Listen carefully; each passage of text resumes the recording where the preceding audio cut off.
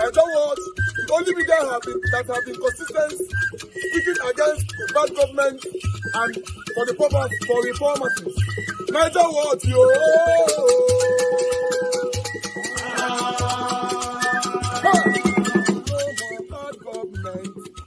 No more bad government. Niger what? No more bad government. Niger what? No more bad government. The only media that have been speaking. No more bad government. The voice of the voiceless. No more bad government.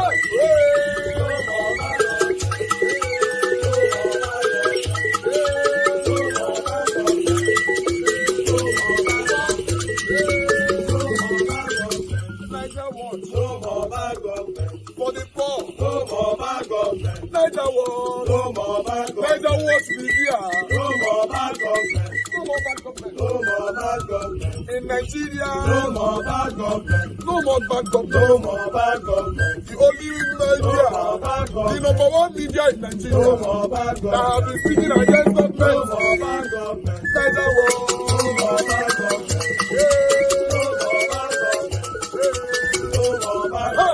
Niger what you?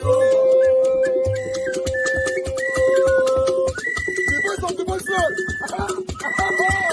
The voice of the voiceless.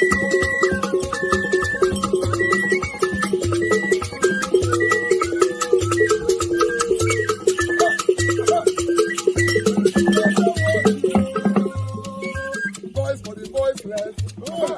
Voice for the voiceless. Niger what media? Voice for the voiceless. Niger watch media. The only media that have been speaking against bad government. Being consistency since 1944. Voice for the voiceless. Voice for the voiceless. Umuwame. Voice for the voiceless. Umuwame. Voice for the voiceless. Voice for the voiceless. Voice for the voiceless. Voice for the voiceless. Voice for the voiceless. Voice for the voiceless. Niger watch you. We have been seeing all you guys have been doing, and we recommending to everyone in Nigeria, saying that you guys are the number one. Niger what you.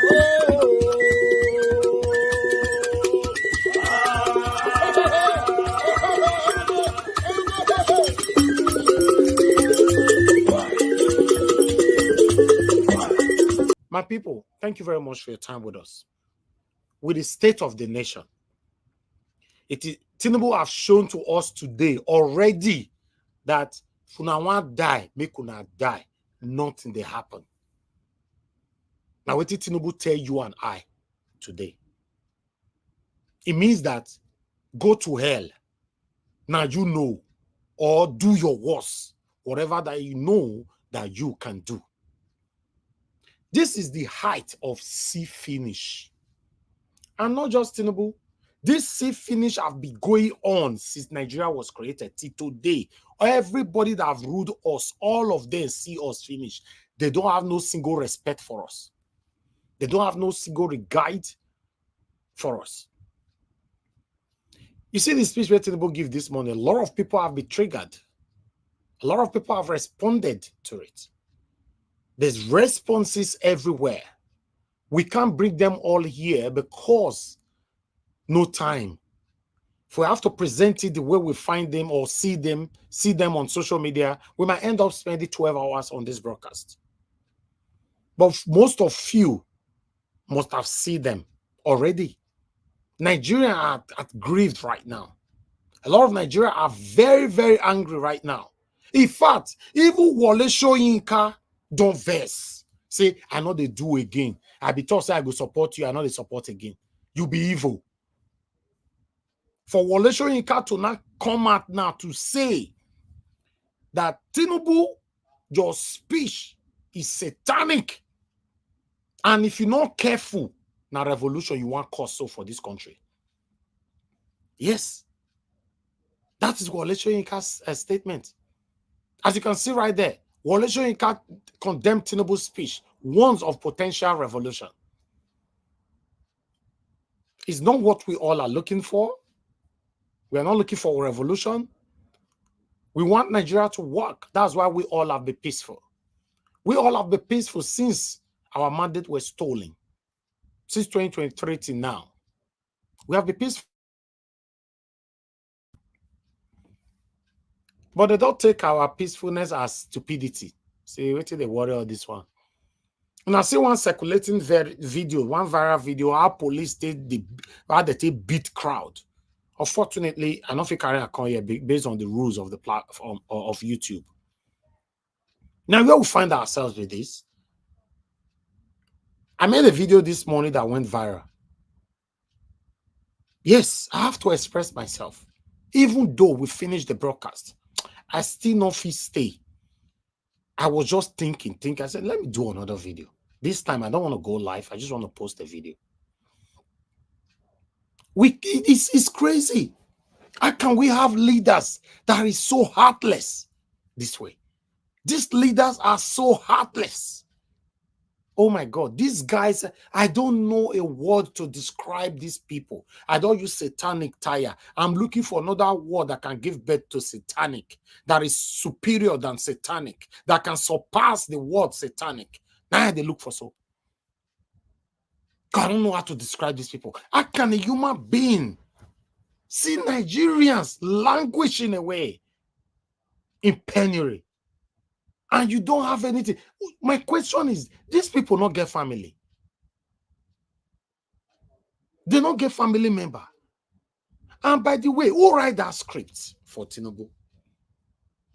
So does it mean that almost everybody surrounding Tinubu right now, all of them don't even want him to succeed? Yes, that's what it looks like. It looks like everybody surrounding Tinubu right now, 90% of them, my own statistic, they don't want him to succeed. They are only pretentiously wearing masks there to deceive him. How dare they write that kind of script, give the president of the Federal Republic of Nigeria? A script that did not show any compassion, any feelings, any empathy. A script that demonstrated threat to the citizens of Nigeria.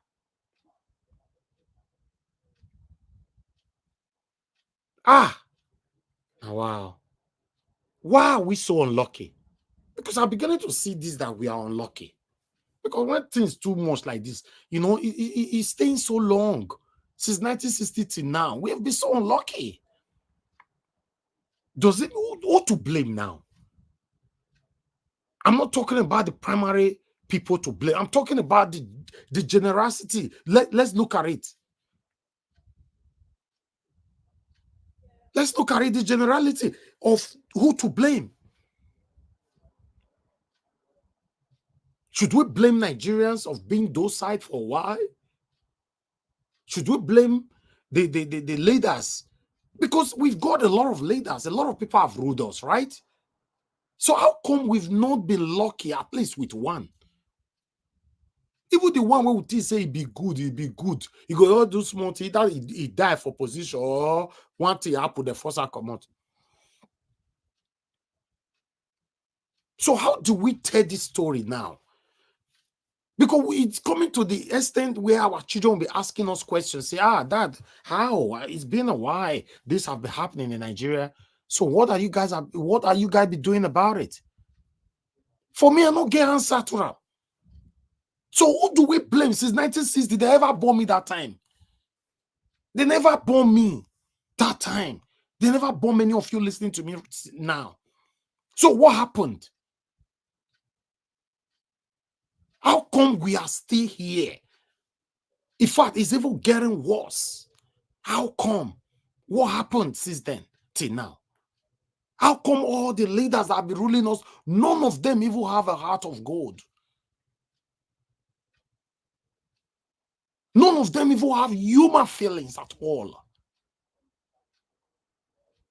Is it that the one that is on now is wicked? Anyone that is coming will be times 2 wicked. That's all we'll be saying. Just imagine Nigerians are now saying that Tinubu should leave the petrol price, the rice, and every other thing, dollar rate and all that, the way Tinubu, Buhari tell leave up. Just imagine. That is what we are actually begging for right now. We are literally justifying Buhari satanism, that, oh, we like her like that. Tinubu live her like that for us. That is the state we find ourselves right now. This is sad. In any angle you want to look at it, in any dimension you want to review it, this is sad. And if we cannot get it right now, it's going to even get worse after Tinubu. If we can't get it right now, Tinubu is going to be there for 8 years. And whoever that will take over from him will be worse. And for you guys that is hoping that Peter Obi can take over from Tinubu, it's not possible. I supported Peter Obi. Till tomorrow, I'm still supporting him. But unfortunately, they will not let Peter Obi rule. They know that 90%, if I'm not, I don't want to exaggerate, they know that 80% of Nigerians, both home and in diaspora, are behind Peter Obi. It means that if Peter Obi becomes the president of the Federal Republic of Nigeria, there will be more pressure on Peter Obi to make sure he stone many of them to death. So, because they already know that this will happen, like with the talker for where I come from, say, the stone where you see, nothing blind your eye. They are already aware that Peter Obi will be no good for them, not to Nigerians. So Peter Obi there's this cabals, this set of satanic individualism that have teamed against Peter Obi. He cannot rule except you that is listening to me right now put Peter Obi there. No, ask me how you want to do. I don't know. Now you know how you want to put out there. Say Peter Obi need to win this election and he will be allowed to rule through democratic system, electoral system. Is not possible with capital letter. Now come here, come preach. The Bible say in verse 8 equals to 9, say that we should be. I don't want to believe on that. I'm a Christian, but I'm not stupid. Religionism have been practiced since Nigeria was created. Look where we are. If not religionism, not Christianity, in our country today better. Many of you that is preaching religionism today, Christianity everywhere. You are in another man's country. You go hide your head for them. You are telling us that is suffering over there that we should read Bible. Verse 8 equals to 9 minus 10. Jesus said, not be by Christianity in the country today better. The UK where me day so, not be Christianity that they build them. In fact, if you ask 10 British citizens on the street, do you believe in God? 9 will tell you no. Do you believe in Jesus Christ? 9 will tell you no. If you ask 100 people, 98 will tell you no. Go and do your own survey. If you're a Nigerian, you live abroad, do it. Take one Saturday, come out.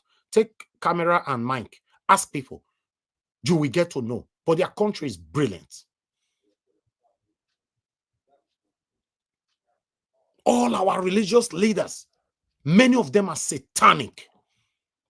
All our traditional leaders, many of them are satanic. Many of our elders are also satanic.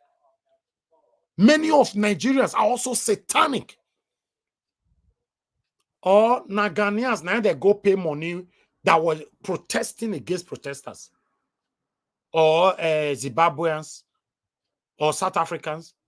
Now it's Nigerians. So anyhow we tell Lucan, any angle we try to look at it, oh, the government are paying the people to disrupt these protesters, to blah, blah, blah, blah, blah, blah, blah. Listen, they are still Nigerians. Why did you accept it? Do you know how many times I've been approached on this platform? I've been on the media for about 12 years or more. Do you know how many times I've been approached on this platform? I always turn them down. Because contentment is the full definition of wealth.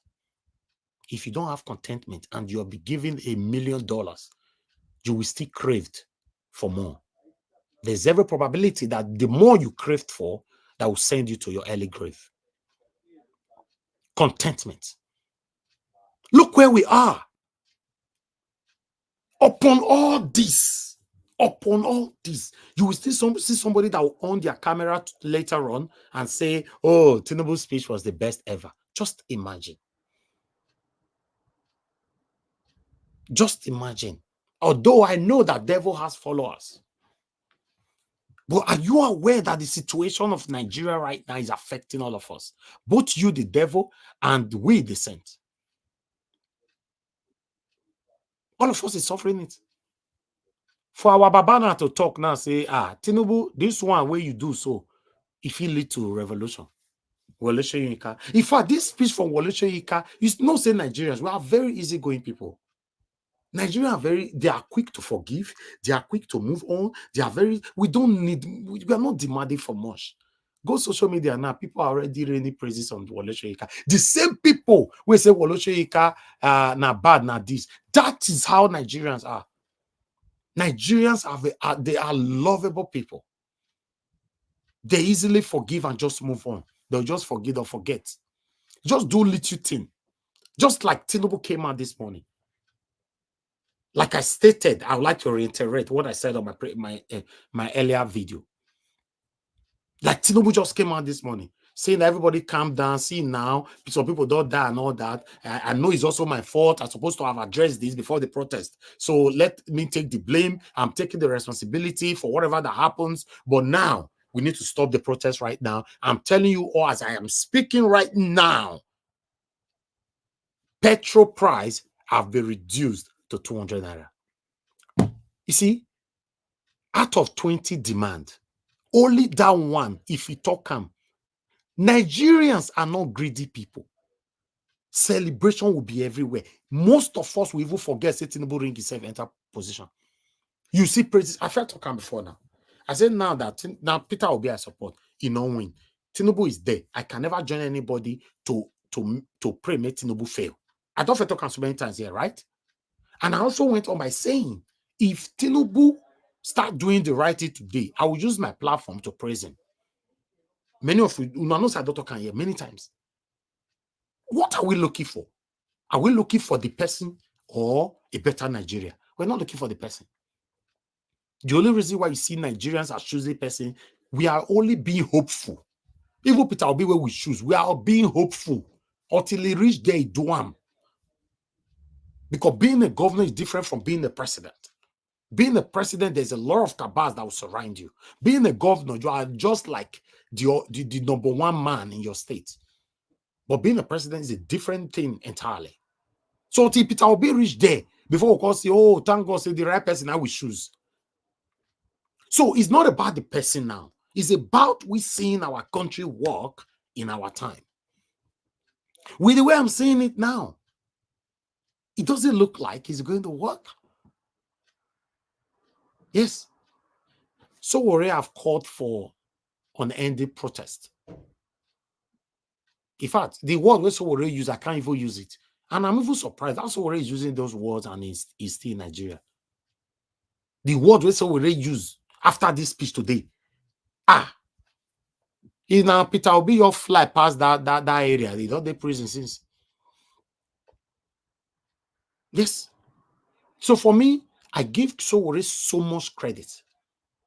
Sowore have been so active till now. Is so active. For those of you who hate him, keep your hatred to yourself. Let's face the realism of our situation right now. Somebody that is brave, that is speaking for us. Don't use your sentimentalism to pass judgment. I'm not like this person because say he's a gay person where I like. I don't do that. I understand why Peter Obi is not speaking because everybody just wants him to cough. Fine, that is understandable. Nigerians, unfortunately, it looks like we have a long way to go. Yeah, that's what it looks like. For in a way they pray, they pretend this, they deceive yourselves for UK, America, Europe. You are deceiving yourself. It's the fact. If you don't see who tell you, me they tell you today. You there abroad, they pray. Say the Bible say you are just being synthetic. You are deceiving yourself because the only way I will believe on the Bible that you are trying to preach to us, pack your luggages, your baggage, everything, your spoon, your pot of soup, everything. Go back to Nigeria, go and live there. Then start preaching to us. The hypocrisy is getting too much. A lot of you that told me, "No worry, something's about to happen. Peter Obi must be put there." A lot of people reached out to me privately. So a lot of people called into the show and mentioned the same thing and all that. I was being hopeful. Okay. Now with your day, so Tinubu, your day, enjoy the go. Everybody's mute now. That's the funny part of it. See people will go come back again and say, I be talk this one, or I was wrong. No, never. They will never. Look where we are. Who is actually speaking for us right now in Nigeria? That's why I said, that person that you wish to be your president, now you go put on there. Electoral system cannot do that for you. No say, because I'm not going to pastor now, I'm not going to listen to me. If na pastor they talk now, una don't listen to them. Una pastor, we don't make many of you women. Una don't get respect for our husband again. If na they talk now, una don't listen to them. Una don't say, hey man, daddy, hey satra ba sebo. Your pastor. If na they talk so, you don't listen to them. Many of you don't even have time to cook for your husband anymore. If your husband say, honey, can you make me food right there? He say, no. My pastor, they preach, make this preach if I finish first. The man, you don't even know the level of his hunger. I know say some of you now go say, why you not go? You see, if they listen to something, you go, you suppose go do it by yourself or microwave. And that is what I'm still talking about. Because many of you respect your satanic pastor more than your husband. You prioritize your satanic pastor more than your husband. That is the reason why religionism have eaten us so hard in Nigeria today. I know I don't offend many people now. No worries, still take a break. we know now. I beg, this boy, he's talking rubbish. I beg, I don't go to China for now. No worry. Now I say me you take break. So take break. Sit down for us for a while. Let the truth sink into you. Yes. Una know yourself. Many husbands are they are in pains because of these women who they talk about. So we prioritize their satanic pastors. You and your wife go they talk on the gist before go ring. Go say, honey, please wait. My pastor now they call me so. Hi. Anyway, might not go there. No, you get the way some people take they get we listen. I say they blame some men. When the thing they occur, now you they encourage her. You go say, okay. Go and make me food. My pastor, they pray me finish this prayer. I'll say, okay, honey. If you finish, listen to your pastor, say, make the food, bring it, okay? You say, okay, honey, thank you. It's your fault. Look where we are. Tell me how many of these same pastors are speaking for us today. Tell me. Be bold enough to call into this show today or join the panel. Tell me, say your pastor is speaking. And if the top 5 pastors, so we get so many pastors for Nigeria. The top 5 where we know, if now be your pastor, come here, come and speak for your pastor. All these top 5, these satanic top 5s, if not them be your pastor, come here. Come and tell us how your pastor is be speaking. If fast since Tinubu made speech since, tell me your pastor will not speak. Now only Prophet Buba, he don't talk again today. Prophet Buba don't talk again today. Now only him. I bet me could not verse. I feel take time for this my presentation today. I know some people they expect that. Just hold on. Let's say these things how it is. The problem of Nigeria is not just the government. The problem includes us. A lot of us have chosen to be gullible, have chosen to be deceived by either the government or the traditional rulers or the religious rulers. For Nigeria to be better, you must be able to open your eye to visualize the error that is eating us all in our country. Good morning, good afternoon, good evening to every one of you. Thank you very much for your time with us. Mother of all mommy diaspora, good evening to you, mommy. Thank you very much for all you do. I appreciate you always. Mother Iris Finance, I can see you. Thank you very much for all you do. Oga Jaja, thank you very much. Mother Patricia Tagbojumi, Madam Martin Ambassador TV, God bless you all. Thank you very much, Amaka Fojebi. Thank you so much. Tony, Marcos, I can see you right there as well. Divine Cross, I can see you. Thank you, Samota Bright. Thank you, Paul. Madugu, thank you, my wonderful people. UC Kingsley, Destiny, thank you. I appreciate everyone of you. Both Felix, I can see you right there. Tony Africa, I can see you as well. Thank you, my wonderful people. Press on the like button, help us to share. Unfortunately, I cannot name everybody, but I've showcased so many names already as well. But in case I didn't mention your name or I didn't showcase you, I want you to know that I appreciate you equally. Good evening to you. Thank you very much, Shidima. Thank you, Kingsley, Ogeria, Vitus Eleonia, and many others. I'd like us to move on right now. Love God is my strength just coming in. Washington Amorige just coming in. Olakule, Alabi, thank you very much. God bless you all. Please do your part. Press on the like button. Help us to share. Nena Bona, I can see you just coming. Anthony, Ola, thank you. Emmanuel Shooks is there. Godinak, Record, thank you very much. God bless you all. Thank you, my wonderful people. Do your part. Press on the like button. Let's move on. Gatun, I can see right there. Thank you. Jesse James, thank you. Osiohen TV, I can see you as well. Shusleo, thank you. People, allow us to move on because I have a couple of presentations to give to you guys today. But meanwhile, I'd like you to quickly listen to a few minutes from what Kenneth Okonkwo have to say over the speech of Bola Ahmed Tinubu today. Then we'll take it from there. I'm not going to post out a link. Should I just post out a link now? Okay, let's listen to Kenneth Okonkwo before I present orders. Then I'll not post out a link for those of you that want to join the panel to start coming in. But let's listen to this quickly. Well, the speech actually is very unfortunate because the speech was meant to address the issues concerning the protest. But at the end of the day, I saw a speech that is just meant by the president to begin to launder its image, telling people what they already know. But the absolute unfortunate thing that happened is the contradictory thing the president was saying. First of all, in paragraph 6 or thereabout of the speech, I heard the president saying that the people that want to take undue advantage of the situation within a section of the country should be warned. The law will cut them because the ethnicity that the people are displaying does not have a place in Nigeria they want to build. This president that made that statement, I don't know whether he has forgotten that his media aide, Bayo Ononuga, outrightly said after the election that the Igbos are aliens in Yoruba land, that the Igbos should never come near Lagos politics, that 2023 should be the last time of Igbo interference in Lagos politics, and it should not repeat itself in 2027.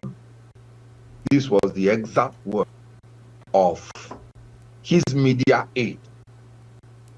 Has the law caught up with him? This is hypocritical.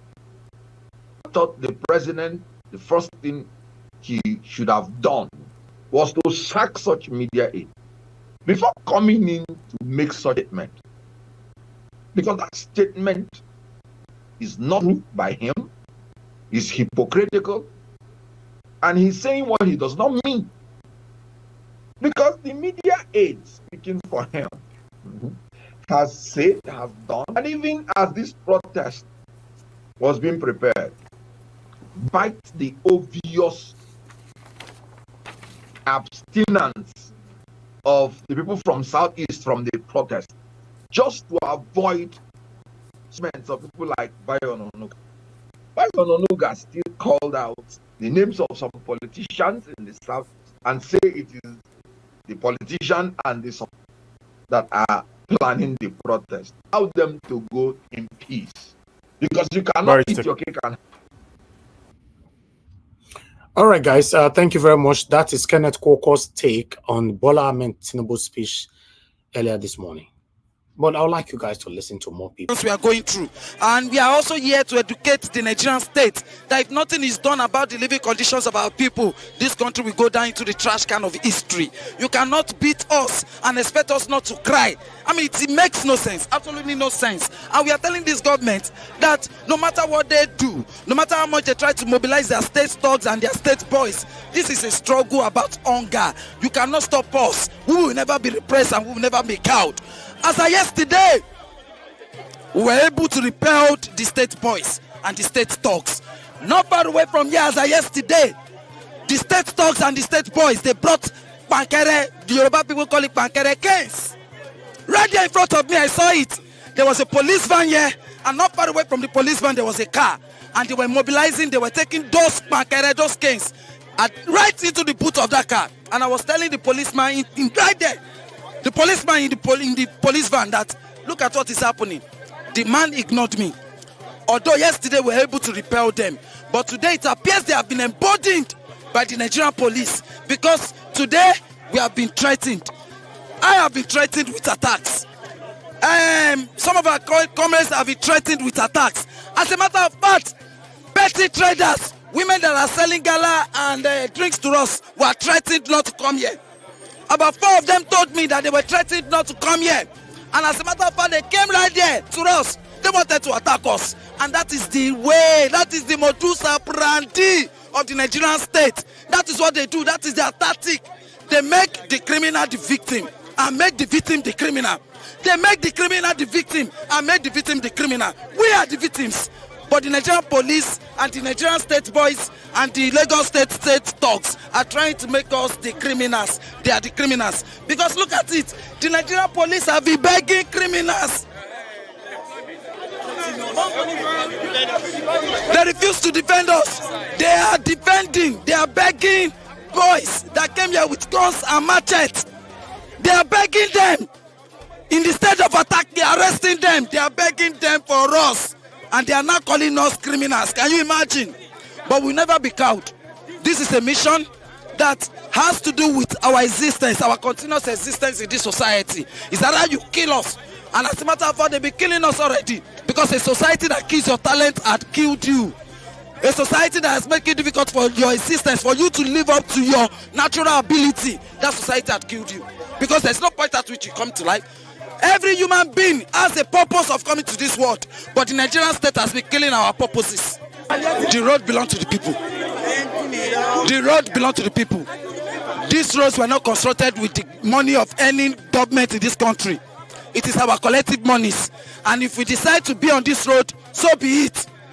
Tinubu did not use his money, personal money, to build these roads. Sanwo-Olu did not. None of them can say that they built these roads out of their own pocket. These roads were built from our own hard labor, from the hard labor of Nigerian workers. Therefore, nobody should tell us we should live here. We are here to educate the people. They want to confine us. That's what they want to do. They want to confine us so that we'll become irrelevant, so that our activities here will not be meaningful. But we'll never allow ourselves to that point of irrelevance. We say no to oppressors. The reason why I came out to support my fellow Nigerians in this struggle, because this is a just cause. It's not a means to, cause uproar in the land. It is real. There is hunger. I am 40 years. I've never seen Nigeria bleed like this. The reason why we are here is simple. The president, our father, the one who usurped power, now he's seated there. I don't care whether it's Yoruba or Igbo. I'm not a tribalistic person. You are there. Thank you. Now, Nigerians are hungry. Open the borders. Let there be food. Number 2, we are saying return back fuel subsidy. Since you took away fuel subsidy, everything has increased. To feed, problem. To go to school, problem. Transportation, problem. So we are saying that the Tinubu, please, our father, the father of the Nigerian people, stop killing Nigerians. Listen to the issue. Listen to the problem. Listen to the tears, the agony of the Nigerian people, and come and do what you ought to do. Open the borders. You promised that when you come into power, There will be agbado. There will be beans. There will be bread, plenty. But now you've taken everything. Please open our borders back. Let there be food. Let subsidy come back. And let the pump price, the fuel price return back to 200 naira per liter. Let there be security for our farmers. Let them go back to farm. Let Nigeria is the giant of Africa. But they want to chop off the head of this giant and make a caricature to other nations. Look at our youths. Look at our youths. We cannot afford education again. Please, let our children return back to school. Make education affordable for the Nigerian populace. God bless you.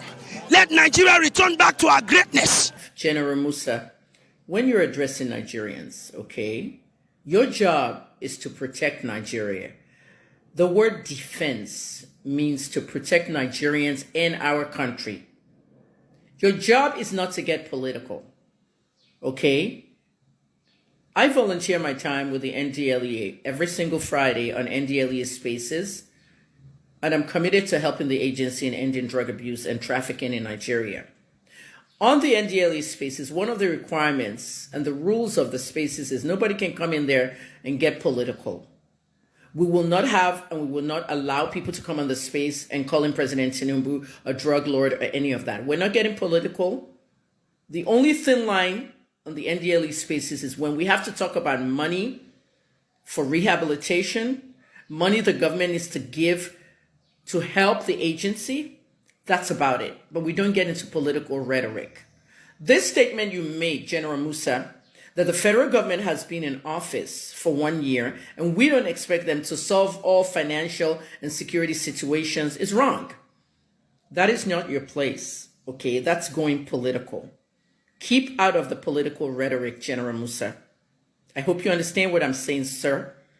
Keep out of the political rhetoric. Your job is to defend Nigeria. When it comes to the protesters looting and anarchy, that's your job. If anybody starts breaking into stores, destroying businesses, burning things, anarchy, cars and all, that is when the army comes in. Stay away from political rhetoric. And when the army comes in this time, there will be no shooting. There are other ways to do things. Okay? Now, in Lekki, even though many of the people are not really intelligent, and they thought I said, oh, there wasn't a massacre. There was no massacre in Lekki. I know that. I was that journalist that did IJ Lekki massacre. But there was a lot of shooting in Lekki. We saw it with our own eyes. The army opened fire and lied a few times before they now told the truth on the panel. We cannot go into crowds of Nigerians and opening live bullets. Never again, General Musa. As long as you are the Chief of Defense Staff, go and learn what Lloyd Austin is doing in America. That's your counterpart. Okay? I have 2 countries. Nigeria is my first country. So General Musa, we're not going to be putting this whole, I'm the head of the defense, whatever. You know, you and the head of the Nigerian army, all of you need to sit together in the war room and discuss how you're going to deal with protesters. Your people, Musa, your people in the north, you've seen what they've done, right? You weren't expecting that, right? You're expecting it from the south, and southeast, and southwest. Looting, anarchy, and all that. But please have a strategic plan to deal with protesters that decide that they want to turn the whole thing into anarchy. We don't want to hear that word. Nigerian media, you're part of the problem. Stop using that word, hijack, hijack, hijack. There's no such thing as somebody hijacking. Okay? The protesters are the hijackers. The hijackers are the protesters, whatever you want to call it. Some of those people, you might call them hijackers. They're also protesters. Now, the lawful protesters, keep doing what you're doing. And don't let anybody intimidate you. And one more time, I'm going to repeat this and I'm not going to say it again. Any politician, any governor, any lawmaker that attempts to mobilize thugs to stop these protests will see what's going to happen. It'll backfire so bad that you will regret mobilizing thugs. Please don't harm yourself, your families, your house, your dwelling. Don't mobilize thugs. We sit down here during the election and we sit down talking about thugs, thugs, thugs. Young people, don't let politicians use you as thugs. We sit down saying the same thing. Now we're asking politicians, don't mobilize thugs. It's the same message. Those of you who want to mobilize thugs are ruining the lives of the so-called thugs. I hope everybody understood what I said and how many times I said thugs in that last statement. General Musa, we all own Nigeria. We're not going to have any show of force of the military on anybody. You need to separate the people from the protesters, from the looters, from the anarchists, because there is a protest going on. And please try not to get political. It's not your business if Tinubu cannot change the country in a year. We've never had leadership like this. No one's waiting a second, third, or fourth year. We need change right now. Everybody needs to be fired, including you. Exactly, including you. I like that. Let's move on, my people. Voted on our promise. Mute yourself. We are just 2 years into that promise, compared to 16 years that they took over, that they could have made the changes.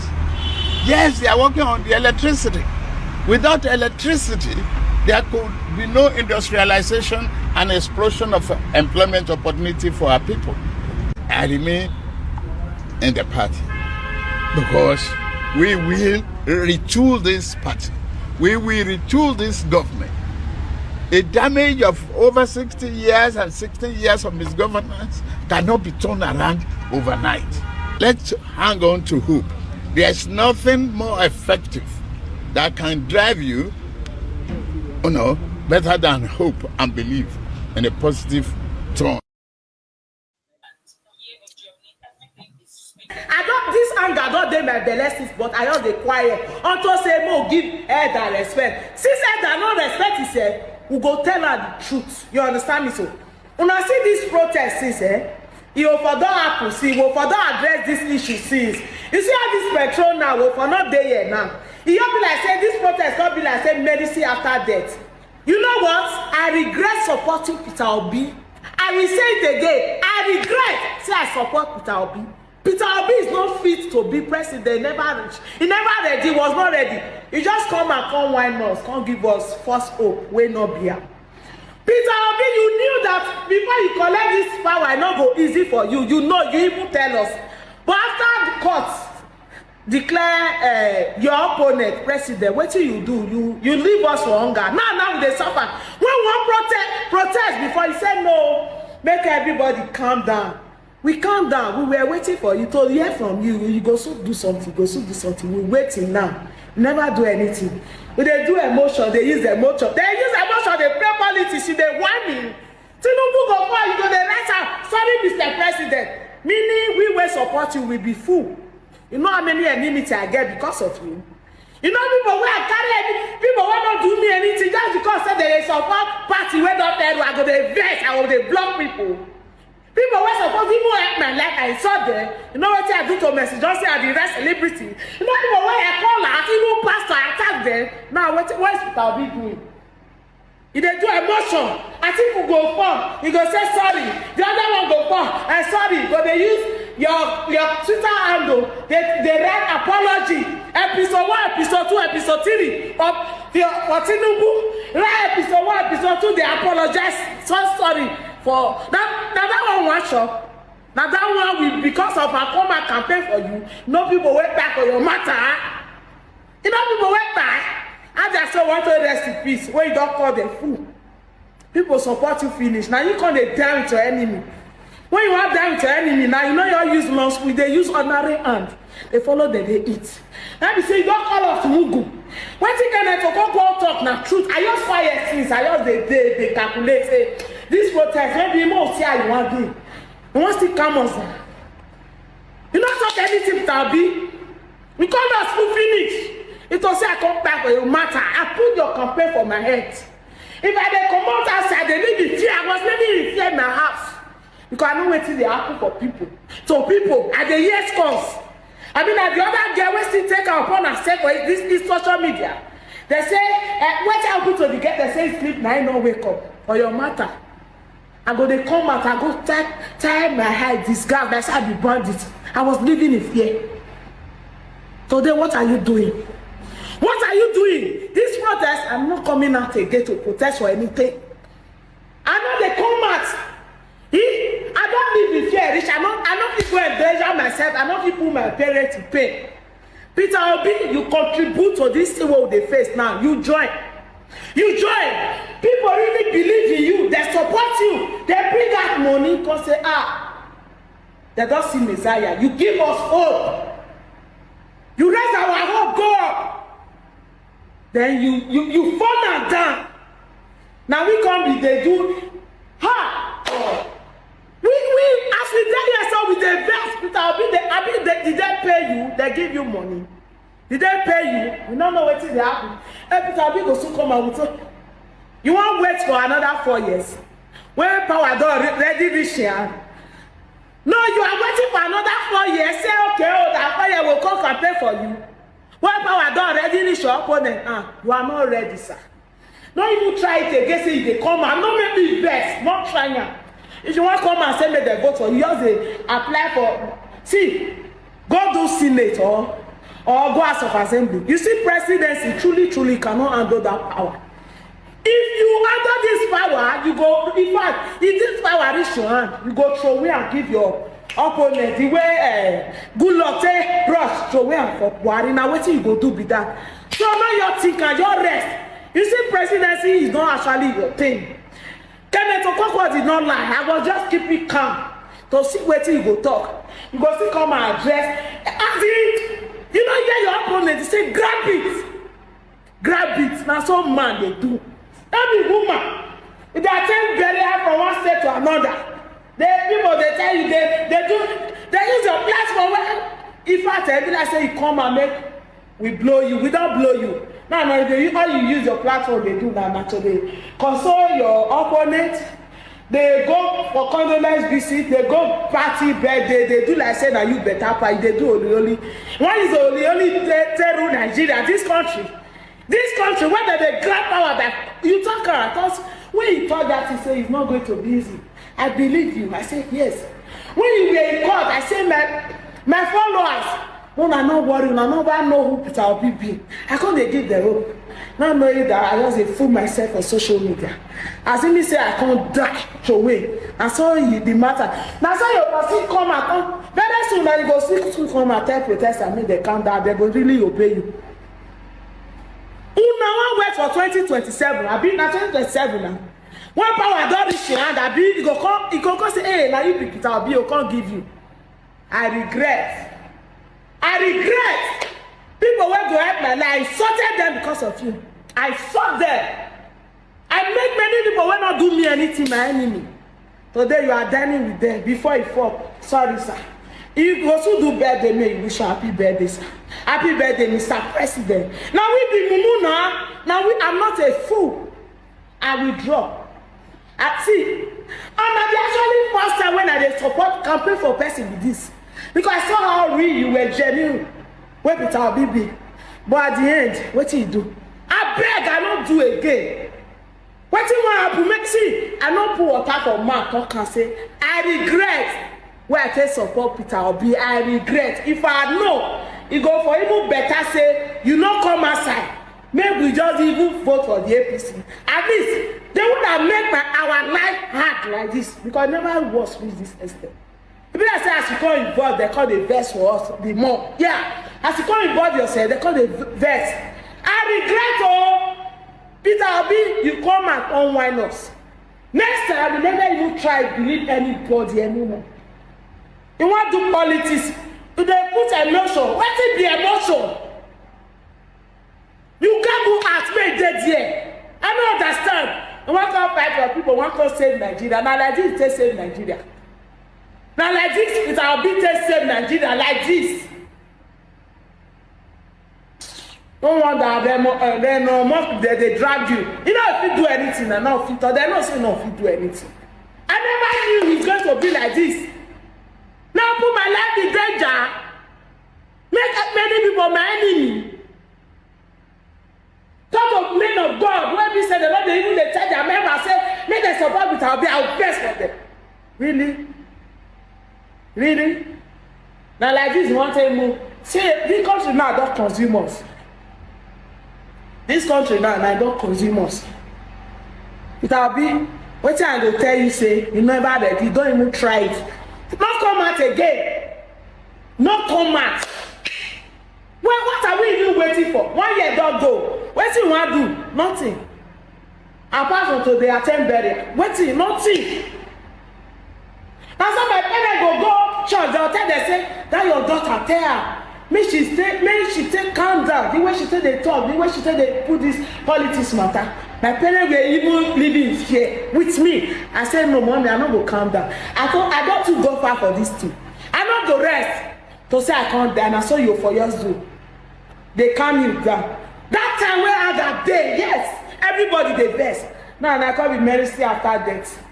When you yourself don't already you don't tell your opponent, say, you don't address our Mr. Who be we waiting one do again. No, waiting one do, waiting one happen. All this one way we just do now. All right, my people, good morning, good afternoon, good evening to every one of you. Mute yourself now. Who be this again? Mute yourself. Everybody, just mute themselves for the panel. Mute yourself, please. And you have noise on your background. You unmuted yourself. To Nigeria, you cannot be on the backstage on your camera. This is the last time we tell you this thing. You cannot be waiting for me to verbally say it. If you are there on your camera, leave it on. You know, if you do another platform, your camera is on 24/7. You'll come here, you turn it on and stay inside darkness there. The way me person can't tell you directly. Please, this is the last time. If you can't follow the rules, leave your camera on there. Mine no saying that you did there before I bring you in. Please.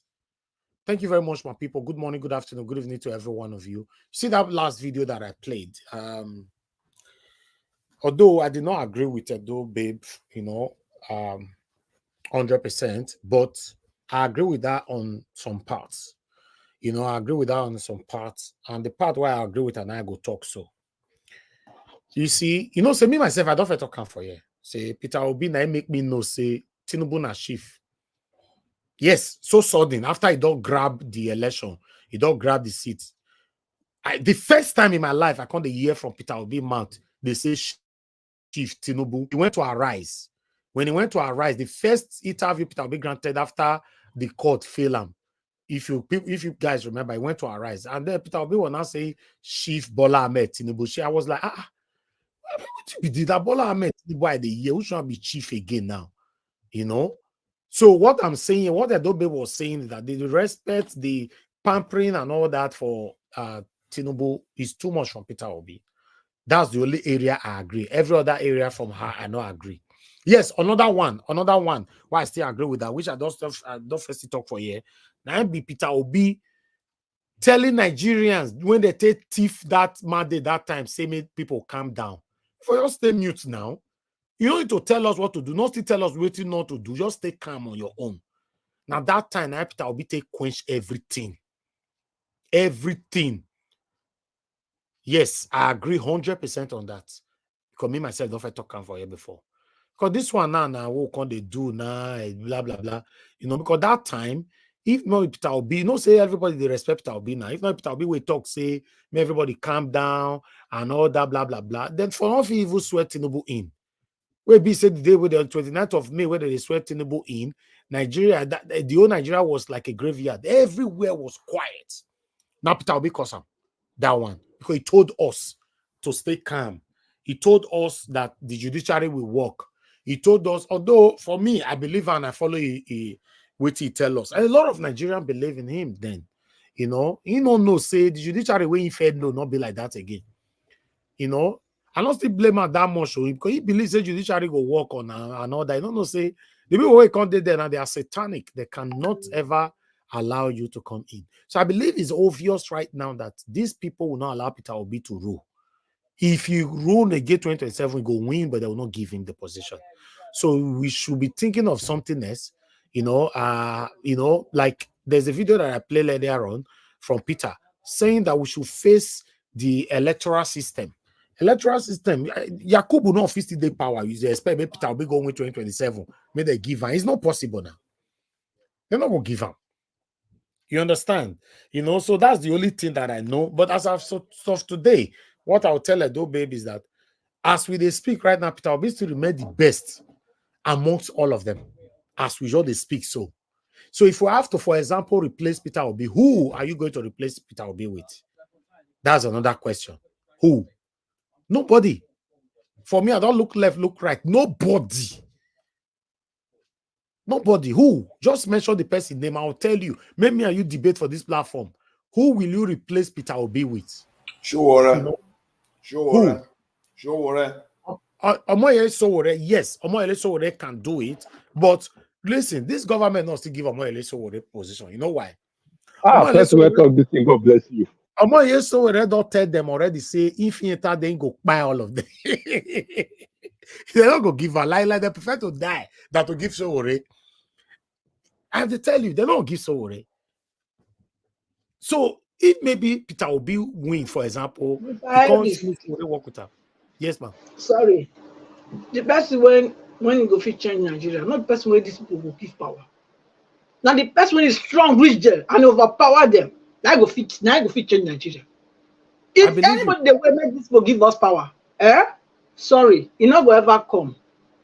I believe not go ever come. I believe you on that. It's difficult. My people on a long journey with this, so long journey. Now with this, Mr. Davis, you think they will still show? Mr. Davis, very long ago. That long, not be small long ago. I talk about so long finish. Mr. Davis, you think they will still show their mandates? They go come swear in Tinubu. Baba, they're not gonna give Sowore. My brother, it's not possible. No. They're not fit. They're not fit to mandate like that. All the youth they're not going to do them.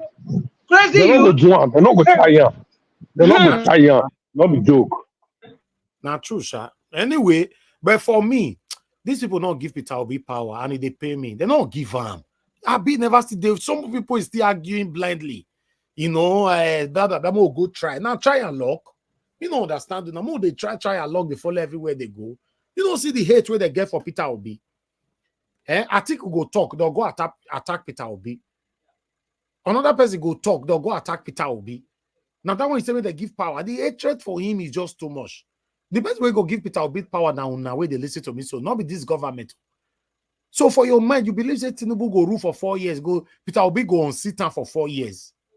I don't know the way when they believe something shall. I beg, make we face the reality.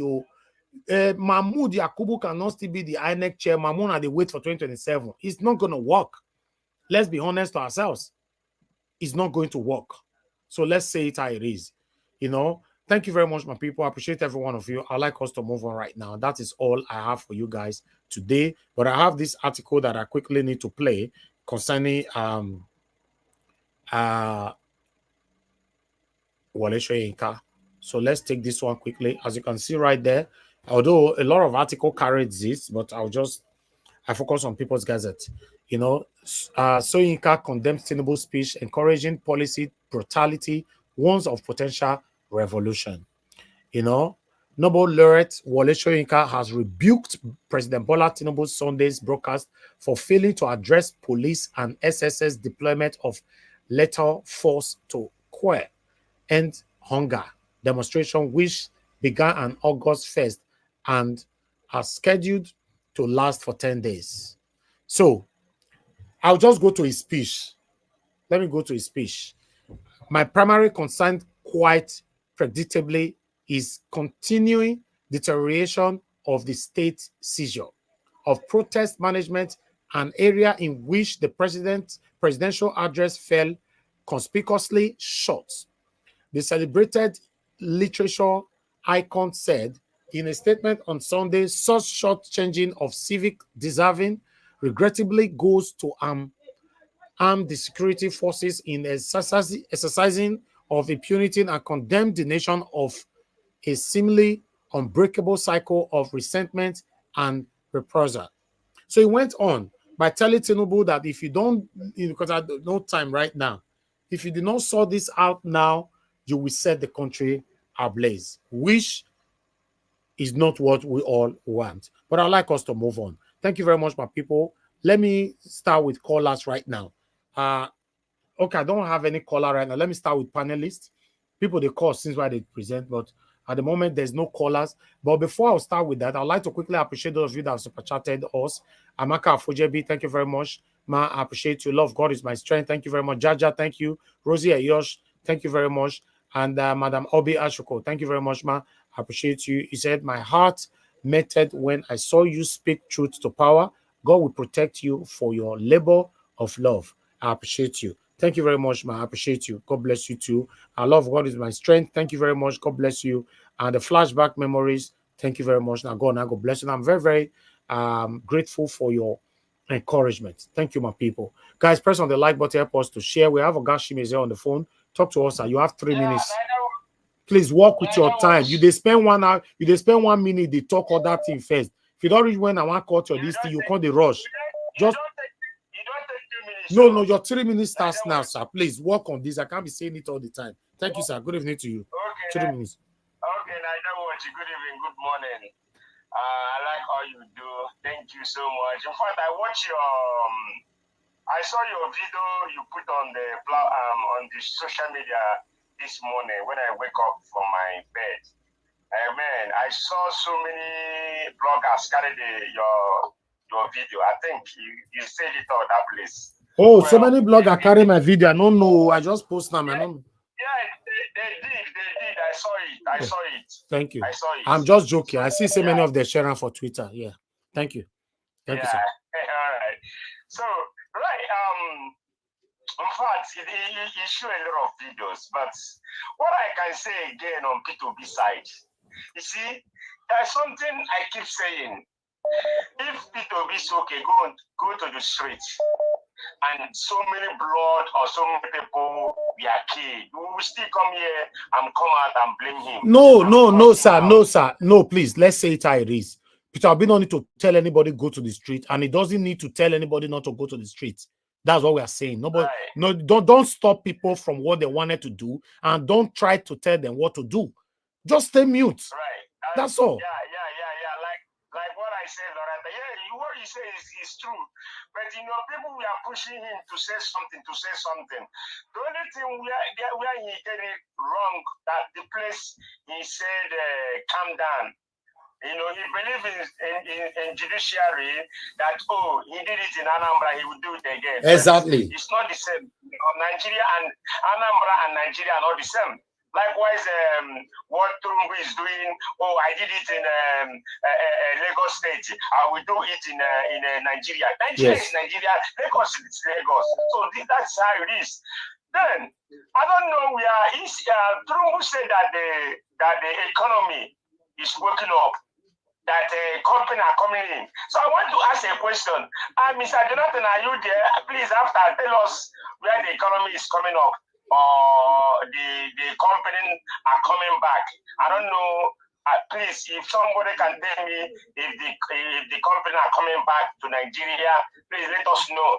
Then, please, if you are the Igbo man, you better shut your mouth up. You that saying Tinubu, you support Tinubu on this. You see people crying, saying no hunger. If you don't know what to say, or you don't want to protest, keep your shot and enter house. Keep your mouth and enter house. Leave the people that protest, let them protest. So I don't know reason why you guys will come out and say, you support the Tinubu, why all those things? You being sarcastic, or you want to show that you have the money, that you are not hungry. You are hungry, but you're pretending. Leave the people that are protesting and protest. Please, my Igbo brothers and sisters, if you don't want to protest, keep your mouth and shut and enter your house. Please. That is the thing. The information or the thing I can give you guys, please, so that if you're taking that interview, someone will from behind and break your head. Please, it's very important. Nigeria agree now. Everybody's hunger because of the suffering the government of today are giving to them.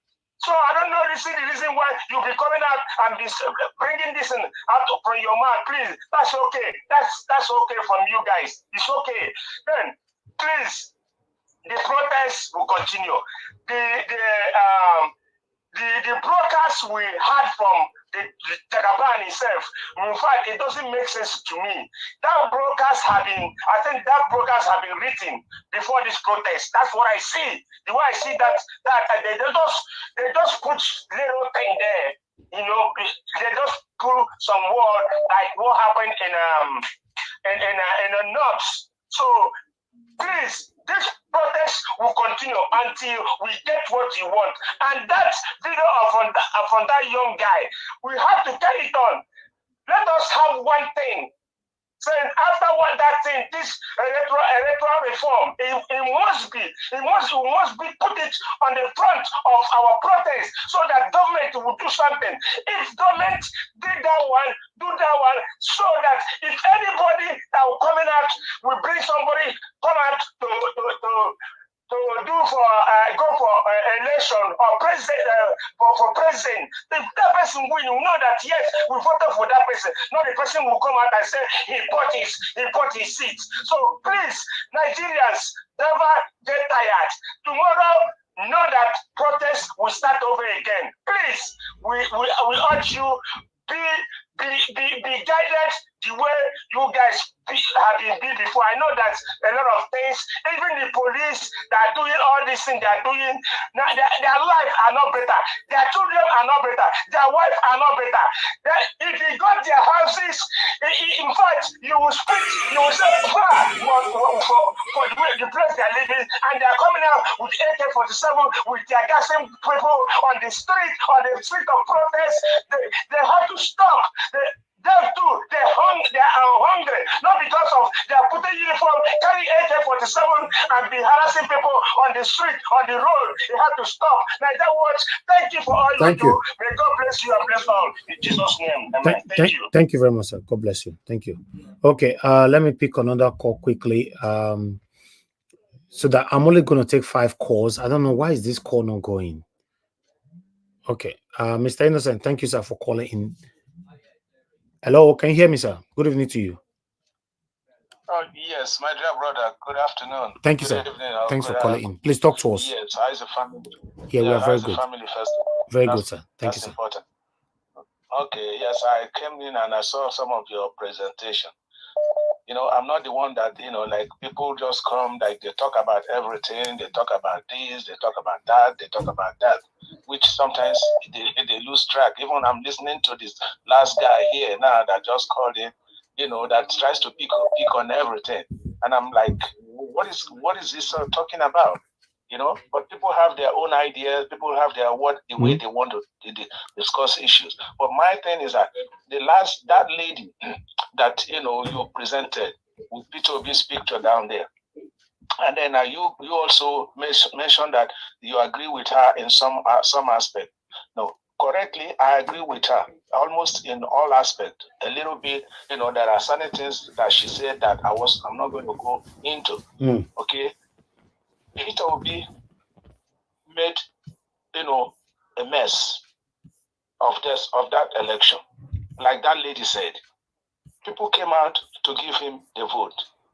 Now, INEC did what they did, like you just rightly said too. After her, you said when they declared Tinubu, everywhere was like graveyard. The reason everywhere was like graveyard is people were shocked, and people were shocked. And who were they? Why did they keep quiet? Because they know who they voted for. And they were waiting for this person that they voted for to say something regarding their shock. Now he came out to say people should keep quiet, that they're going to go to court. Now he believes that the court will give rule in his favor because he won, and what INEC did was all that. Okay, now the court that he is now asking people, telling people that they want to go by the rule of law. When I hear him say, that he goes by the rule of law, this court that he's talking about the rule of law, he knows that Nigerian judiciary is not the right it's not the correct judiciary. They don't follow anything. Now look at when he was, presenting his case, his document and all that. The court refused to take, what he presented, and he's still sitting there. And that man, what is his lead lawyer? Even during that period, I was watching this man. I said, is this man a real lawyer? Because how can you stay there? You're bringing, facts, and people are, they are throwing your facts down, and you cannot, go as strong. You ask, INEC to give you papers, INEC refuse. And you are still sitting in the court. Is it because you don't want to say, oh, you want to go against your lawyer, against your court, or whatever? Is that why you are sitting quiet? That man messed up. That Uzo Khan or whatever, I can't remember his name again. All right, thank you, sir. Your 3 minutes is up. Please, hold on. There's something else that I wanted to say now. Quickly, sir. What I wanted to say is, because P2B is saying that he wants to, see Nigeria work. Now, he doesn't want to be a martyr, which is correct. Because if he's a martyr, if he's become a martyr, he cannot see Nigeria work. So that's why he's being careful on what to say, what to do. He will not call people to come out, because he knows that even if he calls people to come out, Nigerians, will not defend him. You and I will go back up, like you said one time, if they arrest him, you and I cannot do anything. So he knows that. So he's not going to call to be a martyr, because he wants to stay alive to see Nigeria work. So that's what I want to put in there. Thank you very much for your presentation and what you are doing. Thank you. Thank you very much, sir. Thank you, sir. Hello, yeah, good evening to you. Your name and where you're calling us from. Yeah, good evening, Mr. Elvis, and good evening, Nigeria Wash family. Thank you. Thank you very much, sir. Yeah, my name is Henry. So I wanted to... Oh, Mr. Henry, thank you, my brother. Thank you, sir. Talk to us. Sorry I didn't call me, because I was always busy, every time busy, Thank you, sir. Meanwhile, one of the videos you played about the Edo babe, most of the things, I don't like some of the things she said sometime before.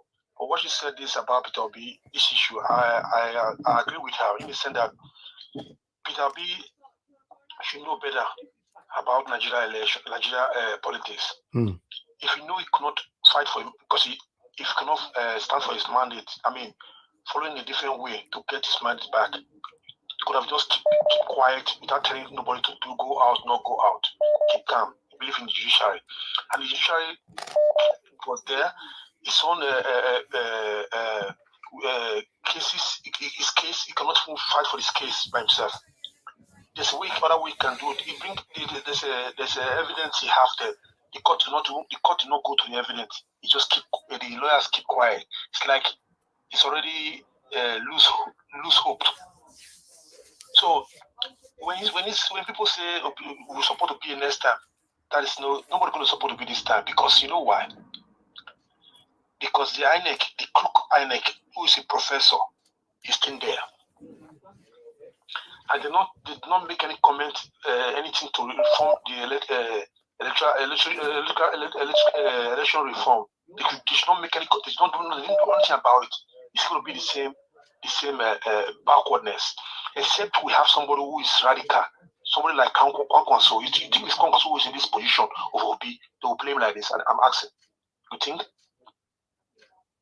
If it was to be Okonkwo in the position of Mr. Obi, who want Tinubu to say, who want the court will change all these things like this? They will go to every and make sure every proof they check every proof. But as we're seeing it now, let's forget about Obi. Obi not going to have that chance he has again. He's lose his chance already. But meanwhile, Obi is among the problem we have right now, because I wish you see the president that maybe could be a different thing internally. But now let's move forward. It should keep about coming back again 2027. It should keep it to one side. It's not going to win. It's not going to get this wave. Thank you. But let me draw 30 seconds. Tinubu statement speech. It's already out before they show it out to Nigerians to see. Yes, I already talked about it this morning. And Nigerians are not ready. They seem pack their butts to go to churches. Nigerians are not ready. If they use this wave, they go to churches and go out in the streets. How many police we touch? How many? Nigerians should wake up and protest against their pastors. No more going to church. Thank you. Thank you, sir. Thank you, Mr. Henry. God bless you, sir. Okay. Love God is my strength. Thank you, man. Good evening to you, man. Thank you. Please talk to us. Good evening, everyone on the comment section. Happy Sunday to Mommy Diaspora. And thank you a lot, Nigeria World, for all you do. I saw your video this morning and I was asking myself, do you really sleep? Thank God you. give you peace. Everyone, I appreciate everybody. Those on the comment section, you are doing a great job. I say thank you.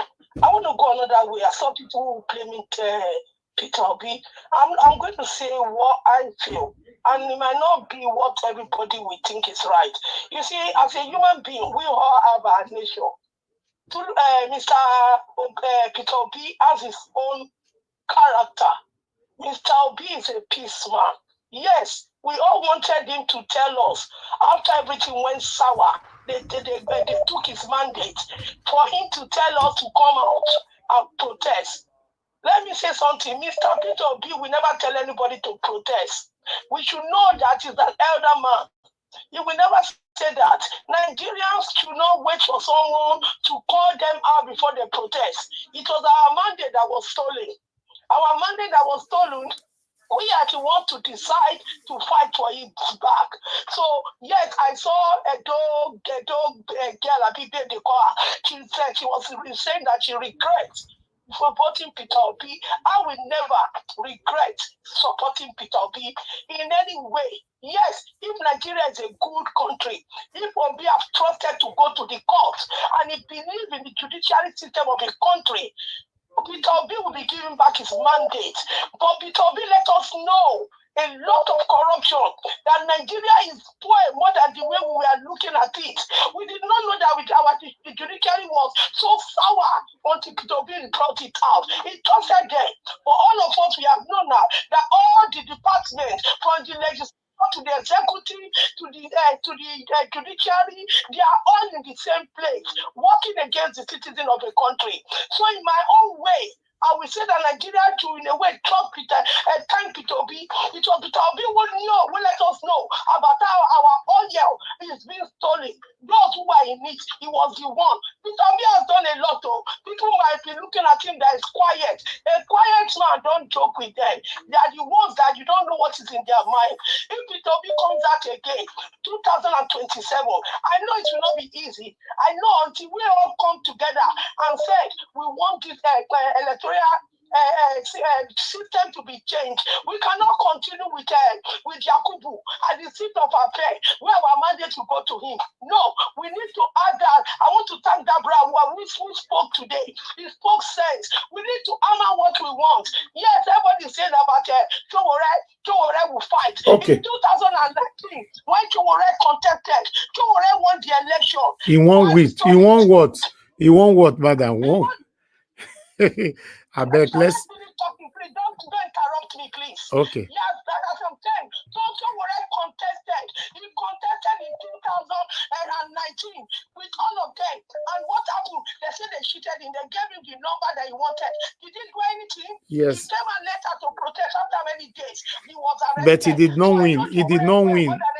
He did not win, madam. We need to correct the narrative, please. I don't know. But you said he won. He didn't win. Can I finish? Ma? Can I finish, please? Yes, ma'am. Go ahead. That's not Mr. Naija was talking to me. Please let me finish my own. Go ahead.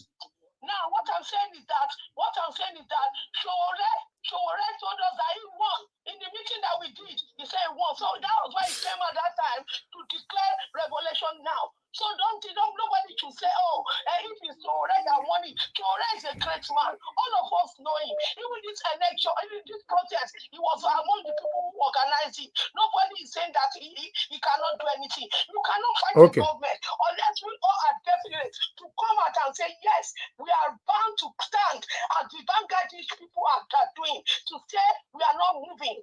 And that is the only way we can get what we want. And the only way is to stand. Anything can happen in the protest. Let's not deny it. And that is the only way we can set our affairs free. Don't let's start putting blame on anybody. Thank you. Thank you, my brother. Thank you, ma'am. Thank you very much. Thank you. Okay. Thank you very much, Sheon, for calling in. Please talk to us. Good evening to you. Hello, Nigerians. Are you on live? Of course, I'm always live this time now. I don't understand that kind of question. Sir. Okay, I know you're live, but you know I need to confirm before I talk. Go ahead. I just want to add my own voice. I thank you for the work you're doing even before the election and after the election.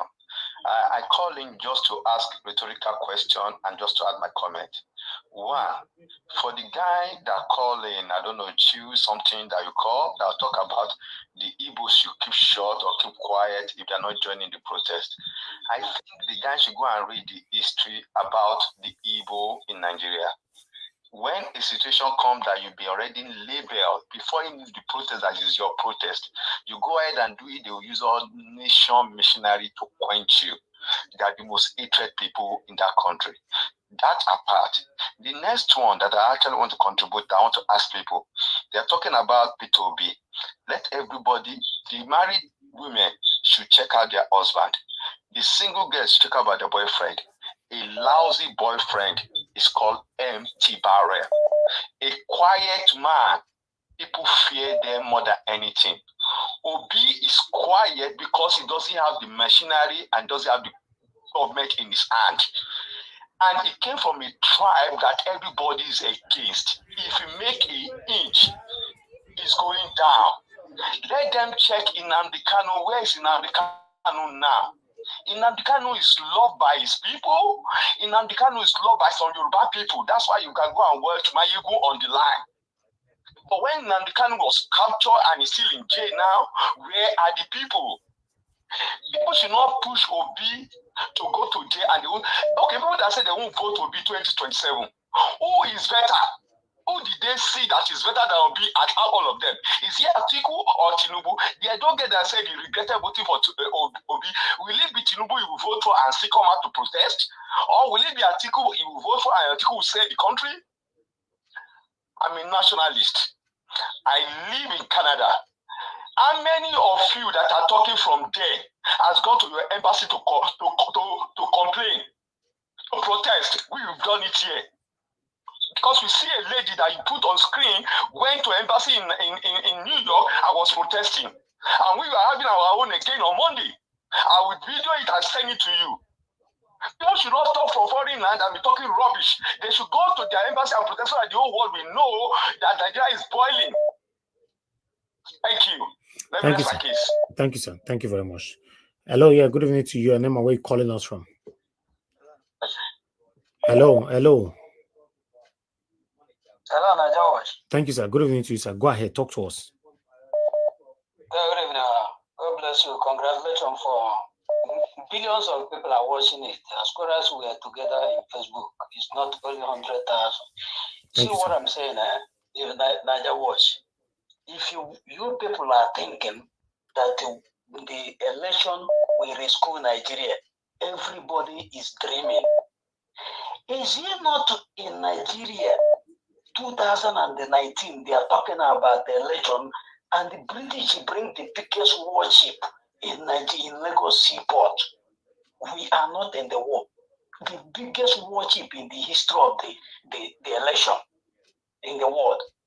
And the people are here after election, they will still wait another 4 years. Let me tell you, during the court, that is when I joined your platform.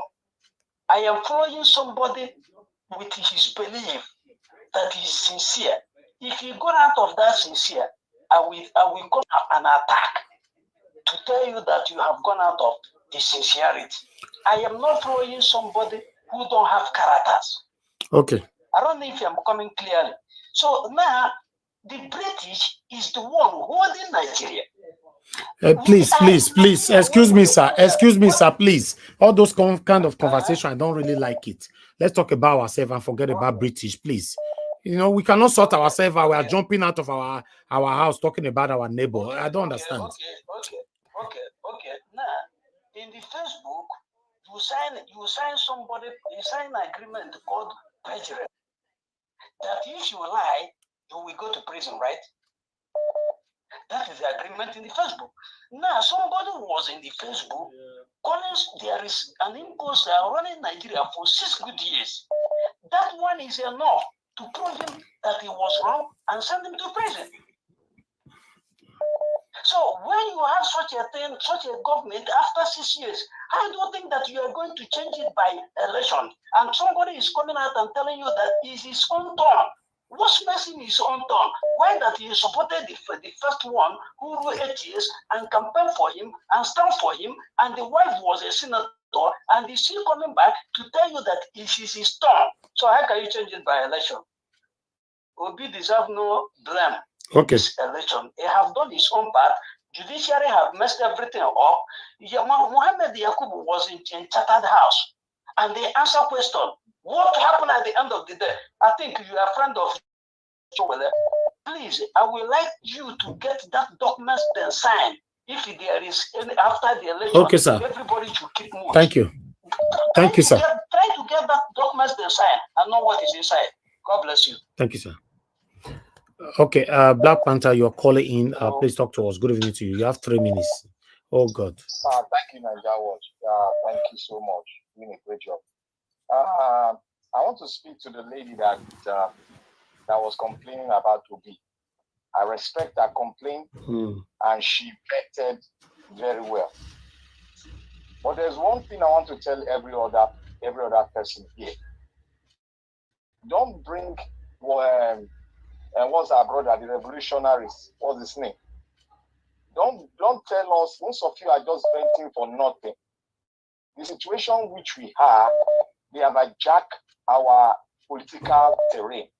They hijacked Nigeria. So anybody that come and tell me that the man that is talking about revolution will come to the election, if it were him, he's going to do blah, blah, blah, they will just bundle him and throw him to jail. You think these people, they like to listen? Look at your president behaving. Look at the speech he made. An AI speech he gave you. A speech that we saw before he came out. So nobody should come and die. You are in an abnormal situation. So don't bring anybody to call the person an hero. Anybody that comes in this kind of decree that we have, in this kind of political terrain that we have, even if you bring the disciples of Jesus Christ, they will fail. Because this is manhood issue. If they will fail, what we need to do is for us to get our senses intact and speak with one voice and know what we want immediately right now. Then let us converge and speak on it. Let us stop distracting ourselves. Obi is not a revolutionary. Obi is a politician. He's not a martyr and he's not ready to be a martyr. If the other man that's called a revolutionary, if he's ready, let him come out and speak it. And the Kanu is ready to be a martyr. But look at what they did to him. He's still in prison while he's supposed to be free. And we are there. If Obi is arrested, it's the same round table will still be speaking. We are not hitting the right thing. I brought out the point concerning Kanu, making relating it to what happened in the United States while they brought their prison. Nobody is still speaking on it. And we are talking that the man that is the preacher should go on that rhetoric and get himself in there, and we will start talking. We don't even talk to the point, and we are just venting. Obi did not do anything. If Obi don't do it, you come out and contest, let all of us vote for you. Thank you. Want it. We are going to rally round. Thank you. When the election, or whatever election they want to bring comes in, I'm going to see who you're going to pick. Thank you, sir. To come and start on that place and say, vote for me. Thank you. Thank you. Thank you. Okay. I think we should move on to the panel now. A lot of people have been calling in. Oh God. Today busy. Mr. Evans. Hold on, man. Good evening to you. Please talk to us. Your name and where you're calling us from. Hello. Hello. Good evening to you, man. Your name and where you're calling us from. Good evening. This is Love from Abia State. Thank you. Thank you. From Abia State. Yes, from Nigeria. Oh, wonderful. Talk to us. Thank you. Yeah. Thank you. Good evening, everybody. Good evening, Nigeria Watch. Good evening, Mami Dasfa. I thank you for all you're doing. Thank you so much. After listening to the president's address, it's so annoying. It's so depressing. I just ask myself, I feel, or I care for the people? Where is the empathy? Where is the humanity? My Jawash, we are really in a very big trouble. Exactly. This man could not address any of the demands listed by the youth. What kind of government is he running? It's like this man is clueless. He's clueless. He surrounded himself with incompetent people. That means nobody can advise him or tell him he can what, or he's not seeing or hearing. Oh, it's so depressing. We are in problem. It's telling the police and army to I don't know. These soldiers, don't they have families or relations? Well, I call them useful fools. Let them be used. Or is it the stipend, the small money is giving them? Thank you. Oh, it's not this. Thank you, ma'am. For Obi, because of Biafra and I don't blame what anybody has. Oh, your line is breaking now. Obi is being careful because of where he's coming from. He's an Igbo. If he does say anything, he will be used or tagged for Biafra or IPOP. That is why I don't blame him. I still follow him. It's still my principle. Please, let us look at it as this is Igbo tribal. Look at what Lagos are saying. Igbo should go. Any little thing, Igbos have decided to keep quiet. They don't want to follow. It's not that they don't want to. Me, I'm even protesting by following what they are doing daily. Okay, but thank you. If we come out, thank you, ma'am. Is another problem. Okay, thank you. Thank you. I love you all. Thank you so much. May God bless you. God bless you, ma'am. Thank you very much. Thank you. All right. Thank you very much, Mother Tammy. Thanks for calling in. Good evening to you, ma'am. Please talk to us. Good evening, sir. Happy Sunday. Thank you, ma'am. Please talk to us. 2 minutes. Yes, sir. Let me start giving people 2 minutes. Thank you, sir. Thank you, sir. What I want to say is that the nonsense statement is making me angry. And the protesters, I don't want them to back down. Because if they back down or we all back down, it's not going to be good for us. I'm not talking of 2027 because 2027 is far. And if we wait 2027, they will still continue. Like my father, my brother, my elder brother, Peter Obi, I love him so much. It's not a fight. It's not that kind of, he's a calm man. He will not tell us to come out. He will not. And nobody should say because he did not do that, that lady won't vote for him. If she's not voting for him, she should put her vote in her pocket. But we're not even waiting for 2027. We're talking of now. Better. People are dying. People are suffering. They cannot eat. They cannot work and save. So that is it. Today now, Professor Rice and Beans is talking. Hey. Thank you. He don't have shame. May God help him. May God show mercy on him.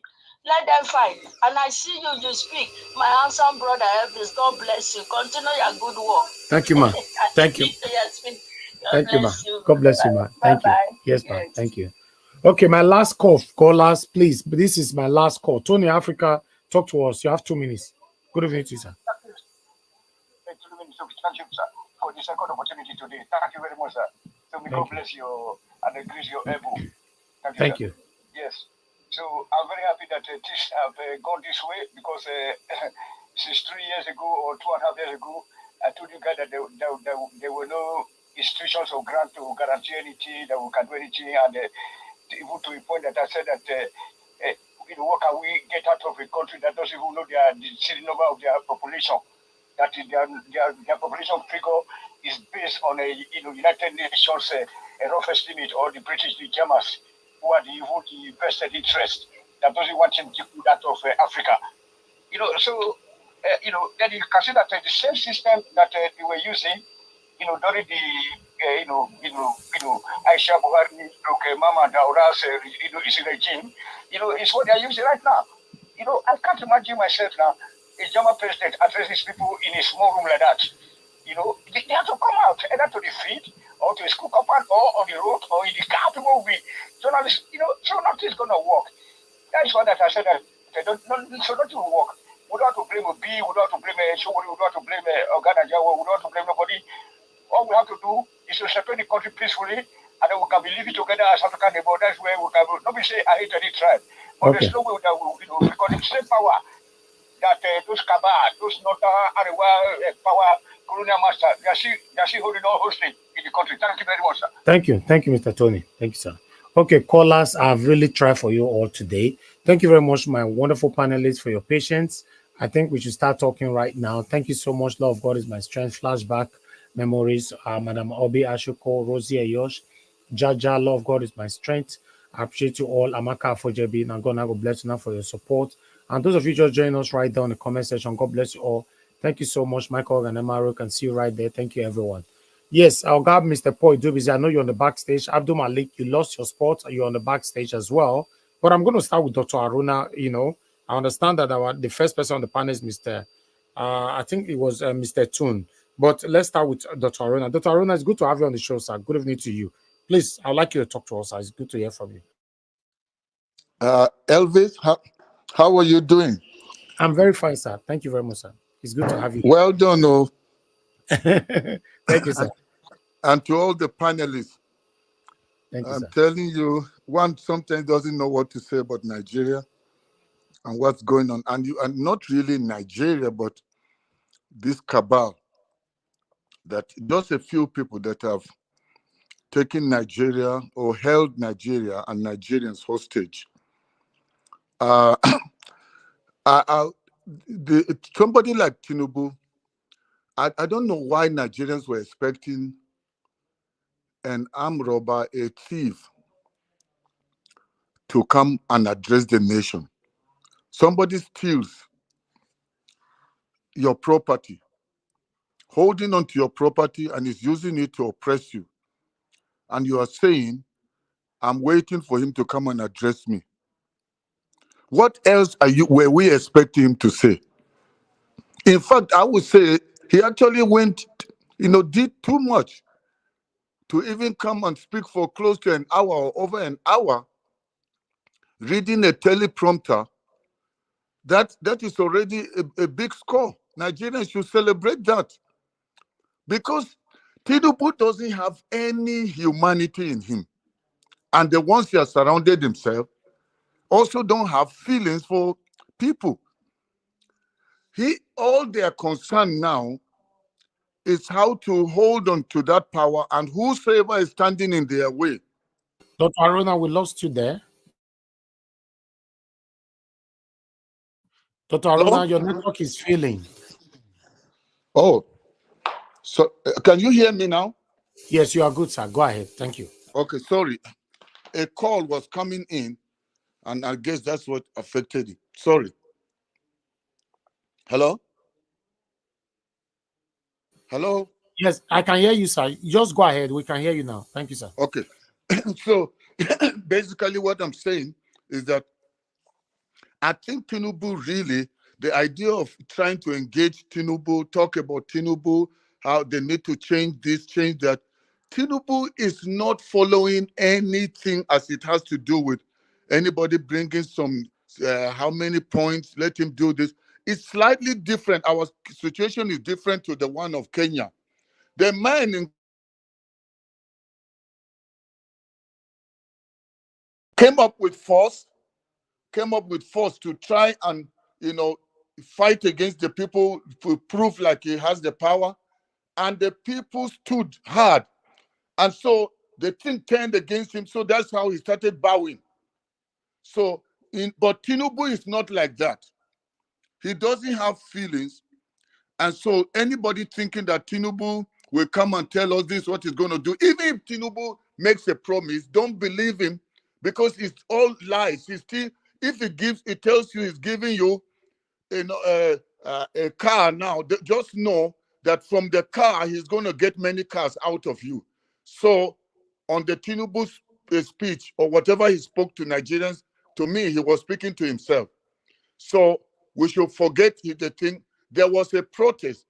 To me, the thing that people were asking them to change, there were just too many. Somebody that is not prepared to even move an inch, then you are giving him how many points to change.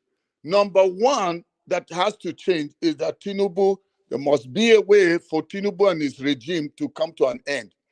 Because anybody thinking they can prepare Peter Obi for 2027, or others that are saying maybe Showore, they're not going to allow Showore. Apart from even APC, there are people that are sitting behind that have eaten so much, have stolen so much, and they would do everything to stop somebody like Showore.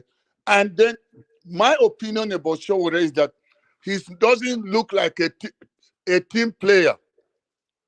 So it will be difficult for him because when it comes, if it's not his way, he may just bulldoze his way. So on the Showore, when we talk about Peter Obi, still looks like the best option. But as I've said on your show before, anybody that is waiting for Obi to come out, because even when he didn't protest, they went and got a video that was done in maybe 6 weeks or over 2 months ago and doctored the video to make it appear as if Obi came to lead a protest. So whatever he does, they will just bundle him. And then we will now go, have nowhere else to go. But it should be seen that Nigerians are tired of these thieves, these connivers, these wicked people. See what they have done in the Senate, what they have done in the House of Rep. They will fight outside. The moment they go in there, they become one voice. So it is a teaming up of the establishment. It's a teaming up of politicians against Nigerians. So Nigerians must fight not just APC, but fight against this system that has chosen to keep Nigerians under, press them on their neck, and they say they want them to breathe. They knew what they were saying, but they are choking the life out of them while saying Nigerians or poor people should breathe. So for me, going forward, this protest and the strategy needs to change. We don't need to talk about too many points. Insist on just one simple thing. Mahmoud Yakubu must be removed. INEC must be completely overhauled. And there must be a point A, point 2. This is how we must have somebody that will become an INEC. This is how to choose or to bring in people. Because the moment you have the wrong people by the rotten system that are the ones that decide who should be a commissioner, who should be the chairman, it is the same old thing we're going to do. In fact, whatever votes Peter Obi got in the last election, he will have less in 2027 because many obedience are discouraged. Many of the voters that voted that are not obedient are discouraged. They are saying, what have I got voting for Obi? These people will just take it. They will just steal it. So going forward, we have to change our strategy. Every Nigerian must own the protest, must own their future. And we ask ourselves, what are we prepared to sacrifice? Because where there's no, see, people, innocent people have already died. And it's like business as usual. Tinubu didn't have any iota of humanity in him to address that thing, to say this must be stopped. So going forward, Mr. Elvis and everybody that's listening, I'm almost getting to a point where I'm just asking myself, maybe one should just forget this whole thing. But we cannot do it because that's what they want us to do. So we need to just change our strategy and ask ourselves, what do we do? As I've said before, Peter Obi should just quietly keep the vision alive, but we must fight. When we get the mandate, we deliver it to him. But somebody thinking that Peter Obi will come out and fight, his nature is not like that. No matter what we do, we can even threaten him. We can tell him we are withdrawing our votes. So we say that is the way he thinks things should be done. And people that are very close to him have been trying to get through to him on many issues regarding the way he should respond. Peter Obi will still go out and speak peacefully. That's how he is. We should be the one that should fight, get the mandate, and put in the right person there. So that's my take on what is going on right now. And I'm happy with with the way you have stood in. You are not giving up. And so every other person that's there, let's not give up on our nation. I still believe it is possible. But it's got to be the people that must take it, not one politician. Because even if Peter Obi comes, he may not, and he gets a mandate, he can't go beyond 2 terms, and we'll go back to the same old circle. Exactly. Yeah. Exactly. Thank you very much, sir. Thank you so much. I like the fact that you said that we are the people to give Peter Obi the power. I don't talk about before. If you guys are waiting for Peter Obi to go do this thing by himself, go hard. To be honest, go hard. You know, if we not to put pressure on him, make it resign. Simple.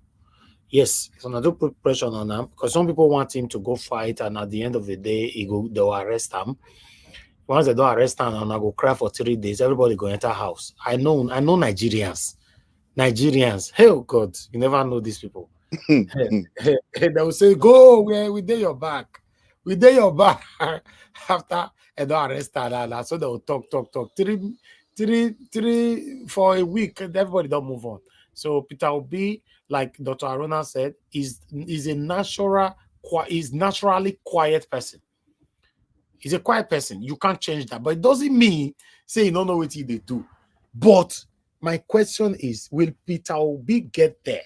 Even though he contests in 2027, my answer is no. These people don't go give him. Except say that you want give him. These people don't go give him. If you know, you know. Thank you very much, sir. Thank you, Dr. Aruna. Okay. Thank you, sir. God bless you, sir. Thank you. Yeah. Agatun, we are back to you.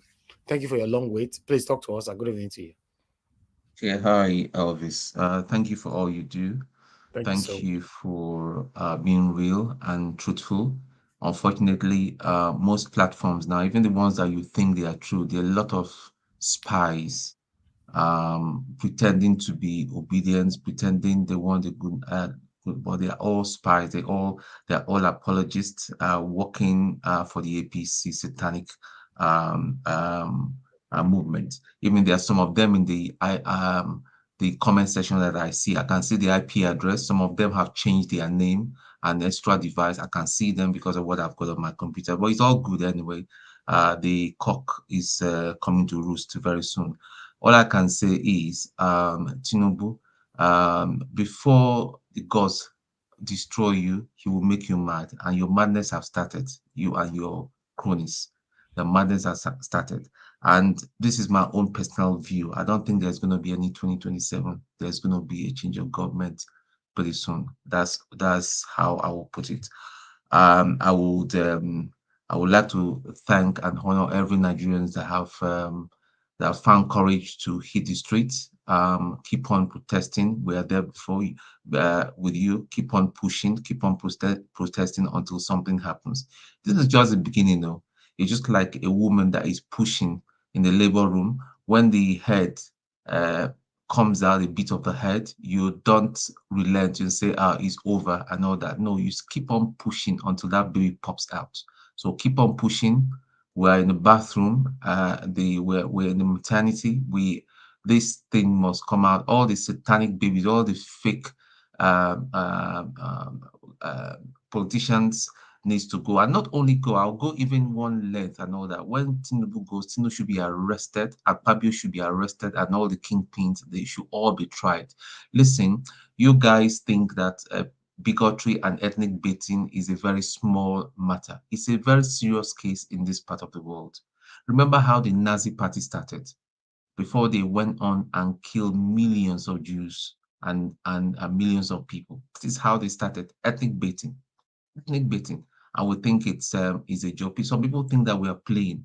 People are dying of hunger. Things that are not supposed to kill people in Nigeria are killing people. People go to the hospital, they are dispensed with the wrong medication or with quack doctors and all that. People die needlessly. You know, I've been touched with this kind of bad governance. And when we say bad governance, it's not just in Aso Rock or the local government. It's in hospital. It has to do with the hospital. It has to do with every infrastructure in Nigeria, and that is what we have now. Mahmoud should be arrested. The Chief Justice of the Federation should be arrested. Wike and his wife should go on trial.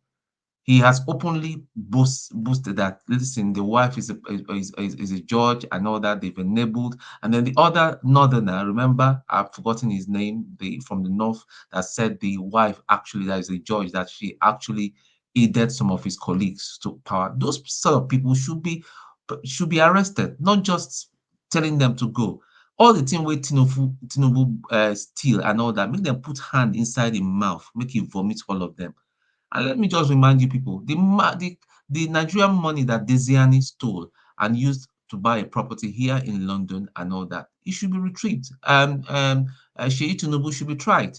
What kind of work is he doing? What company is he running, or business that he's running, that he will be able to afford over a 4 million pounds house? So we need to see, listen, we have just only started though. We have just not just chasing Tinubu. Tinubu should be chased away and arrested. All of them. All of them. All of them. So that's all I have to do now. But I will say, congratulations, Nigeria. It's not going to be long, but let's just keep pushing. Support in the way you should support and all that. I can see a very tiny flicker of light at the end of the tunnel. It's going to be a reality very soon. Thank you. God bless.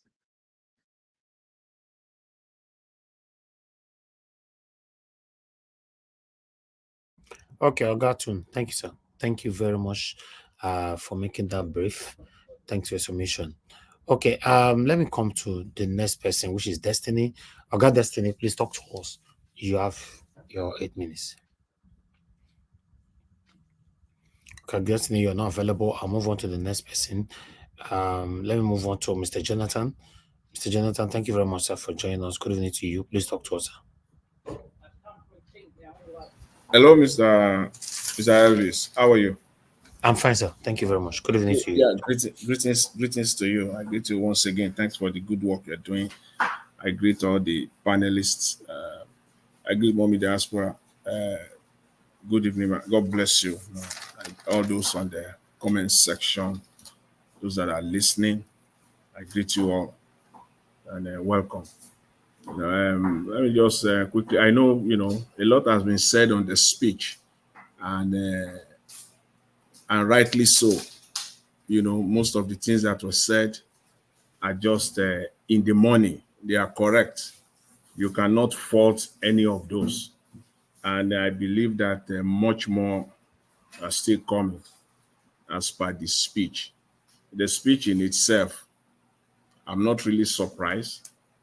I'm not expecting Tinubu to say anything more than what he said. As I've said there, but this past week, there is nothing to say.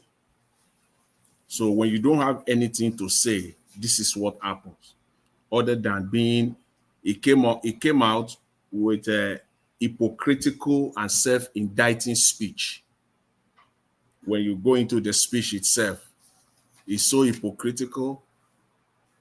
It lacks accountability. It's a display of arrogance and pride.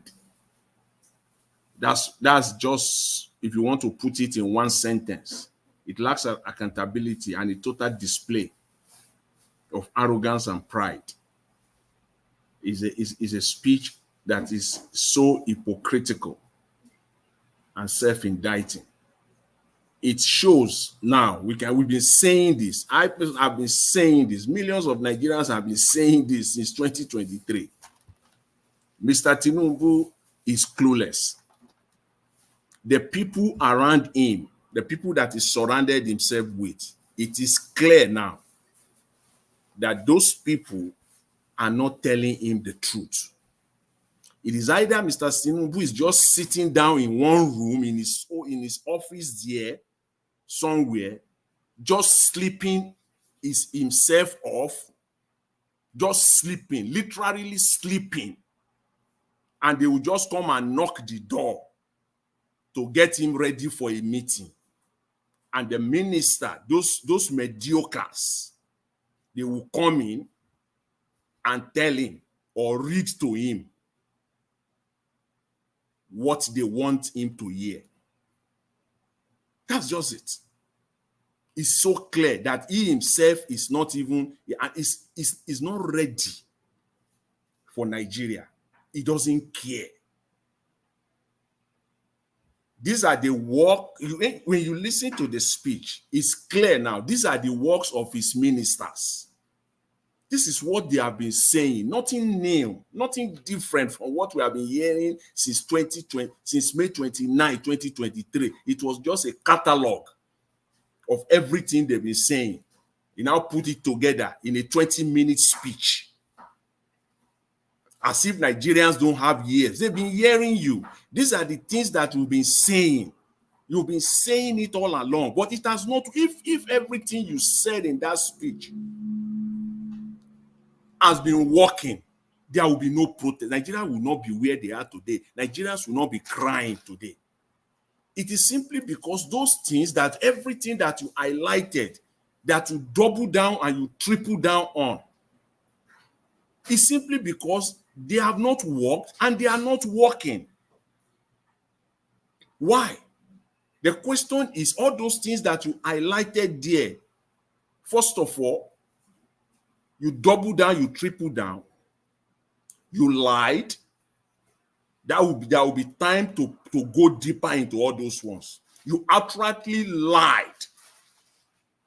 It is either you know, or perhaps you are clueless, which is likely the case, or the people that you surrounded yourself with, they are the ones that are working for you to fail.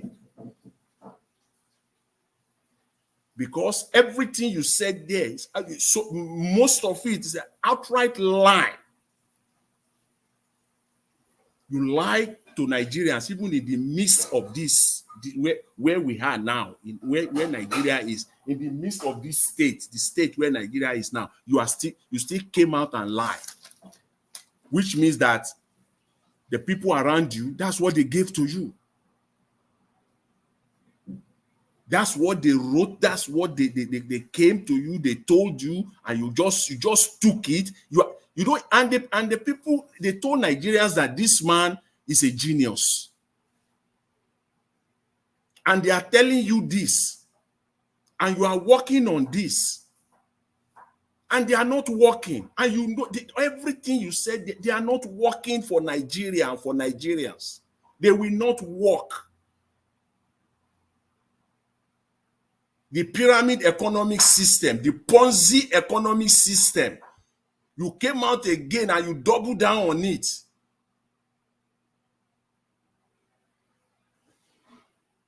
You are telling Nigerians that Nigeria revenue has increased. So there is more money. And so if there is more money, then why do you continue borrowing? That's self-indicting. So it's a Ponzi scheme. You borrow to pay the last one, and you borrow again to pay the last one. And you tell Nigerians again that you are now paying, you are now using 60-something% of the revenue to service debt compared to the 90-something% before. That's another lie.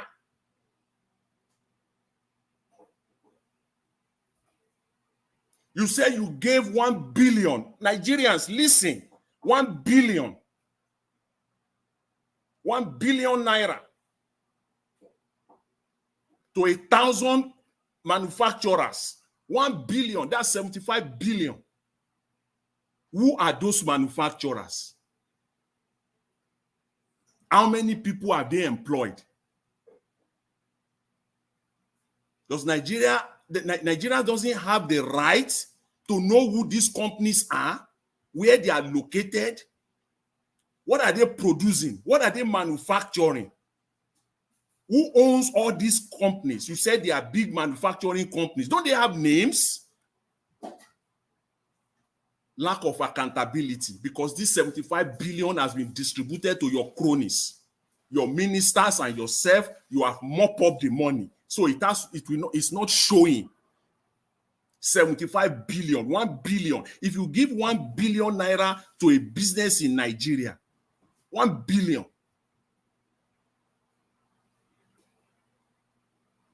And Nigeria is still like this, and people are still crying.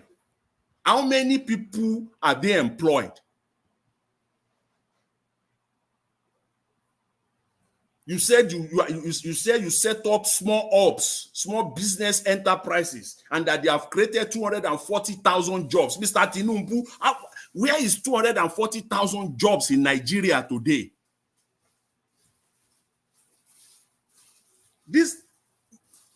Where is 240,000 jobs? Even divide that, look by the 700 and something local government. Can any local government in Nigeria come out today and say in the last 1 year they have employed, in that local government has employed almost 10,000 people? So see, it's just so unfortunate, and this is where we are in Nigeria. Lastly, on the issue of, anyway, there's no time, I will talk on that, on the electoral reform that they're talking. I've said it since 2023 in Nigeria. Anybody, anyone that is going into an election in Nigeria with the status quo that still remains in Nigeria is wicked. Okay. Thank you. It's pure wickedness. Thank you very much, Mr. Avis. I appreciate it. Thank you, Mr. Jonathan. God bless you, sir. Thank you so much. All right, let me come to Ogaf Ferreira. Thank you very much, sir, for joining us today. Good evening to you. You have the floor. Talk to us. Okay, greetings to everybody. I have a 14-point agenda I want to talk about. Let me go straight to it. Thank you very much. Number one, from the day we took over from the British, we have see our own people. We don't see them finish. Those who have ruled us, they have diminished our people. We call them common man, common woman. We call them the masses. Nowhere else in the world does that. We have a system where there's the big man and there's the small man. That's my number one point. Number two, Tinubu is a symptom and a symbol of the system, of the Nigerian disease. We shouldn't even be calling it a system. We should call it the Nigerian malaise, the Nigerian disease. It's just a symbol. If Tinubu goes today, your problem will still be there. The Nigerian system needs to go. Number three, those who make peaceful change impossible will make a violent one inevitable. That is a fact of life. Number four, Kemi Olunloyo, you showed her picture. I'm so impressed by her, and she was looking nice. I was impressed by her comment. She has made the most important address of this whole protest to the person that matters most, the head of the military. And she hit her with some woto, some home truth, that you are being partisan. You don't serve a party, you serve the people. That is the most important message of all the videos you showed today from Kemi Olunloyo. They always call her the mad woman, but I am totally impressed by her, and not just her beauty. Number five, protest. This protest is an opportunity for us to start fresh. But how can we start fresh when you look at our character? What is our character? We are liars, we lie. We are professional thieves, we steal. Then we have impunity for big men. We don't punish them. And then we have fake religion. And then the truth is so far from us. We don't like to say the truth. This is who we are. This is the key problem we have. To discuss our issue, we have to put everything on the table. Everything. New constitution, regionalism, everything. Because the system that has produced where we are today, that produced NEPA, produced Ajaokuta Steel Complex, produced Dangote, produced all these things we all talk about, that system comes out from that character of us that I just described. Number six, because we are not truthful and we keep lying to ourselves, My grandmother always say, anyway, leave my grandmother out of it. We keep calling this madness we have democracy. Let us be real. It is not. What we practice, it's savagery in politics. That means omota in politics. Budget padding, which means stealing only. Treason, which means destroying your own country. And economic sabotage. That's what we practice. That means everyone that has ruled us should have been lined up to face the firing squad. Number 7, I will stay away from Obi. But Soyinka, I will just say this Yoruba proverb. Adìyẹ funfun omore lágbà yẹn làwọn Yorùbá ṣe ń pè wọ́n lágbàáyà. People like that are the problem, are part of the problem. So don't listen to them, whatever side they seem to be on now. Now they are seeing that the political arrangement is realigning. They are trying to position themselves for the game. That's my number 7. I'm doing fine, oh, Mr. Elvis. I just covered 7 points in 1 minute. That's good, though. Abi, let's go to number 8. The North remembers. I like to use that term from the Game of Thrones. Let's talk about the North. Everybody comes here, bash the North, does this about the North. The North is our problem and all those nonsense talk. Let me tell you one thing you all are not putting into consideration about the North. We have ignored, all of us, the West, the East. Yes, the West has its pain. Have ignored the pain of the North for a while. They've been going through this banditry, and what does that mean for them? They can't go to their farm. They can't stay in their village. They can't stay in their house. They are now refugees in their own country, and while illegal mining is going on. Those that are part of the problem, the Nigerian press have totally ignored their problem. And now, Mr. Tinubu came and doubled their problem. All their police, their emirs, and their political elites are part of their problem. Now, they have insecurity. Their pain has gone so high, that is why you see them reacting the way they are reacting now. Because you've ignored the complete destruction of their life. Nobody talks about it. Nobody talks about their pain. Now, hunger, now they are reacting. And they've been alone with their problem until now. Although in 1986, they joined us in reacting. But let's leave that.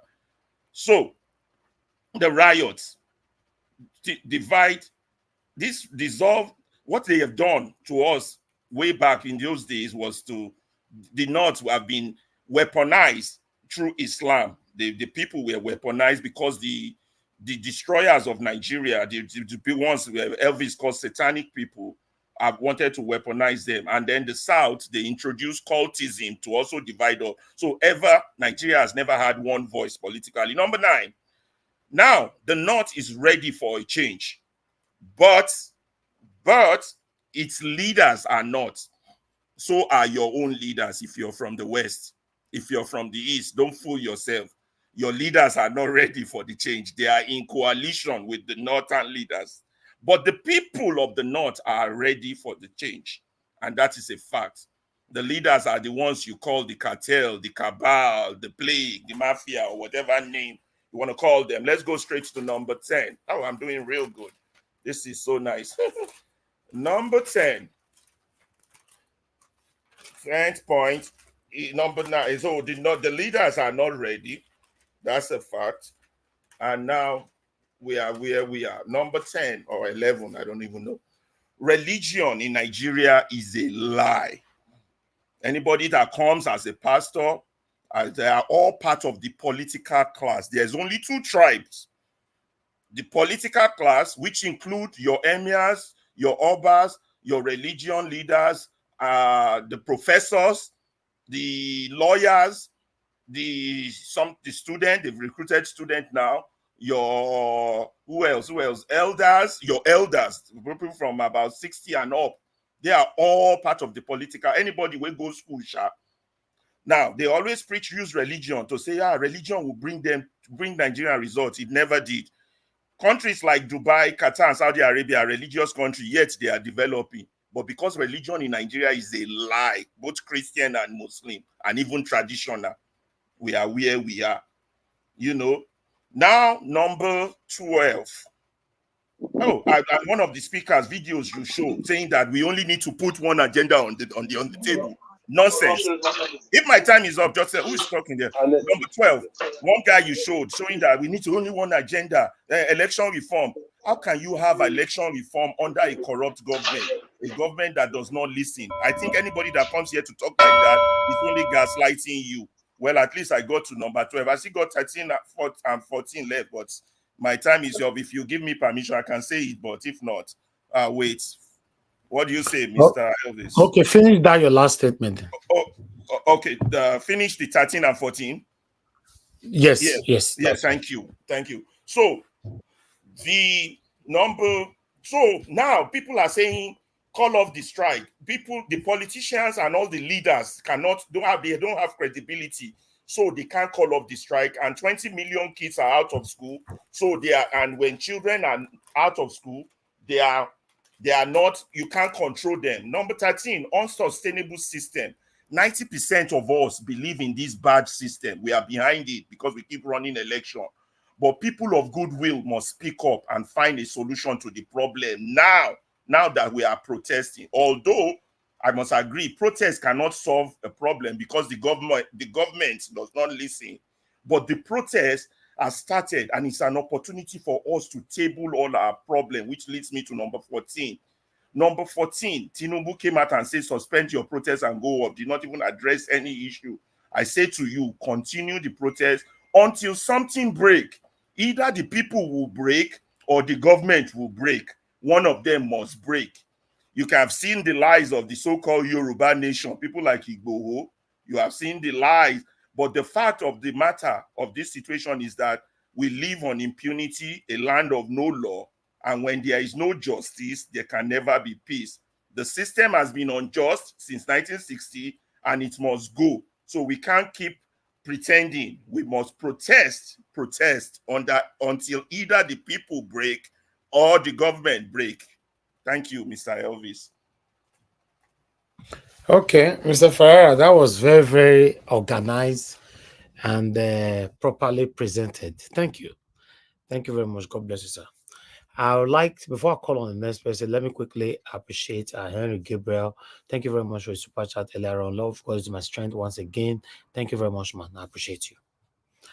Okay, let me call on Praise Alabo. Thank you very much for joining us. After Praise Alabo will be Mother Patricia. Praise Alabo, thanks for joining us. Good evening to you, sir. Please talk to us. Yeah, good evening, everyone. Thank you, Mr. Elvis. Good evening to Nigerians. Yeah, I was just crying when I listened and I watched what was happening. I've been in tears, crying for my country, because after listening to the speech of the president, and I look back on the street, what people are going through, and I look at it because earlier I did a video pleading with the government, at least for empathy. But you can see the president's speech, nothing of that nature. Came with a threat as usual. And this threat did not start today. Even during the campaign, he told you to grab it, run away with it. He has told us a lot of things. And when I heard him mention something of ethnic bigotry, I was surprised and I was shocked that the president is mentioning such things. When you look at those things, who are the one causing this ethnic bigotry? Who is the one raising those problems? I was just asking question. Is the president aware of what is happening? Or is it another country that the president is? Or is it true because he said he doesn't look at the social media? So what is really happening? Even if it's not looking at the social media, don't he go through the newspaper? Because he owns a newspaper, he owns TV station. So I'm wondering what is happening. One of his head, which is Bayo Anonuga, who has come out several times, and what happened during the election, and it's happening during this protest. Lagos, they are threatening people.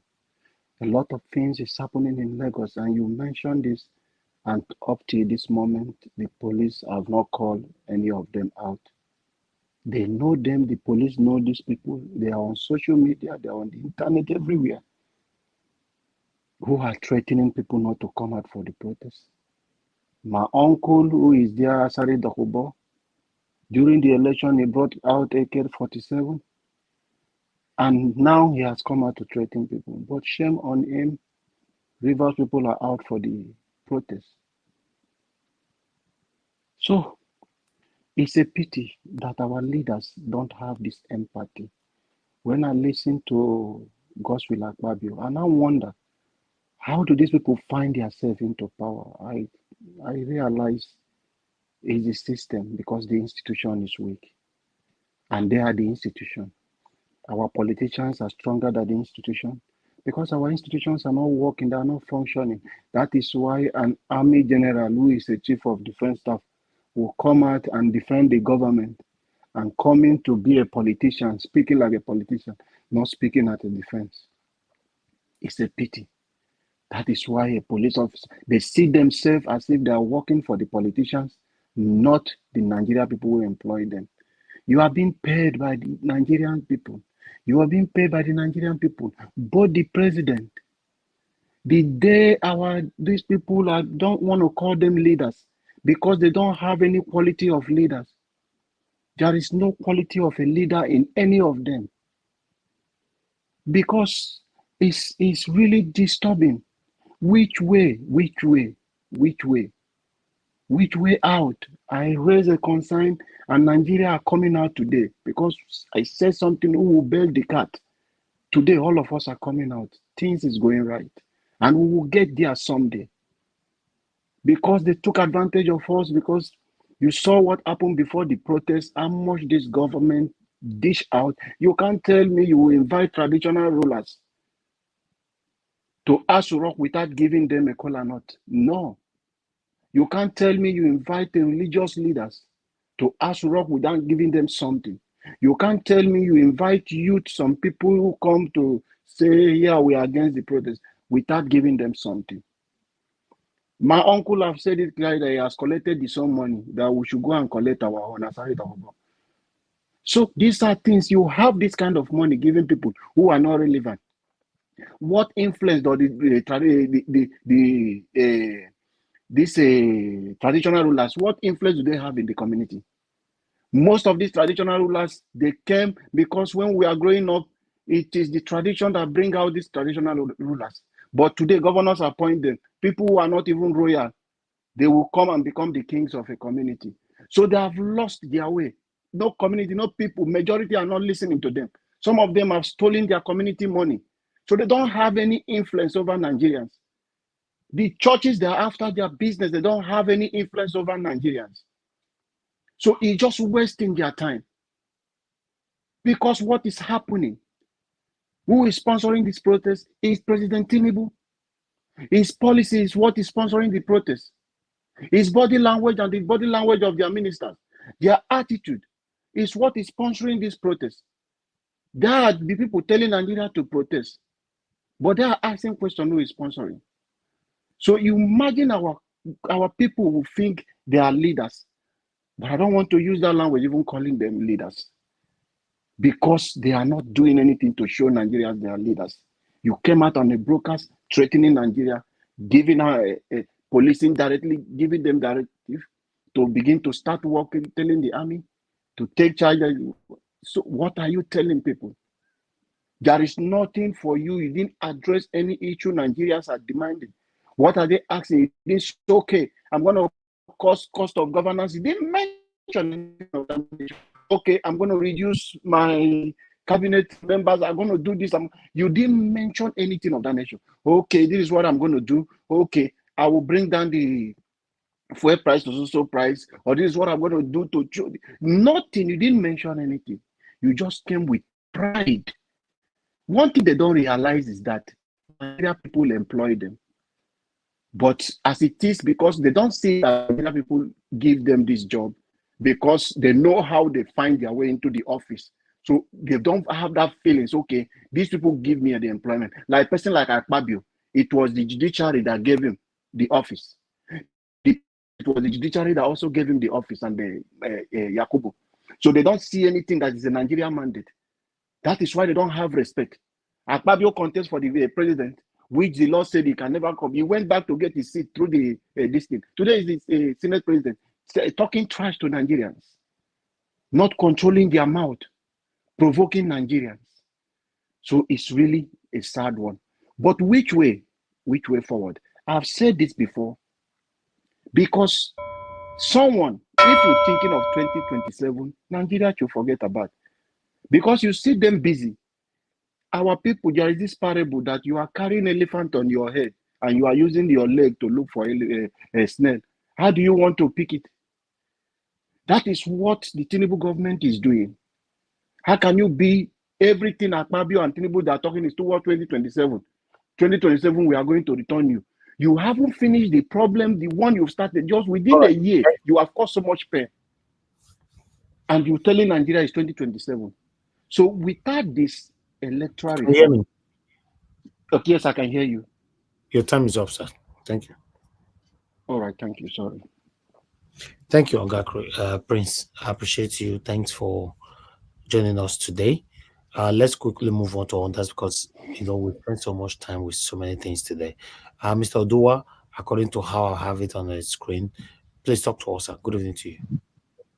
Good evening, Mr. Najawash. Good evening, everyone in the panel. Good evening, all the listeners, all the commenters, and all the viewers. Good morning, good afternoon. Depends on your time and your location.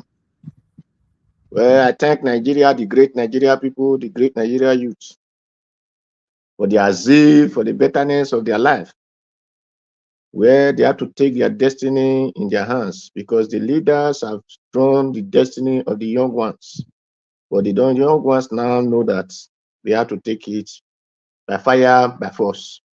Just like the way they pray in Pentecostals, by fire, by force.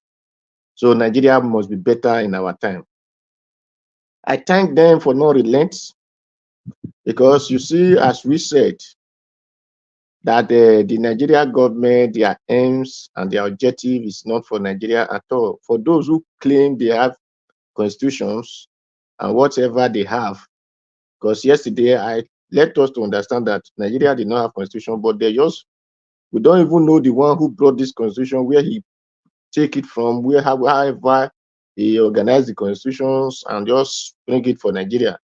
Because let Nigeria not say that the one we give to ourselves.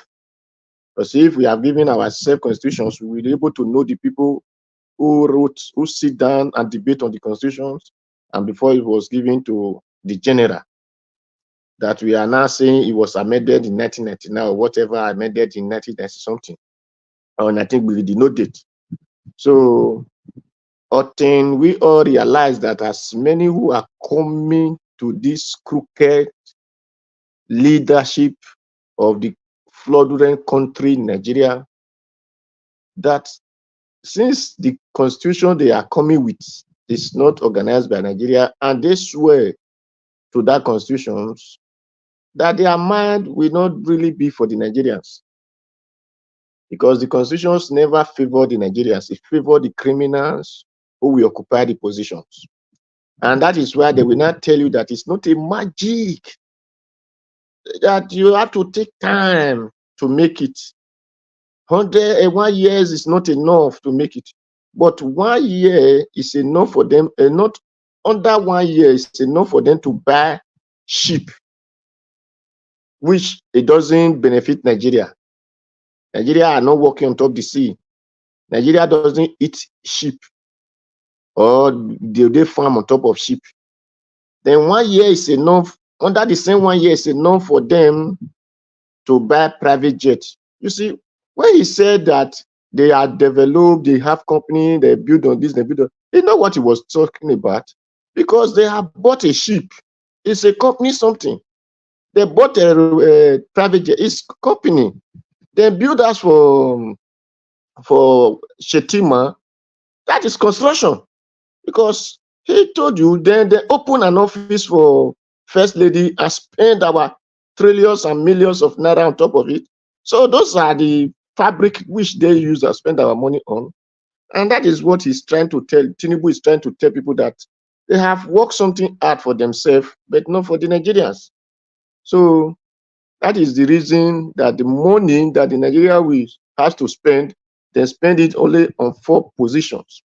Then the light office in it, which they create, the light business they create, was to buy SUV of 160 million for their so crews called House of Assemblies and senators and those so-called. So those are the light company they open. So this are what we are facing, and the Nigerians who are telling them that the fuel, they forgot to be listing all these things for them when they are protesting, whenever they ask them interview, or whenever they are interviewing their officers, just like the way Channel Television were interviewing Oshomole in one of the video. And they refused to ask Oshomole. We are not saying that this party, this protest is sponsored by those who lose election, this and that politics, this. They forgot to ask Oshomole that when he led the strike in Nigeria against Obasanjo, was he motivated by political, or was he motivated because he feel Nigeria are under depression in the hands of Obasanjo when he was talking about that way? But the interview refused to ask Oshomole that question. So anybody who talk about political motivated protest, Nigeria will be asking them, the one that the protest in against Goodluck Jonathan was political, party motivated. The one they protest against Obasanjo was political and party motivated. This is what they are telling us. Or the one they protest against even Babangida was party political motivated. So because these people are not, and we never, because they are criminal minded, they are back-hearted, and they lack focus. So that is where all their speech could not concern Nigeria. And what they are afraid of now is that Nigeria will still come out and protest more. Because let's see, they said that Nigeria should not protest in whatsoever they call the garden in Abuja, so they should go to stadium. But today protest, then the same military or police who said they should not protest in Eagle Square have to go to stadium and shoot tear gas on them there and disperse them. Do the military not disobey court order going to the stadium which you said that court has given them to protest, and you are not the one shooting tear gas, driving those people there, arresting some? So the same government who said people should obey law are disobeying law just on the 3rd day. Now they have started disobeying law. And if they continue to disobey law this way, then whatever they are looking for, they will get it. Because this protest, for those who thought this protest have not yielded something, he has started yielding something. You see all those criminals that are coming out to fight protesters, small time they will join protesters, because when food hardship continue more, market women who has keep himself inside house now, or kept themselves inside, those who thought they work in office, it doesn't concern us. When the hardship continue and this protest continue, those people will come out from their rooms or their hiding place and join the protest. So I urge the Nigerians not to relent at all, and not to be scared by whosoever they call talks or whatever that want to come and threaten. Small time that talks will run out of patience to join you, because the money they give to that talks will not last more than 1 week. So before you know it, that money, and they cannot give another one, so that talks will join Nigeria to protest. And for those for the sister who talk about Peter Obi, you see, I'm surprised to see that people are saying, we said this thing before, we said this. When that thing happened that time, I told people that nobody should wait Peter Obi, because Oshomole's governorship was not given because court really favored. It was because the actions which the Edo took when they deny, or when the INEC called a result against Oshomole, was the reason that the court validate Oshomole. People were saying, no, let Peter Obi lead us. I said, Peter Obi is not the one to lead. But I'm surprised today that people are now agreeing to the visions or my proclaim of that time. If people did it when I said a moment result was called, I said the other day everybody's supposed to be in the street, and people will say no, no. But today now people are not agreed to it. So for me, I thank you. I thank everyone. So, but let people be seen and working with the right vision, not thinking that that person doesn't know what he's doing. Thank you. Thank everyone. Thank you, Mr. Najawash. All right, Mr. Odoa, thank you, sir. Thank you very much for your submission. All right, let's quickly move on to the orders. Oga Chris, then I'll come to Niger. Oga Chris, thank you very much, sir, for your patience. Thanks for joining us today. Good evening to you. You have the floor. Yeah, Domo sir. Thank you, sir. Yeah, and Domo sir. Good evening to you, Mr. Najawat. Let me quickly stand on existing protocols. Be that as it may, I have to take some time out to salute Mommy Diaspora. Thank you, Mommy, for all you do. We appreciate you. May the Lord continue to bless you, guide you, and keep you for all of us and for your children and your children's children. Well, Mr. Najawat, let me thank you for the 7-minute video and that was shared on the WhatsApp group. You know, I listened, it was quite touching and it was far-reaching. Well, for me, let me greet the people on the panel with me. Good evening to you all. Happy Sunday. Although I said I was standing on existing protocol and people listening to us from all over the world. And good evening to you all and happy Sunday. Yeah, for the speech, it wasn't a surprise because it was actually leaked even before this morning. The speech was already in circulation yesterday, and because some of us were skeptical, so we were like, if this speech could be out now, so it means it was already written long ago. They already know what they are going to write, and I wasn't really too surprised when it turned out that it was actually the speech that was leaked, that the president went ahead. The de facto president went ahead to read to Nigerians. I think this just emphasizes the life of a drug baron, like Blank Matter has always repeated here. It's not here today. You know, these are people that no matter what you do, the quest for power, nothing intoxicates them more than power and money. And that is why they do all they do. Now, if you are fortunate in inverted comma to be the president of a lawless nation like Nigeria, a nation that lacks institution, if you are fortunate to be the president, you have those two ingredients of a drug baron, which is money and power. There's so much money to be made from oil, from corrupt enterprise, and you can, with this money, get so much power from any quarter that you want to, from the judiciary, the legislature, everybody, the traditional ruler, the spiritual, the religious leader, everybody is literally at your beck and call. So if you have that opportunity, it only takes the mind of somebody that fears God to be able to do the proper thing. But for somebody like Tinubu and his band of witches that we have in power today, we all should understand that these people, they simply do not care. They don't give a damn about anything. And then Nigeria, like you said earlier, imagine out of these 20 demands that they placed on this man, if he was even able to do one or even acknowledge that, okay, these are things are bad, but this is the much we can do. Let's just only reduce the fuel to 200 naira, like you suggested. I was even laughing. So we are not even begging for fuel to be 200 naira. You see, so this is how much they have trampled on our thought patterns. And they've so destroyed our psyche to the extent that anything that they are willing to give to us becomes gold instead of looking at it the way it is. So Black Panther, you have your president, like you said, this is their life. If you are listening to us, they are never going to change. They will do everything to remain in power, no matter how you people do, no matter what you do. They are going to remain there. And for any person in your widest imagination to think that 2027 is going to bring that change, even if it's a Peter Obi, no matter who is coming in 2027, it's going to be the baboon and the dog, like Buhari said. Their blood is going to be split on the street. instead of these people to relinquish power. Power is their life. It means everything to them.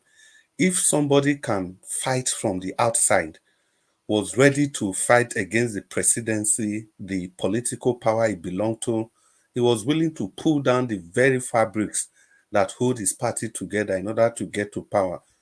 Now you want to tell me that it is when he's having the power, he has all the state apparatus. Is it that time that he's going to play fair? It's not possible. This man has never played fair. He has left Lagos for how many years now? 16 years and still counting. No, 23 years and still counting. And this man still dictates the affairs in Lagos. And you want to tell me that he's going to sit there and allow a free and fair election and allow the institutions to work so that you come and remove him from power and you make him to account for everything that he has done. I think that's a long walk to freedom. This man has demonstrated that he doesn't believe in any institution. Look at the preparation for 2027. The Inspector General of Police, it took just 24 hours for them to amend the constitution so that that man's position can be extended by how many years? By not 1 year, not 2 years, by 3 whole years. That's what the National Assembly just did. It is because we lack institution that people can wake up in their whims and caprices, dictate the affair of a nation, dictate the direction of 220 million people and still counting. So the solution to all our problem is we need a functional institution.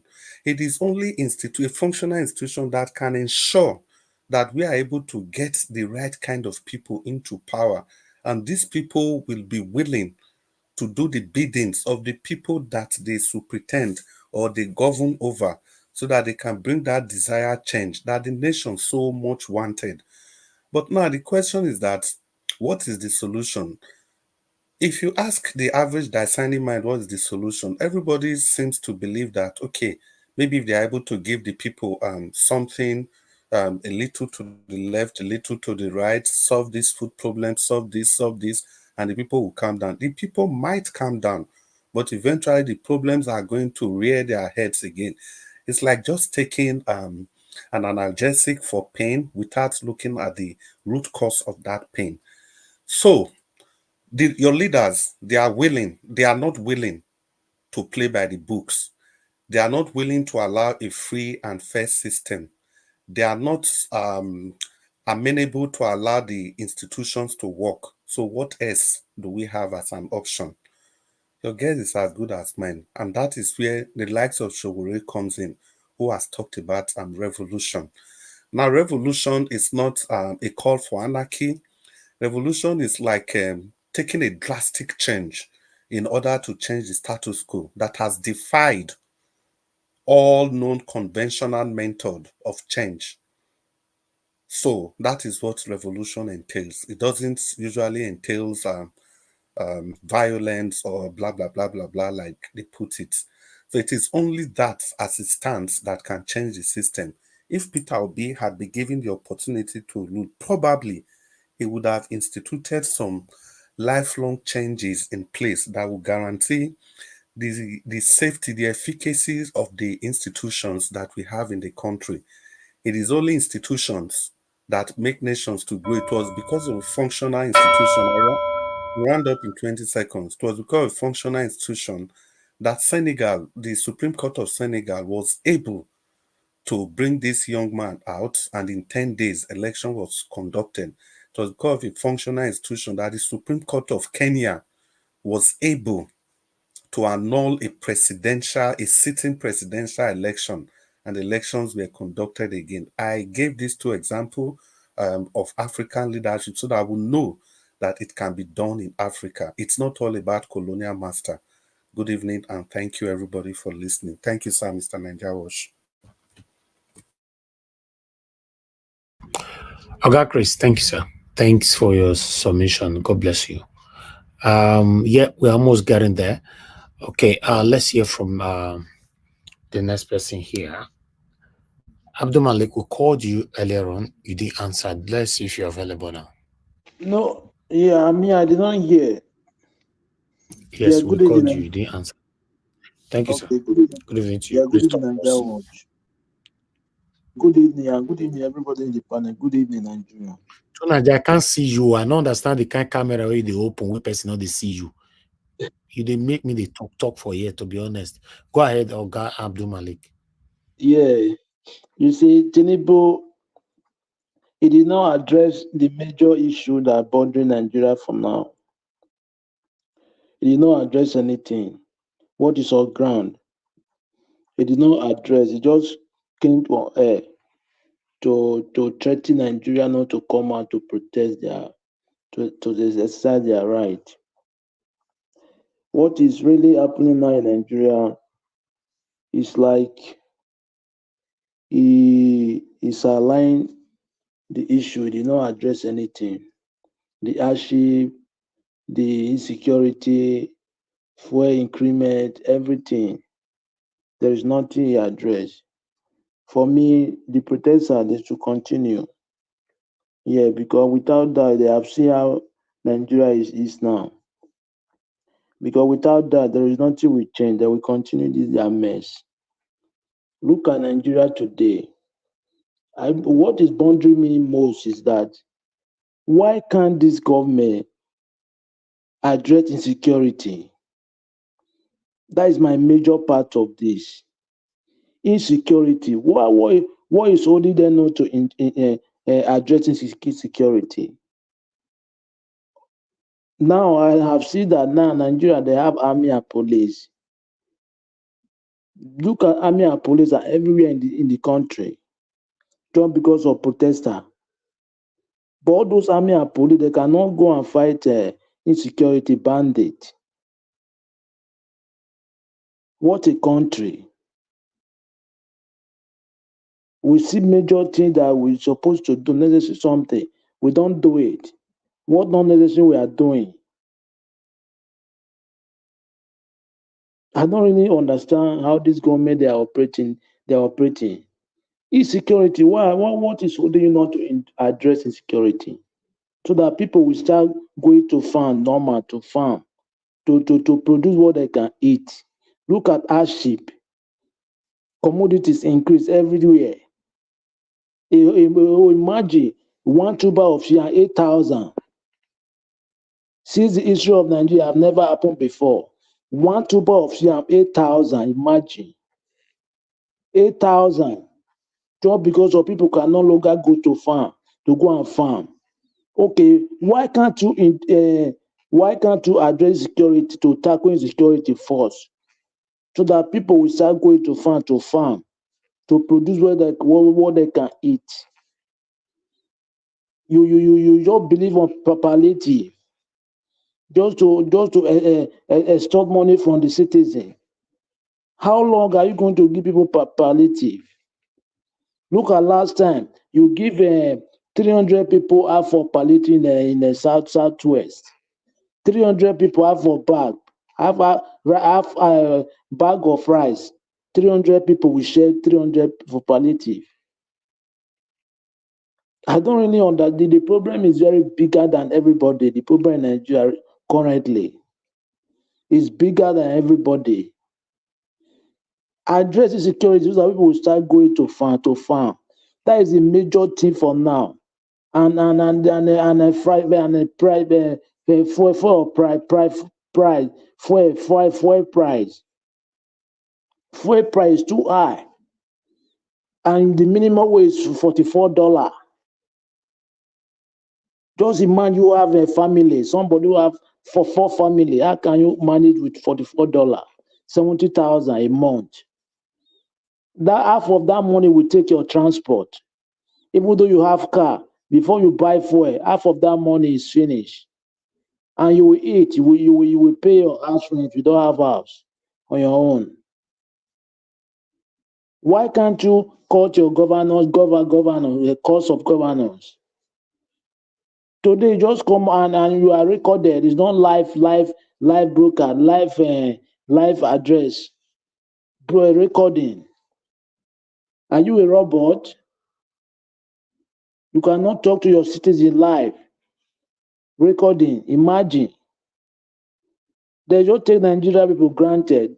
Now the thing depend on Nigeria citizens because they are the one that hold their destiny on their hand. They need to do something peacefully. Just let them continue this protest. If something will change for them, because if they back down, it will be worst. It will be worst. But I surprised sometimes when I watch this on some stage for the protest. How can they protesting? Some people are still going to work. You see motor like taxi, they are still working. It's like some of them they are not even serious. Let them serious for this peaceful protest. If something will change for them, because the thing is getting worse. Look at some European countries; they are not even half of Nigeria, but their economy is based is okay. They are living well. Their currency is okay. But Nigeria, we have what it takes. All resources, mineral resources there. But the government is there's no provision for their citizens. Even graduate, you cannot see work. People are soft now. Actually, you cannot eat now. Another thing, you cannot eat when you have the factor light to farm. Just because of insecurity, you cannot go to your farm. And the government, they are there. You can't address such thing. You are threatening protester not to protest just because of they are telling you they are hungry. Why can't you fight the security so that they can be able to go to their farm to field well, to farm, to field, so that cost of the commodity will be less. The thing now depends on the citizen because they need to take their country back. They are the majority. Politicians, they are not up to how many. Even the military soldier, they are not up to how many. Let them do it peacefully.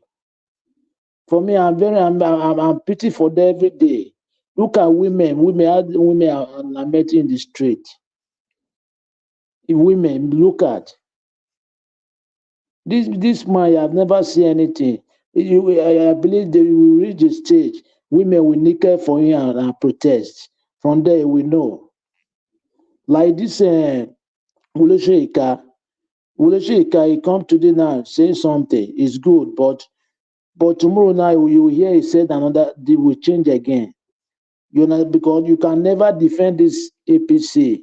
You will not look coward and foolish. It can never possible. What are they doing? Nothing.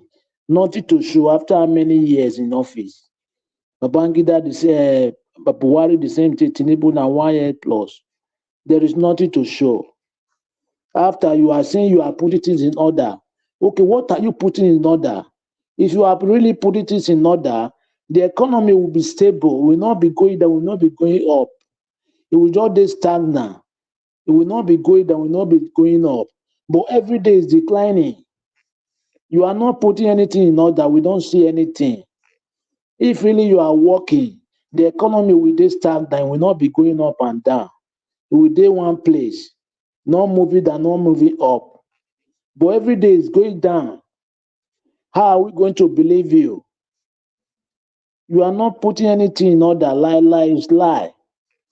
Last time you say your bag of rice is 40,000, which is lie. It's almost 80-something thousand.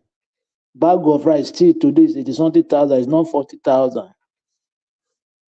They are all propaganda. They just come on air to fabricate, spread lies.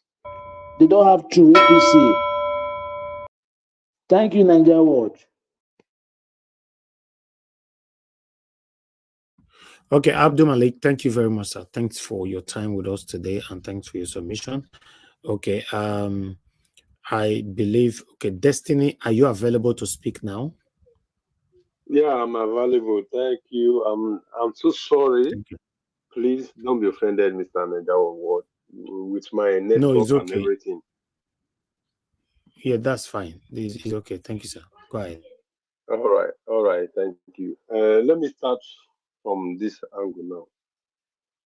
Some people were saying that Ikaobi is quiet, and because of where he came from, because all of like me, I'm from Abia State. We are all Igbo. He's quiet because of where he came from. Okay, if because of where you came from, that's why you are quiet. You don't like what Shore is doing because I support Shore, and till tomorrow I will always support him because this is one of the reasons why I did not support Peter Obi right from the one. Because when everything is coming out, he don't always. I've never see him always speak up for the normal, ordinary Nigerians. That is why I refuse to support him. Okay, now people are saying because it's where he came from that they don't like us. Okay, then why did you contest? You know that they don't like us from our own region. There's no need for you to contest. Hence, you know you cannot speak up. You cannot say we should protest. You cannot say we should do this. Then it's better you not contest for the presidency. Because me, I know if Peter Obi did not contest for this 2023 election, that my own person should contest. Many people will even support Shore then. And I know that if Shore contest, if the way we all let's not deceive ourselves, because we cannot be deceiving ourselves every time. If Shore collect what Peter Obi collect in this 2023 election, I bet my life Shore will not allow them to ring this election. They will not accept it.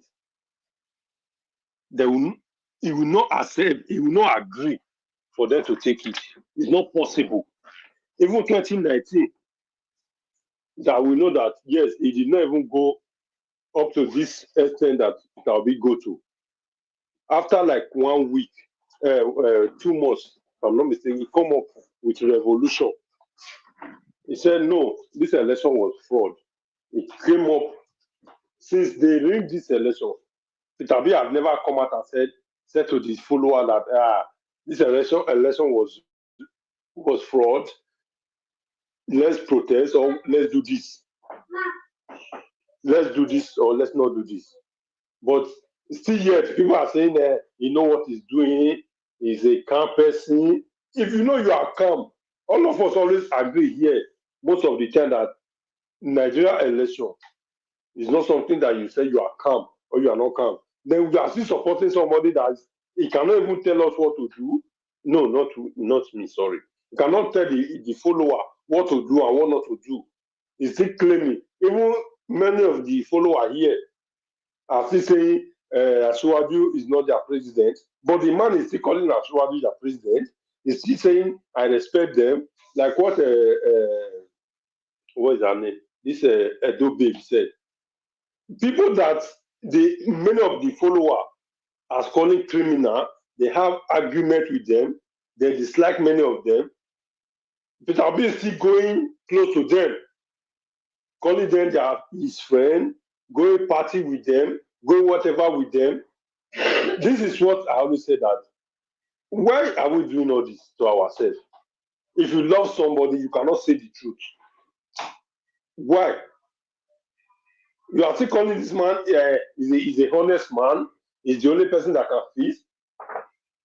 This is why I continue to respect Showore, and I will continue. He said, I cannot respect Atiku, I cannot respect Bola Ahmed Tinubu, cannot respect Babangida, Abacha, and it's not Abacha, sorry. This man from Ota, Obasanjo, and because they rule the country, they destroy the country, that I cannot respect any one of them. But Obi is respecting every one of them, and the follower are still calling of all these people that they are not good, they destroy the country. But the person that you are following, the person that you are saying, this is my role model, is respecting all these people. But we are here. One of my brothers just said, Showore will do it. The other one said, Showore he cannot, because of he talk this, he do this, he's arrogant. But sometimes we come here and say the person that can take Nigeria out of all these problems must be arrogant. I don't understand. So we will go like this. If it's our person, we'll go the other way. Where do we stand? Are we standing in the right position, or we are just trying to make sure that our person come inside the place? We just need for it's just like what some of people are doing in those states. Many people just support Obaseki them for position because he did not give them. They condemn Obaseki. Whatever Obaseki did, whether he did wrong, he did right, they don't care. They always condemn the man. Yeah, I believe that is what happened in the last election. Because since even this protest, I've never said come out and said, you guys will do the protest. The only thing I support the protest, you just come out to want to paint. Must you paint it? Let people are suffering. Speak out in the way that they will understand. The government will know that yes, whatever they are doing is wrong. You want to paint the issue. You just want to please the government. Must you please them? When your people that follow you, majority, millions of them are suffering, you want to let them know that you are speaking in the way that will make them feel happy. And why? For what? People that are from the world, many people that are condemning Showore from this channel, up till now, they are not saying this. What this guy did is good. They are still doing. Man, that country, it will never, with our character, so it will never go forward. Seriously. Okay, Mr. Destiny, thank you, sir. I appreciate you. All right, the last person on the panel is Tunaja. Tunaja, thank you very much for joining us today. It's been a while. I do hear. This, you know, you just they come now. Final submission you want to join. You don't feel call into the show since. See, I will report to you. Don't feel call it to the show, God. No cheating for a year. I beg, go and hide yourself. Which will not be last person day for this year. I come before you even come. You go out, you come back. I see the year. Go hide yourself for one corner first. I beg you are You disturbing. know, say me you suffer this morning. They sleep, they snore. Okay, because of that, not true. Now let me and you really carry the cross this morning. All right, Tunaja, talk to us. Unmute yourself. Thank you, sir. Yeah, greetings, Nigeria. Thank you for having me. Greetings to everyone on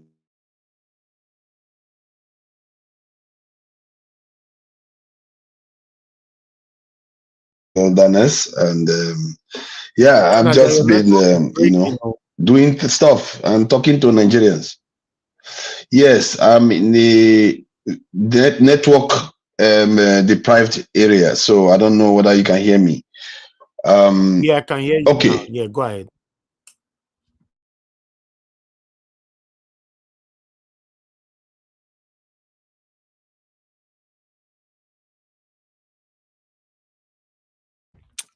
Tunaja, I will not hear you at all. This is your network deprived area. I believe I said that they hit you hard for them.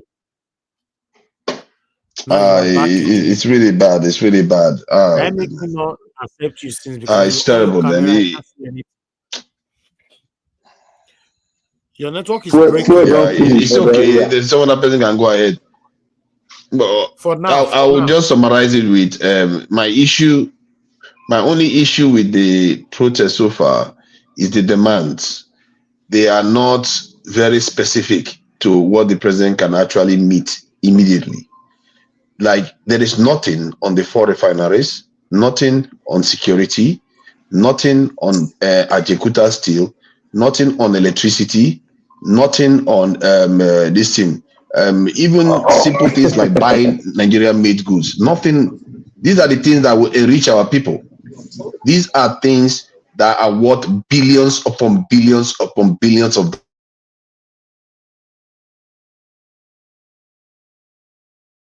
Not specific enough. Like national security, you can create 2 million jobs. Yeah, it's gone again. It's okay.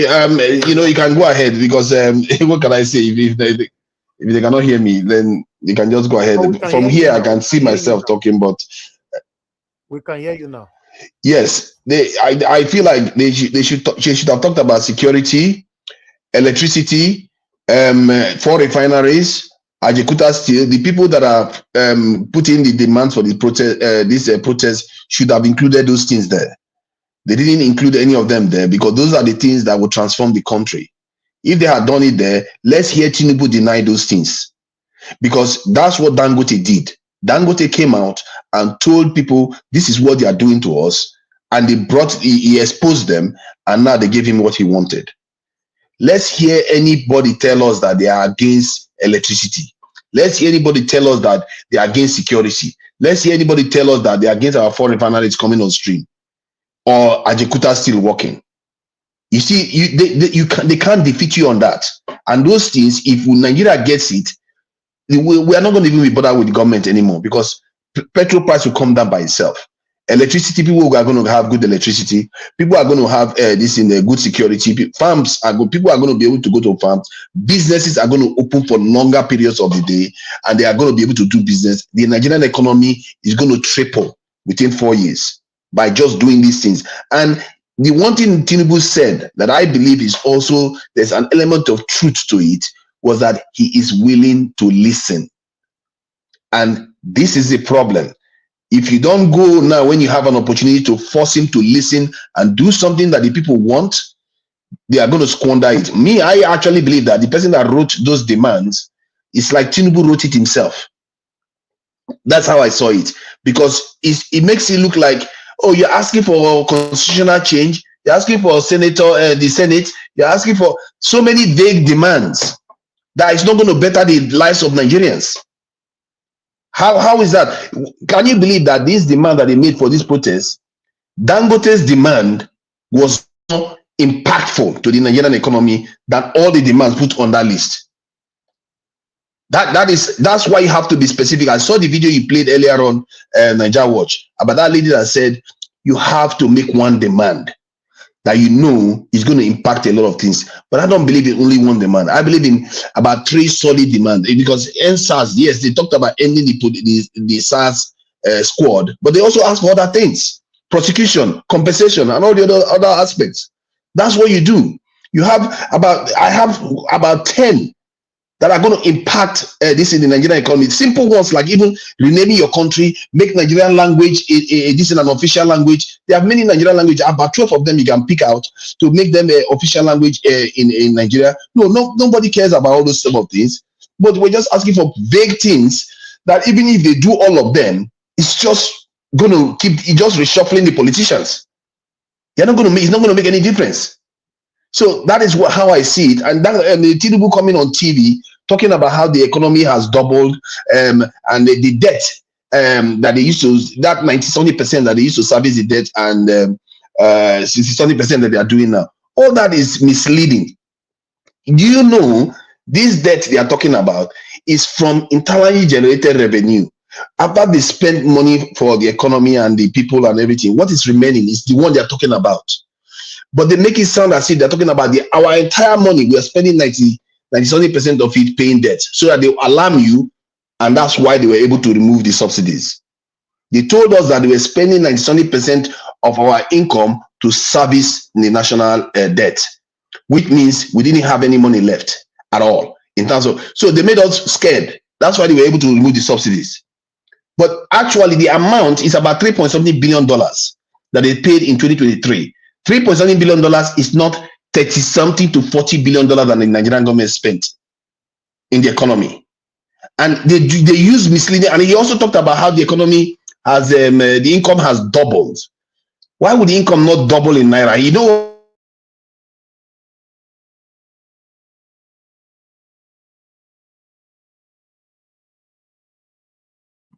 All right, Tonaja, your network failed again. Thank you. I would like you to just end it there. You already hit the time anyway. Thank you very much for your submission. You're saying that all the demand and all the demand and all the demand and bad governance, that one did not supersede everything. Anyway, let's move on. I don't have enough time, so we need to move on right now. Gassiem, I know you're on the backstage. Anyway, you are going to be included to final submission. You can't have full-time minister. You came so late. Black Panther, please talk to us quickly. Thank you. Okay, Nigeria, thank you very much, and may God bless you. May God bless everybody. May God bless our mother who has been consistent with it, even when we are awake early in the morning. It was not an easy task today, but some of us were surprised. But I was not really moved, but I was surprised that it came early. I wasn't expecting it early, but I was surprised about what he said, you know. And I want to say something here to everyone, to our brothers and sisters that are in Nigeria keeping the flame up. I want to say, may God bless every one of you. Keep the fire burning. We have lost a lot of patriots in this struggle. The only thing we can do to make them smile in the grave is for us to keep on moving until we get what belongs to us, until we change the system. You know, there's one thing I want to say here, Mr. Ferreira. May God bless you for what you brought. You used your native instinct and your native, accumulation of idea to really put it down for a lot of people to understand. And that's a great job you've done there. And I want to thank other speakers who have spoken very well, Mr. Chris, and Mr. Some of you I cannot really call it because what has happened in Nigeria is really keeping us awake. I want to say here that a lot of people might be disappointed about what the president did today. But I'm not somehow too disappointed because I know the character of whom is our president.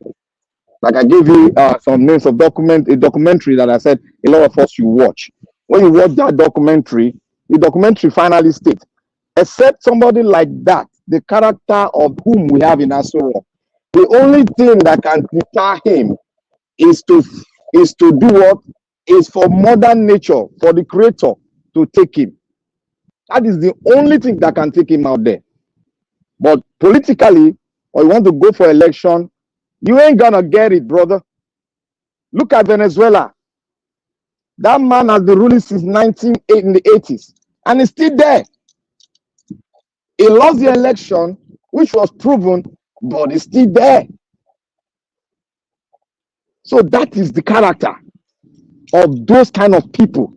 But since a lot of people does not really know the kind of person he is, they think that, they are using tribal sentiment and other things.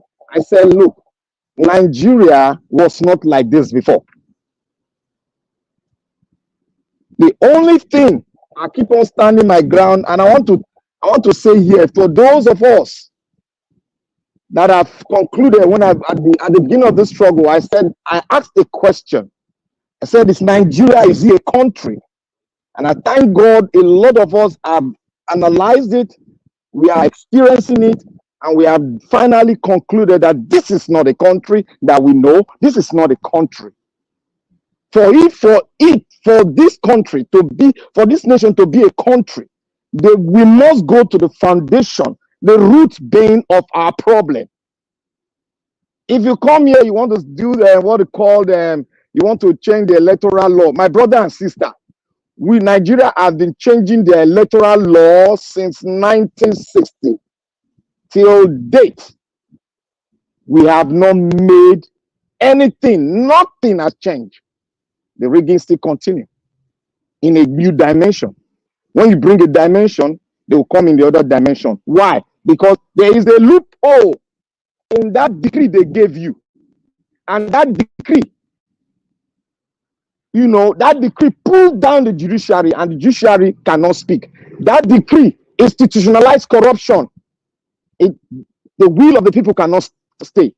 That decree did not give the power to the people, rather it gave the power to the corrupt entity that we have in Nigeria today. If every one of us want to be corrupt, we can as well run into it. We will all be corrupt. It's very easy, but it's not easy to come out. Corruption is a norm.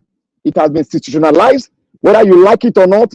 In no other way, in any way you want to say it, you cannot get out of it until you change the system. The system will make all of them run out of the country, because the system is going to arrest all of them who have stolen the wealth of this nation.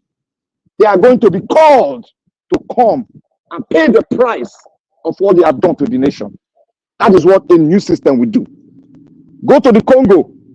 Go to South Africa. They had to change the system to take the apartheid decree out of the system and have a constitution that they can call their own.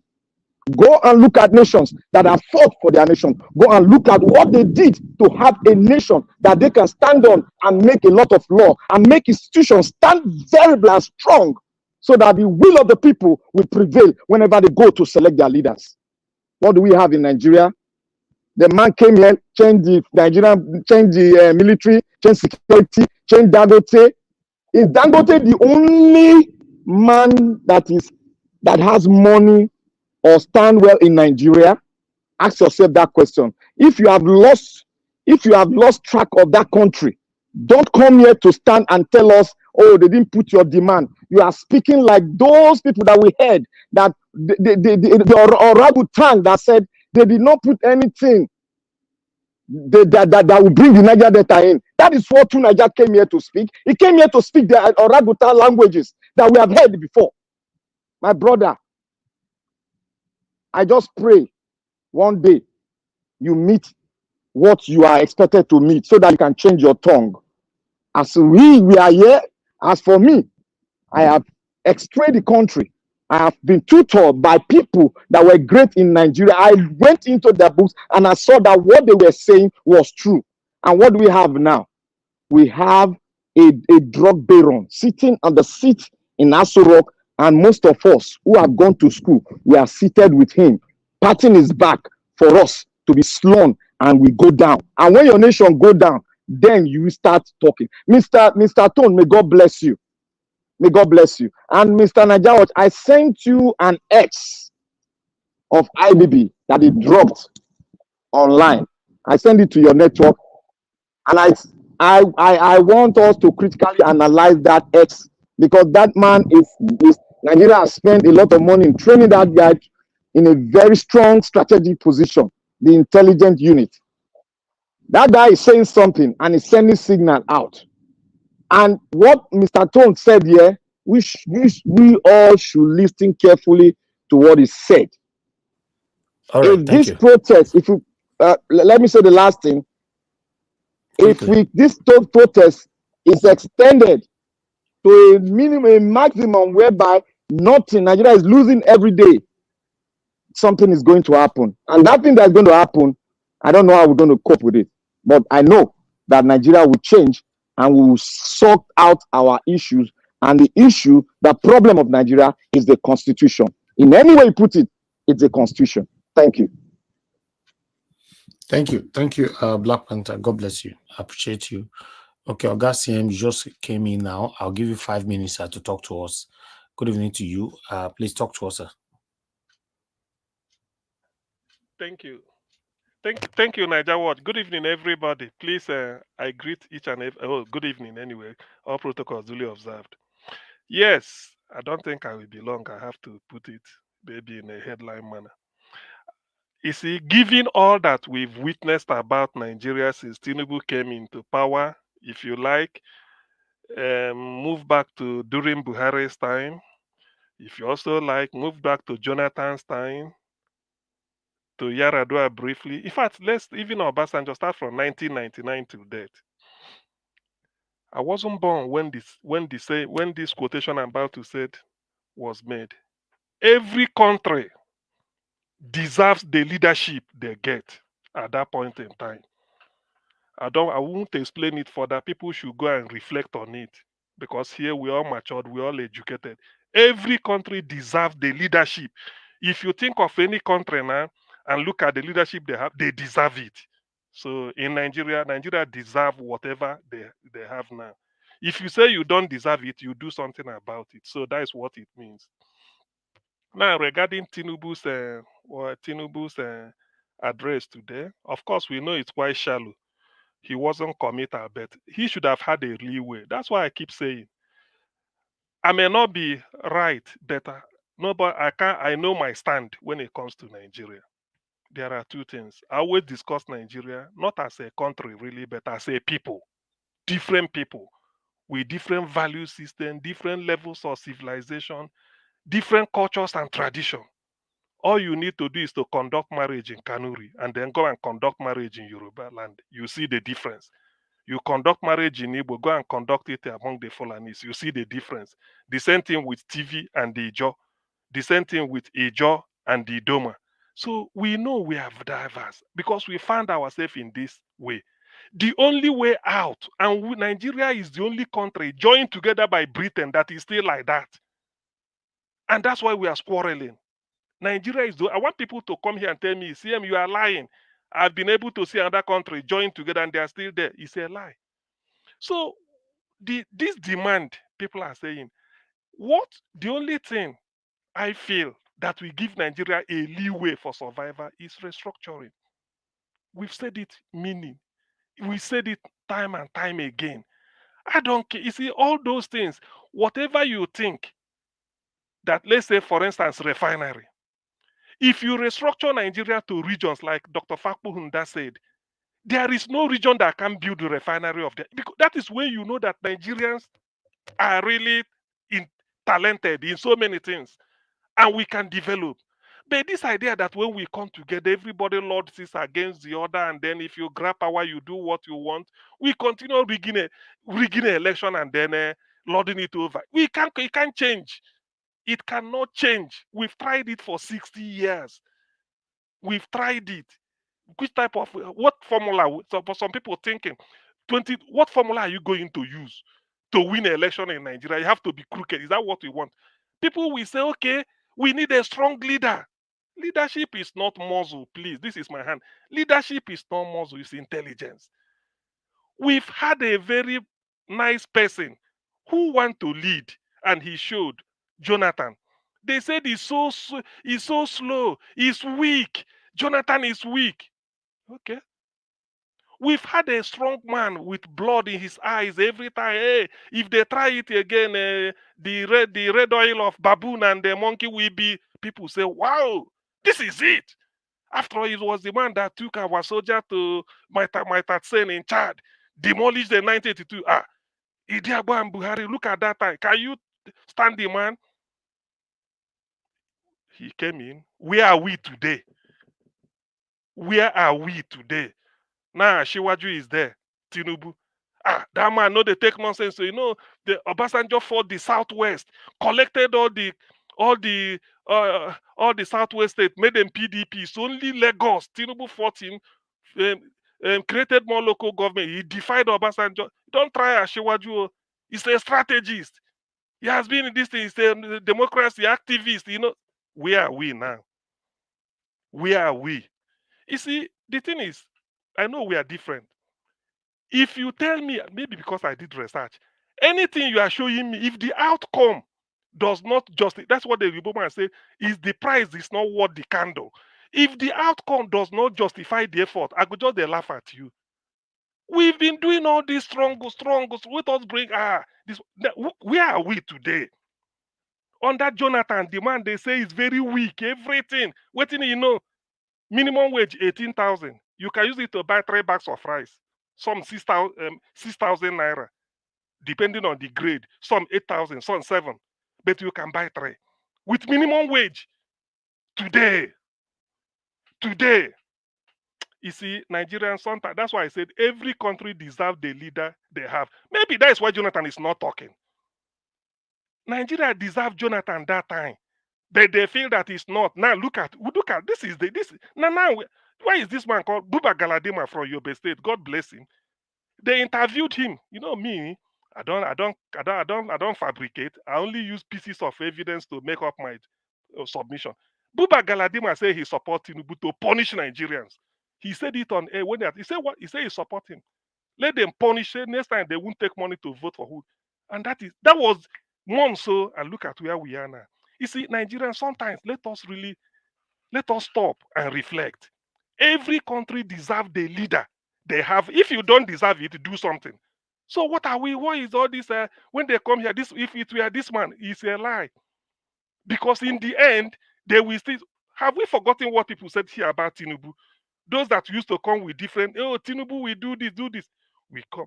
Now, what is happening?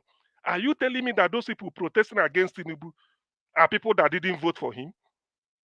Is that what you are telling me? That those that voted for Tinubu are happy?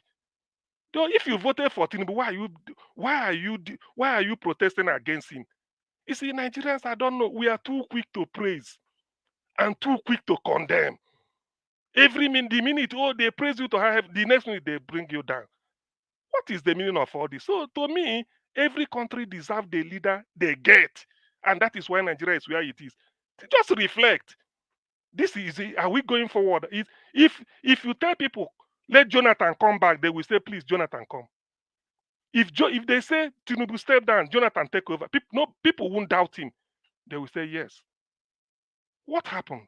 Because when he was there, like somebody talking about the North, are they not the people that brought Boko Haram and the insecurity just to discredit Jonathan? Kayode Fayemi, PhD, University of London, in military studies.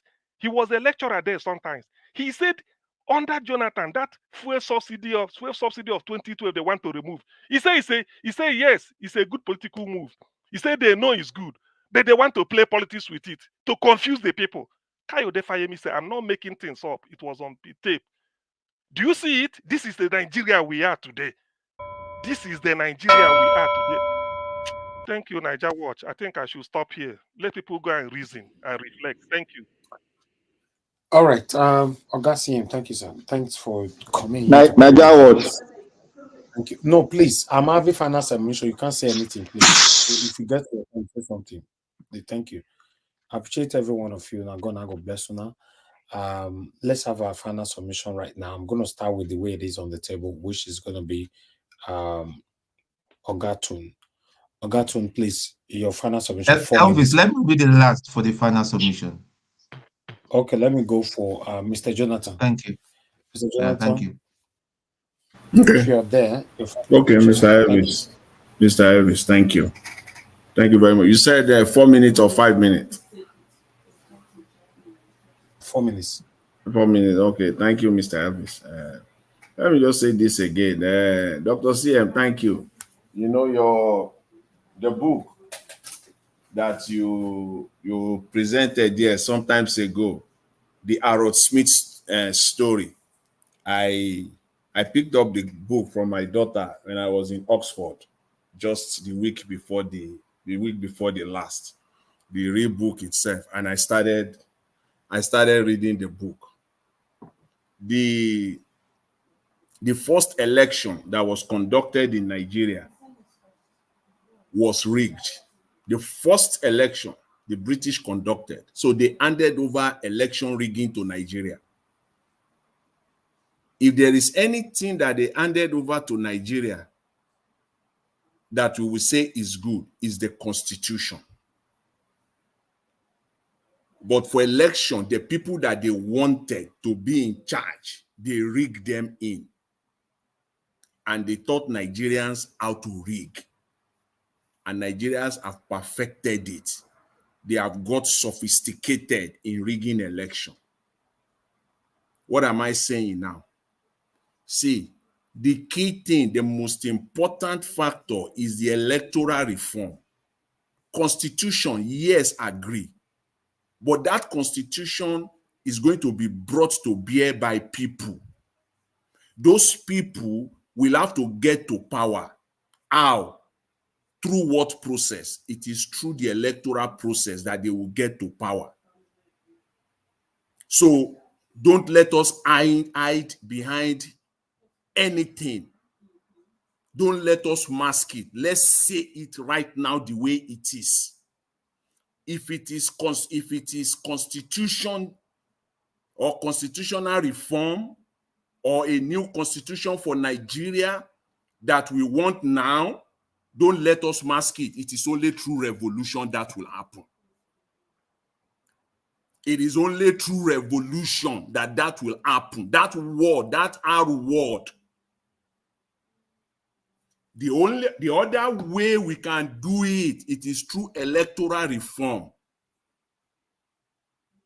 The people that are there now, they call themselves Democrats. They aren't Democrat anything. They are not Democrats. These are just power grabbers. These are just money. These are just political jobbers. They are just there for themselves and for themselves alone. That is just the truth. It is the key thing, the fundamental thing Nigeria needs now is the electoral reform. If we have election in Nigeria, then you will the real people, the true people, the genuine people, real Democrats, they will get there. Politicians that will listen. Because if a politician knows that he's truly elected by the people, if the people comes out like this and protest, he will listen.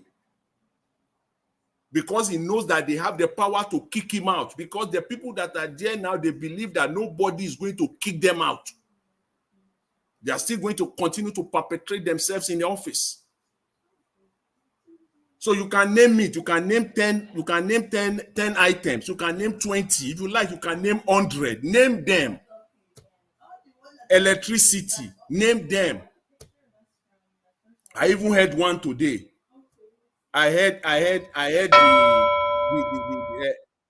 okay, Mr. Elvis, just let me leave. The key thing, the fundamental thing is electoral reform. Without that, it's not going to happen.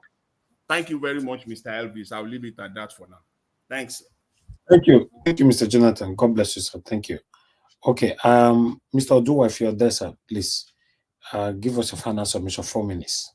Okay, thank you. Thank you, Mr. Najawash. I thank everybody and that our brother who know that this specific demand is electoral reform.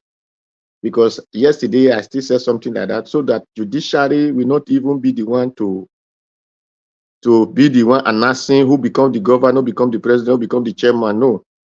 If the electoral system work that is the people demand, the people choice that won the elections, everything will be well for the people.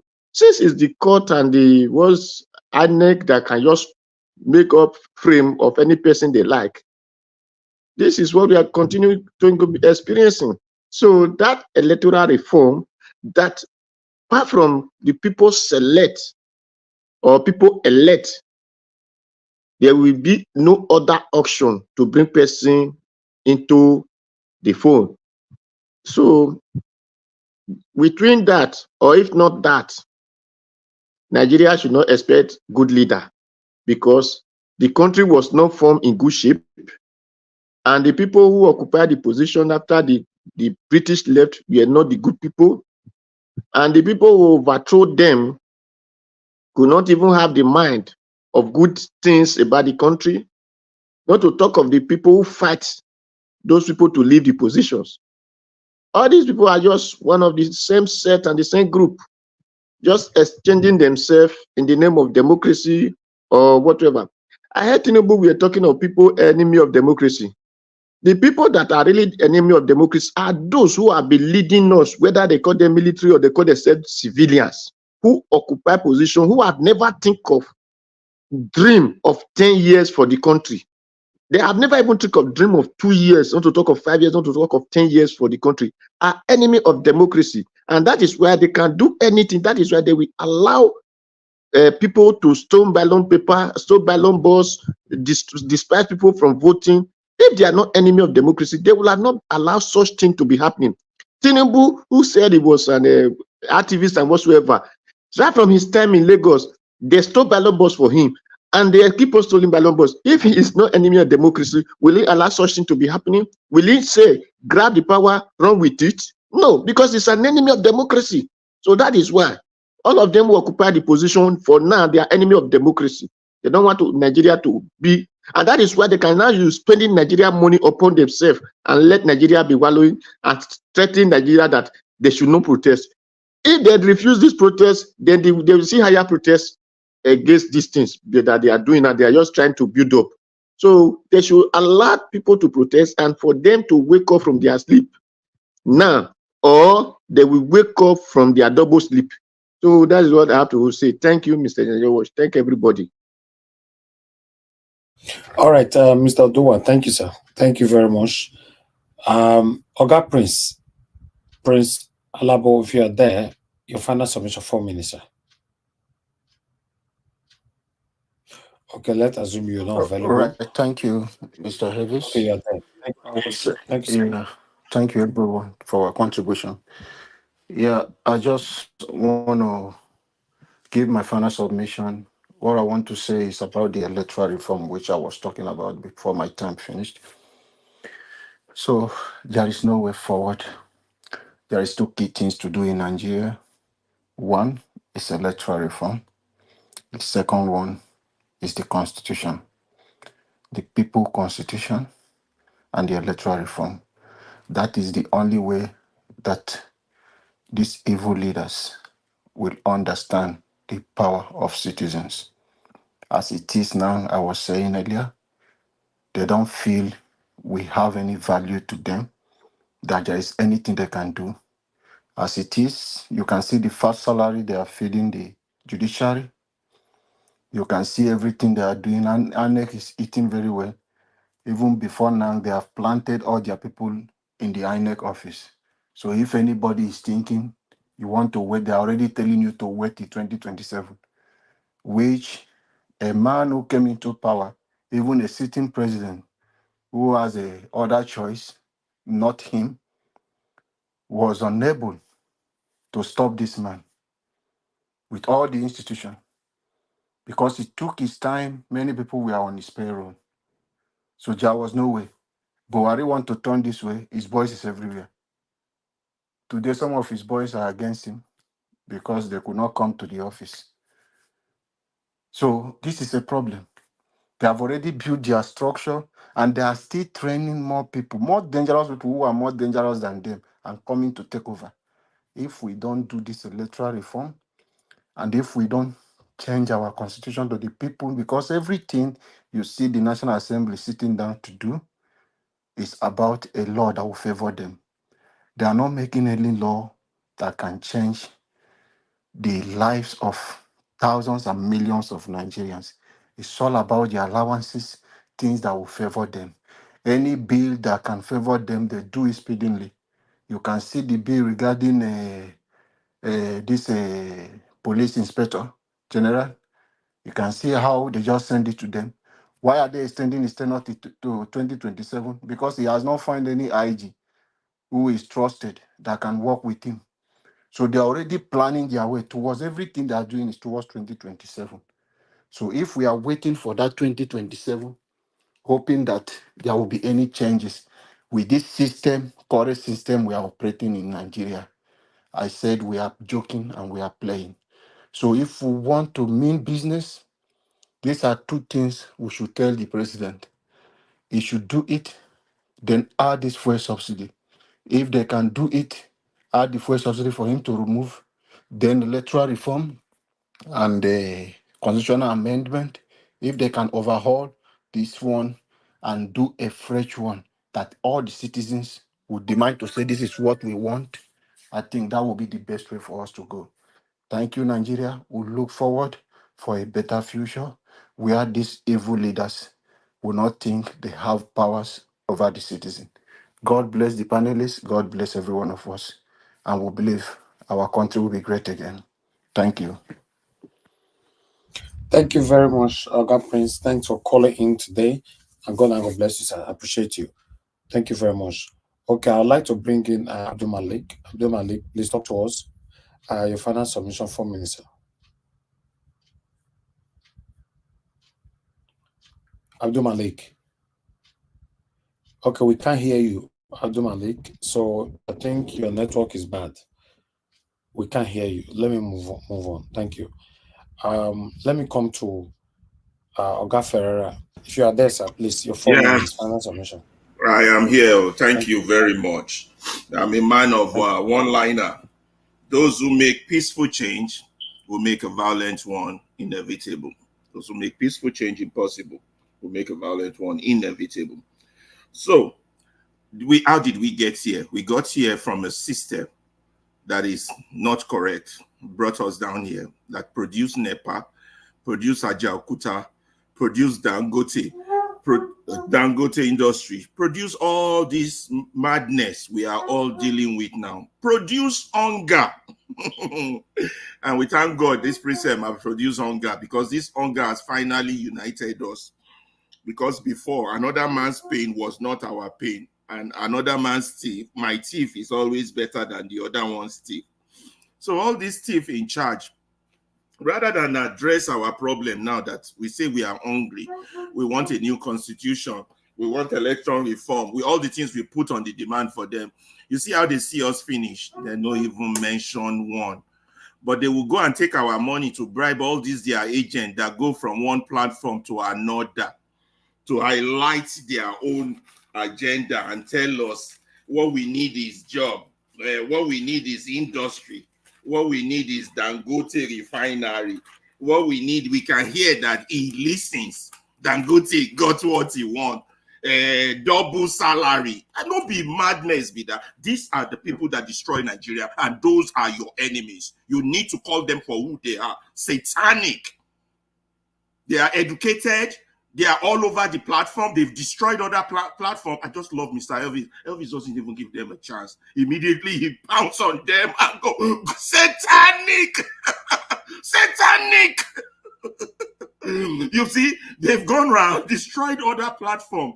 And when they can't operate on those platforms, they jump back down here to come and start that madness. Those are the dangers. Those are the ones inhibiting us from progress.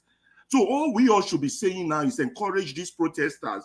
One thing got to break. We can't continue like this. It's either the government breaks the people or the people break the government. Either way, this impasse will determine that. Let me stop there, but be careful of your enemy who comes here and start gaslighting you. No, they should have focused on, how can you focus on security when your people cannot eat? The basic primary food, shelter, and water, your government cannot even provide. Economic security, they can't provide. You're saying go and buy guns, hire soldiers, fix refinery. Who spoil refinery? The person will fix refinery, now you won't fix them. Or the person will damage election, now you won't fix election reform.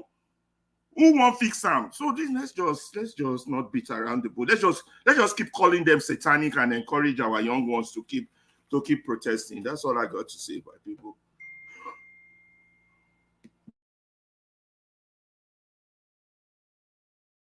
Thank you, Mr. Elvis. I'm done. Thank you. Thank you, Okafor. God bless you, sir. Thank you very much for your presence with us. Okay, can I go now, Elvis? Okay, go ahead, sir. 4 minutes. Thank you. Okay, right. I'm just going to make it very short as usual. Everybody has spoken. We keep calling for electoral reforms. Listen, people, what we see here, see we know that the constitution we have now is not perfect. But if we had honest people, near honest people, we can make it work. But is it the corrupted judiciary that is going to reform the constitution, or the National Assembly, or the senators? Even the Labour Party people that have been voted in there, they join them, they thief money now, they chop money, they all collected the so listen, this is not working. This is my own opinion. If there is no punitive measure for stealing money, people will not be deterred. There has to be some serious punitive measures to deter, to serve an example, either firing squad or life imprisonment. It sounds sinister, but it's just the reality.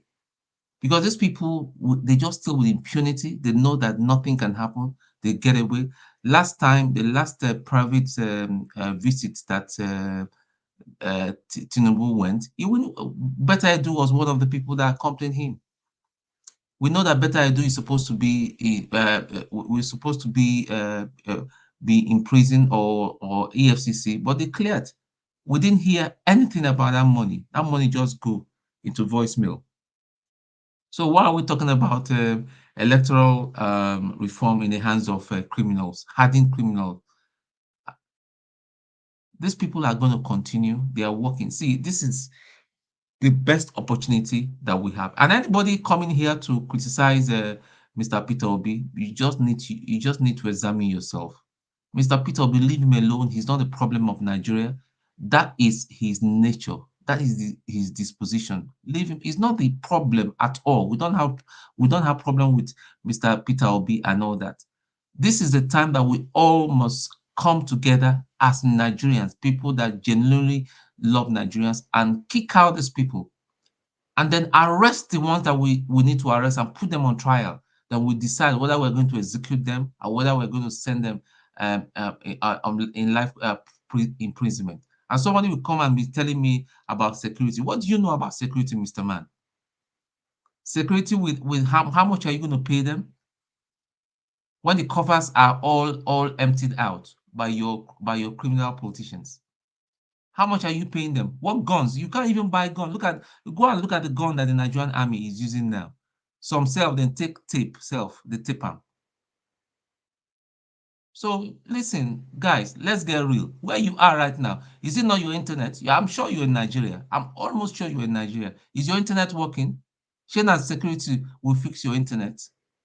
Man, just get real, man. See, listen, this present setup that's been going on for years and years needs to be brought down, and we start over again. Even I personally, I don't believe even democracy is meant for us and all that. We need to create a system of government that is for us, by us, for us, and affordable. Thank you, and good night, everybody. Ogatun, thank you, sir. Thank you very much. I appreciate you.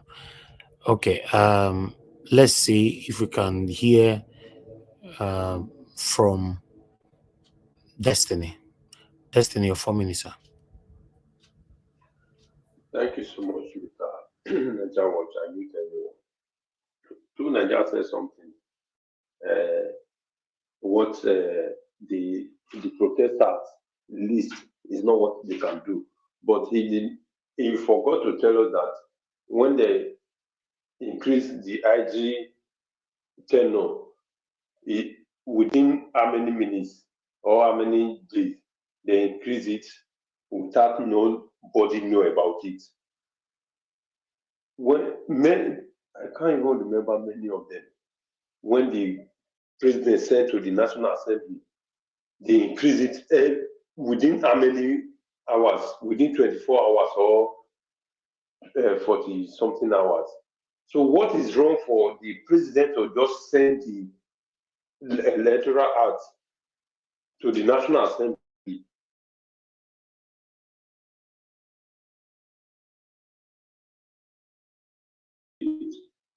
Electronics.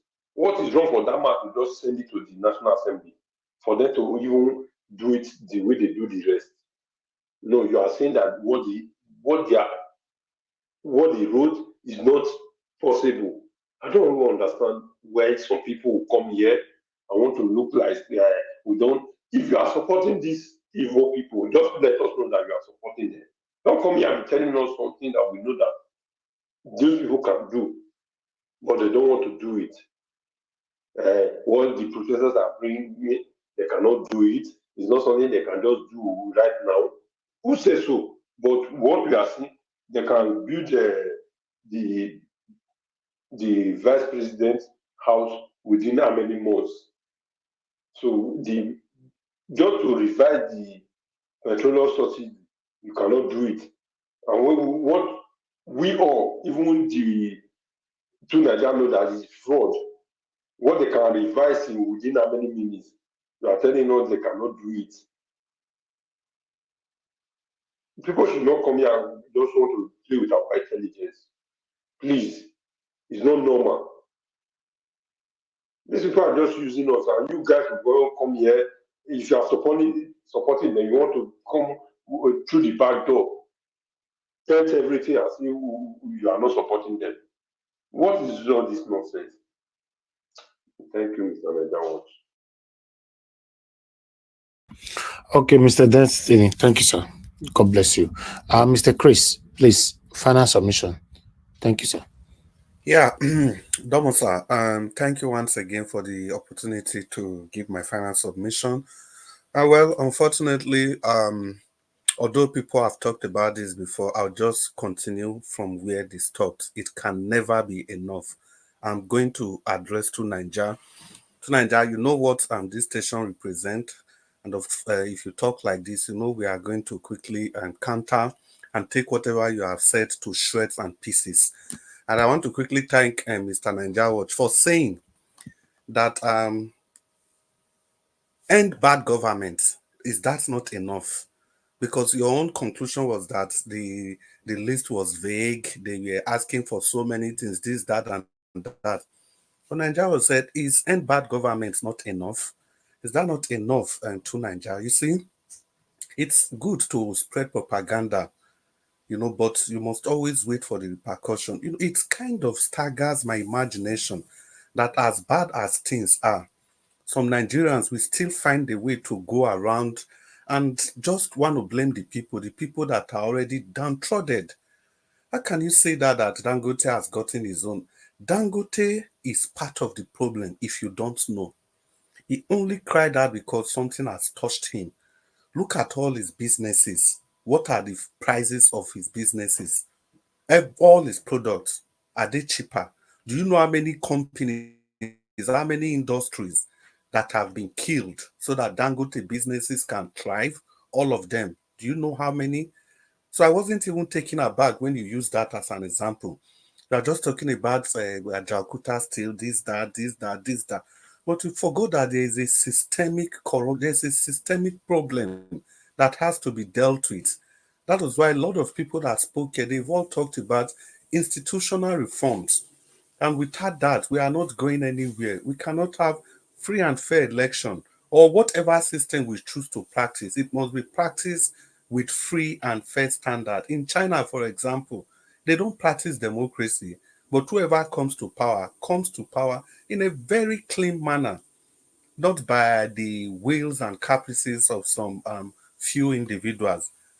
Mr. Dua said something in his first presentation, which was very profound. That's Nigeria. We think Nigeria is not working, but it is working for the people that owns Nigeria. And Dangote is part of those people. Mr. Dua went ahead to say Nigeria is like a company, and the directors of the companies, things are working for them. For example, he said Shetima got his own house, the vice president. Dangote has gotten his own. Tinubu got a yacht. He also got a new aircraft. The Inspector General of Police got immediate promotion. The judges, their houses were built for them. And just name them, look at the people in the corridors of power. The people that are running the enterprise, they have all gotten what they want. So Nigeria technically is working for them. That is why they don't simply care. The rest of us are just, they see us as collateral damages, if I may use that word. But that doesn't describe you and I. I'm just trying to paint what they think in their mind. So as long as we are here, we are continue going to say these things the way they are. Nigeria cannot work for some group of people, while the vast majority of Nigerians wallow in abject poverty.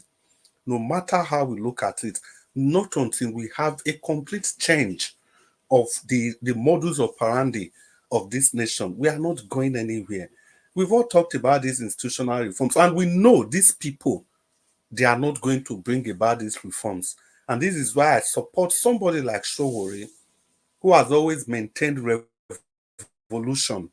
It's only a revolution that will make these people to be afraid to do the right thing and proper thing. Remember, there's this French president, I forgot his name, who said he was the state. He said he was the state. He felt so powerful that he called himself the state, that nothing can happen without him. And that was what led to that French Revolution. And that is where we are going to. I'll just go up in 10 seconds. Louis the 14th. Louis the 14th. He called himself laissez-moi passer. That he is the state. No, start, le moi de start. Le moi de start. He said he is the state, he is the country. And the people revolted against him. And that was what led to the French Revolution. And from that time till now, it has been democracy and the people won. The same thing is going to happen in Nigeria. And Wole Soyinka, he wrote that in his submission yesterday. Well, Mr. Njawaj, time is never enough. Good evening, and thank you, everybody, for listening. Thank you, sir. Thank you, Oga Chris. Thank you, sir. Thank you very much. I appreciate your time with us today, as usual. Okay, let me come to Black Panther. Lap Panther, your final submission, 4 minutes. Then final Thank will be you. Thank you, Naija Wash. And that's it. May God bless you for that analysis you made. You emboldened the short one I gave. And thank you very much. Very, very much. You made it very clear. Native intelligence, super. You are awesome. You see, most of us that are calling, like Mr. Jonathan said, we should do electoral reform. Mr. Jonathan, you know that your electoral reform cannot be effective when you don't have a strong judiciary. And what brings about strong judiciary is your constitution. It's constitutional reform, if you want me to call it that way. Go and look at the history. How, what is his name? MK Abiola, the electoral reform that we used when MK Abiola was coming in was superb. Line up, we count you 1, 2, 3, 4, 5, 6, and that's all. And that's all. So on that ground, let us count that one out. Sorry for the little noise. I'm outside. And sorry, if we look at what Tunaja said, you see, Tunaja have not been in the scene for long now. If people don't know what is happening, let me say it. He went to sign a new contract and is back. Look at what he said. Just oppose it with what Aragota said, the man from Bayasalan. Just oppose it with it. It's exactly what the man said. That is what Tunaja said. Aragota said the Niger Delta issue was not there. So therefore, it's non and void. Now, Tunaja said that his own is not there. Therefore, it's non and void. So if you look at it,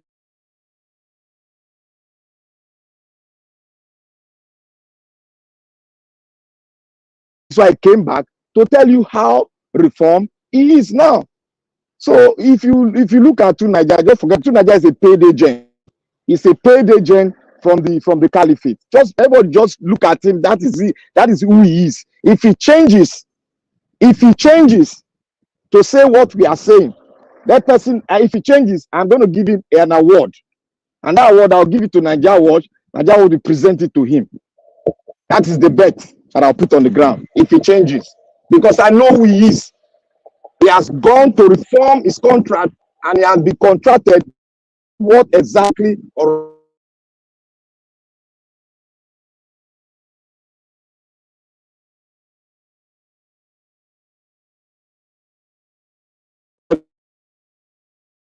we see because thank you, Blap. Thank you, Blap Potter. Thank you. Your network is failing and you are consuming the time. Thank you. Thank you for your submission. I would like us to move on to the next person so we can move on. Thank you very much. The last person on the panel is Ogasiem. Ogasiem, please talk to us. Okay. 4 minutes. Thank you. In my 4 minutes, I think I thank everybody who has spoken. Actually, for instance, let me refer to Asari Dokubo, who was saying that Niger Delta should not participate because there's nothing for them or something like, say, where is East-West Road? The item number 9, because I have the demands here, 15 of them. It's a restructuring of Nigeria to accommodate Nigeria's diversity, resource control, decentralization, and regional government. What does Ogoniman want? Resource control, so that they can use the money and clean up their system without going to Abuja. So maybe Asari didn't see all this. What they wanted is reflected here. Then the electoral reform is very important. Electoral reform, I think I have it here as item 15. Reform the electoral system to make real-time transmission of electoral results from the polling unit compulsory, without which the election from that polling unit will be deemed not to have taken place. So that is it. Because you can't get good people, clean people into government or into elected office if the system is not clean for them to run. Because if we know the system is so clean you can't influence it, we can decide here to Nominate somebody, say, look, let's do go crowdfunding for you. Even if it's a councillor, go and start. Because we know we help you campaign, maybe come down and help you. But because the system is so crude, it won't work. That is one thing. So there are a lot of, if people go through these items, everything is covered here, to be honest with you. Now let us even say this. If Tinubu is serious, he can say, okay, I will work on electoral reform. What do you people want? Nobody should tamper with beavers anymore. There's no court that will declare anybody winner. If the electoral officers, INEC, say there is need to repeat it, they go and repeat. You don't go to court. You don't need court. It's not court that will declare. You repeat the election until a clear winner emerges. So because the system is clean, so that's what we are going to do. Now on every other thing, sometimes that's why I want people to even sort of search themselves. What really will somebody gain to be feeding off Nigeria, whether you are paid or you are not paid? What really will you gain to be feeding? Look at everybody on the street. When I look at it, some people think it's not a joke. What are people complaining? They say they are hungry. You can't buy food to eat. Why? Because the farmers, okay, look at Benue State. Okay, for me, let me say this. I know time is going. If I'm to tell, I said it here as if I knew this end bad government will come. I told people, say, look, I know Tinubu is illegitimate. He stole the mandate. We all know all these things. I say, but I'm prepared to give him, let me say, a good. Everything cannot be a word contract. It cannot be spend money. I said, you are the commander in chief. People forgot that president is not only is one aspect of it, the civilian aspect. The other one is called commander in chief. In other words, if you tell the military, say, look, I want you to march into Niger, give order, they will move. So you are the commander in chief. Why not move straight to Benue State? You go to refugee camp, according to what I heard this weekend, say there are more than 2 million scattered all over the place. Go to Benue State. Go to refugee camp. They will put the seal on the podium where you're going to speak. Seal, President of the Federal Republic of Nigeria. There you say, here and now, I declare this refugee camp closed. These people, the army, the navy, march them to their homes. They know their homes. These are farmers. That is as you may not know. You may add 1%. You may improve the food production by 1 or 2%. March them home. Who are those people occupying their houses? Because if you are in a refugee camp, whether you like it or not, any day you open your eye, your mind will go to your house. You will say, look at my pawpaw. By now it go down ripe. Look at the orange at the backyard. Look at look at my bed. Everything. So that is it. So do this. End refugee camp in Benue State. I'm not from Benue, but as a leader, there are certain decisions you take. It may not cost you money. Has they done it? So these are some of the things that when we cry, it's not everything you say, expect this, expect that. You are the commander in chief. The fact that ISIS is having their flag in your country is an insult to you. Commander in chief, and some people are coming to hoist flag, a terror organization in Niger State, and bandits are operating. You say you are sharing your territory with other people. You are not in commander in chief. So these are some of the things that when we say it here, then with all this type of nonsense, somebody will say you are an agent. How can you be an agent of this type of satanic people government? You cannot. You can't feed off people. That's why when we are discussing some of these things here, I always like to make my own known. I make my point known, and I criticize where it is true to criticize, and then give constructive. Even if somebody like we were saying, Tinubu rig election enter.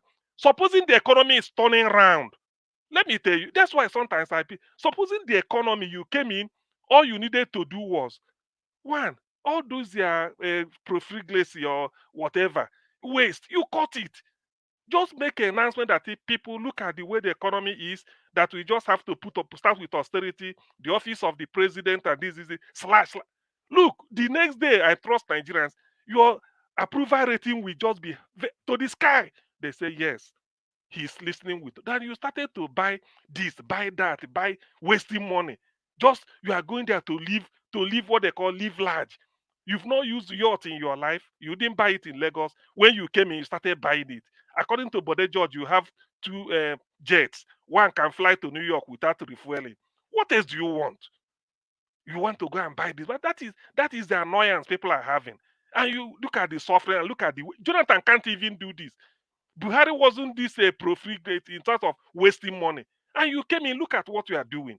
So that is why people are annoyed. And then you hear people going to be an agent of this type for what? What are you going to convince me for? There are certain things we need. There are certain things this government should have put in place, at least because people are hungry. Whether you voted for Tinubu or you didn't vote for him, everybody is hungry. Just do something. Let people eat. And by the time people are, at least they can get something to eat, they leave the street. Forget that the politics can start. That is the way to do it. That is the way. Then we can answer, okay, hey, you're APC, you are PDP, you are Labour. We start politics. But for now, everybody is hungry, and you have no clue what to do. Otherwise, you are just talking down the people. Even those that voted for you, that is not how to do it now. That is not. So it pains me that maybe somebody can even be making an excuse for government. There is nothing here that cannot. There is all this demand. There is nothing there that Tinubu cannot even meet people demanding in Abuja. There they say, look, okay, what do you people want? Out of 15, you say, okay, 5 will be taking place this month. You summon the senators back from your distance. This is a bill to consider. When you are doing this, look, all you are seeing, so whether you're a drug pusher, drug baron, people will forget.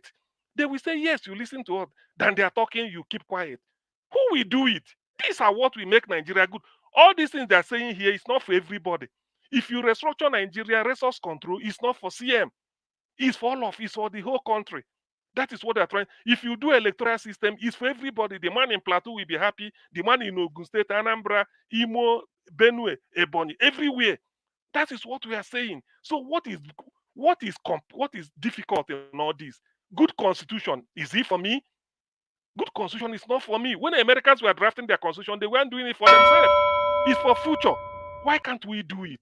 So to me, Niger Watch, I'm so grateful for the opportunity, but please, people should be able to reflect. There is nothing on this charter of demand that I can say that is not relevant, and all of them are achievable.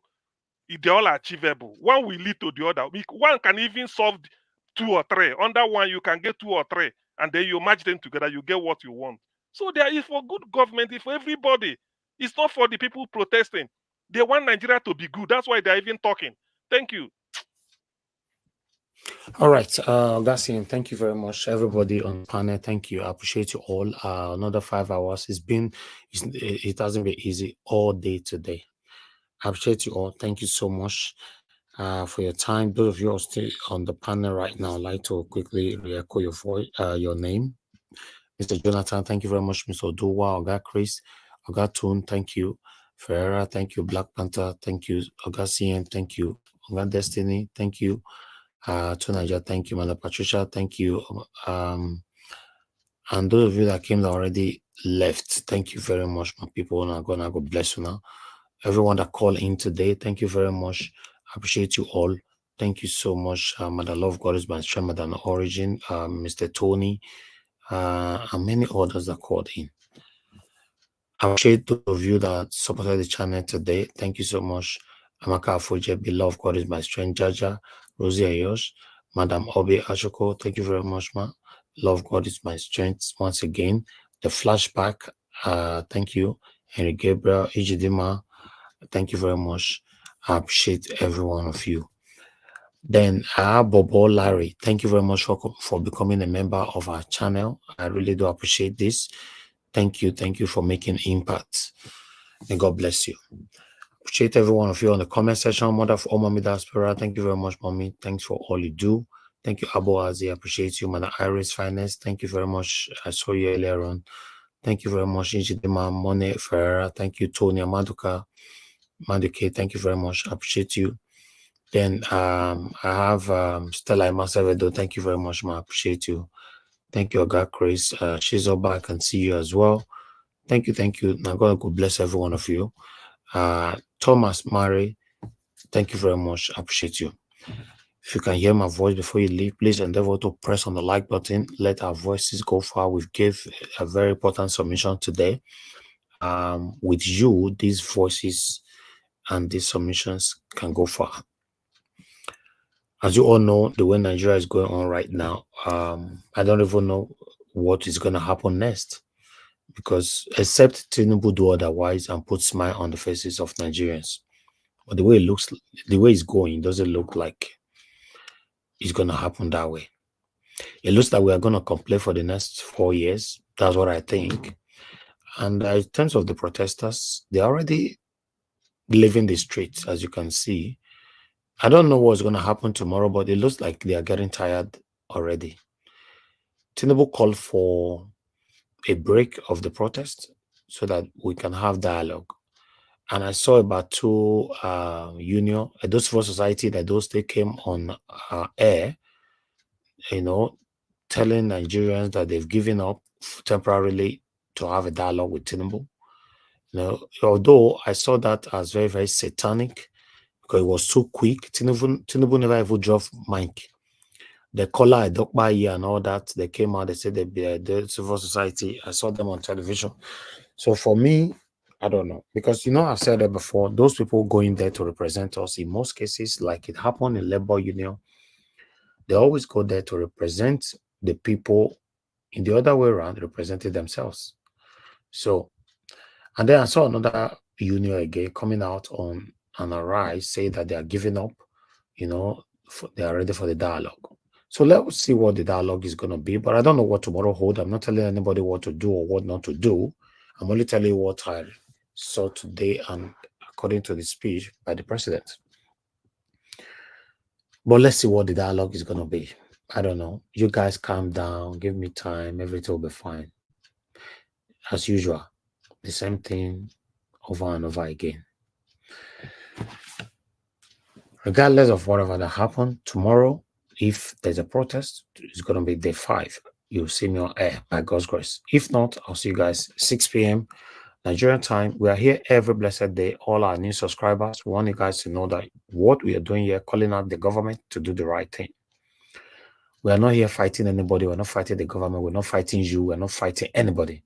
We are just here demonstrating our constitutional right to call out the government, to tell the government what we are passing through, to pour out our plight to our government, to do the right thing. That's all is your constitutional right. That's what we're doing. So if you are here because of that, you're in the right place. But if you are here hoping that somehow, someday, Nigeria will be set ablaze and all that, this is not the right platform for you. There's so many other platforms advocating for those rubbish. You can join them. But if you are here for a better Nigeria and you want Nigeria to work in your time, you're at the right place. That's what we're doing here. Thank you very much, my people. Let's stand for what is right. Let's say it how it is at any time, any day. As long as you're not misleading, you're not lying against anybody, you're not passing misinformations, always do it and do it. Yes, sir. Niger, what? Sorry, I think maybe I'm the only voice missing. The other thing I overheard, I wasn't here that day. The day you hit the 100, is it 100,000? Is it 1 million or 100,000 mark and subscribers? So I'm so grateful. It's a good milestone. It's 100,000 people cannot be 100,000 people cannot be wrong, isn't it? That's what it means, and that is the strength, and that is the testimony. That is the testimonial. So it means that 100,000 people have given you reference letter. So that is the meaning. So all of them cannot be wrong, and all of them cannot be bought with money. So even if you buy some or you coerce some, at least there may be 10,000 or not 10,000, maybe at least 20 or 40 or 50,000. That these ones are willingly. They did it willingly. So to that extent, it's something good. So more grace. I didn't know. I keep forgetting about it. Thank you. Thank you, Augustine. I appreciate you, sir. Thank you very much. When people follow you, they follow you because of something. So the day you try to change your ways, then that's where the problem lies. Yeah. So the people that's following me, they have a reason why they're following me. We don't go to people's houses to bribe them, to beg them to follow us. They follow us. They listen to you. Before people click on your subscribe button, one thing you must understand, because that's what I do anyway, they listen to you for a couple of times. Once they find out that they're in the right place, they'll click on the subscription button. So that's how it works. So let's stand for what is right. Who will stay will stay. Who will leave will leave. But it doesn't matter. It doesn't change you. That cannot stop you from who you are. Do what is right. Stand for what is right, even though what it you standing alone. That's what I do. That's what I've been doing. That's what I've been practicing since I was born, or rather, since I know what I'm doing from baby to now. Yeah, that's just my life. I don't live fake life. I don't have anything to hide. Because I don't have strength for fake life. Let me put it like that. I don't have strength to come on air to deceive people. Many of you know better than me, so I don't know how the people that deceive people, how they manage to do all that. You just train, only you just train, wear suit, iron your shirt. You say you want to go deceive 1,000 people that is watching you. I don't know how you manage to do that and you get away with it. Even though you get away with it, I'm telling you, people just choose to be silent doesn't mean you won. Then they understand who you are already. So You, yes, Naija, sir. what you can as well ask, why are people paid agent? You can, Yeah, the people that are paid agents. according to Black Panther, why are people paid agent? No, the people that are paid agents, this is how it works. These people that are approaching people to pay you, they approach everybody. Anybody they know that already have a voice, you have follower, they approach you. And the good thing about it that I love so much is that these same people know the good people. The people that is paying people to do whatever they are doing, the people they are paying, they don't like them. Right? I'm saying the politician who pay anybody to go do anything, that politician doesn't like you. You already know the work that you can do, and that's all they need you for. Right? People like us, politicians will always respect us. It doesn't mean we are better than anybody, but you're not better than me as well. They will always like us. They might not prove it to you.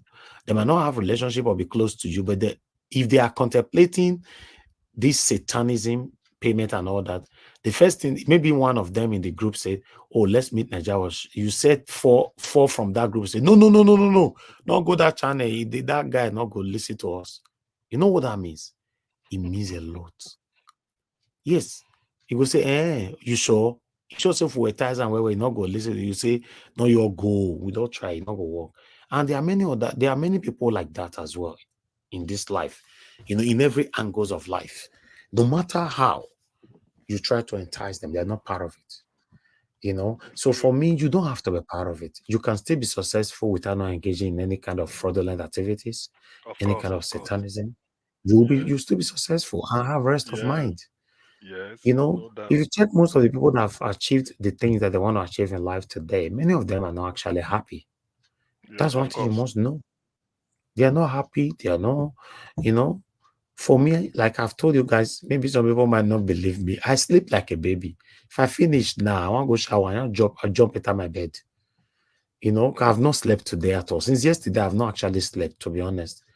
And, it's been a while that I've lived this kind of life, So I sleep like a baby.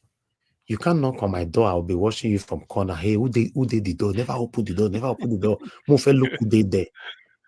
All these things are the reason why a lot of people have health issues, because your lifestyle is not straightforward. You steal from other hardworking people to enrich yourself, and you call it a job man, or what do they call it, job, or there's a name they call them, say hard man. No, not hard man. There's a name they call them. Then the name they give to themselves. Smart man, smart guy. Yes. The guy is smart. He's a Yeah, smart but say guy.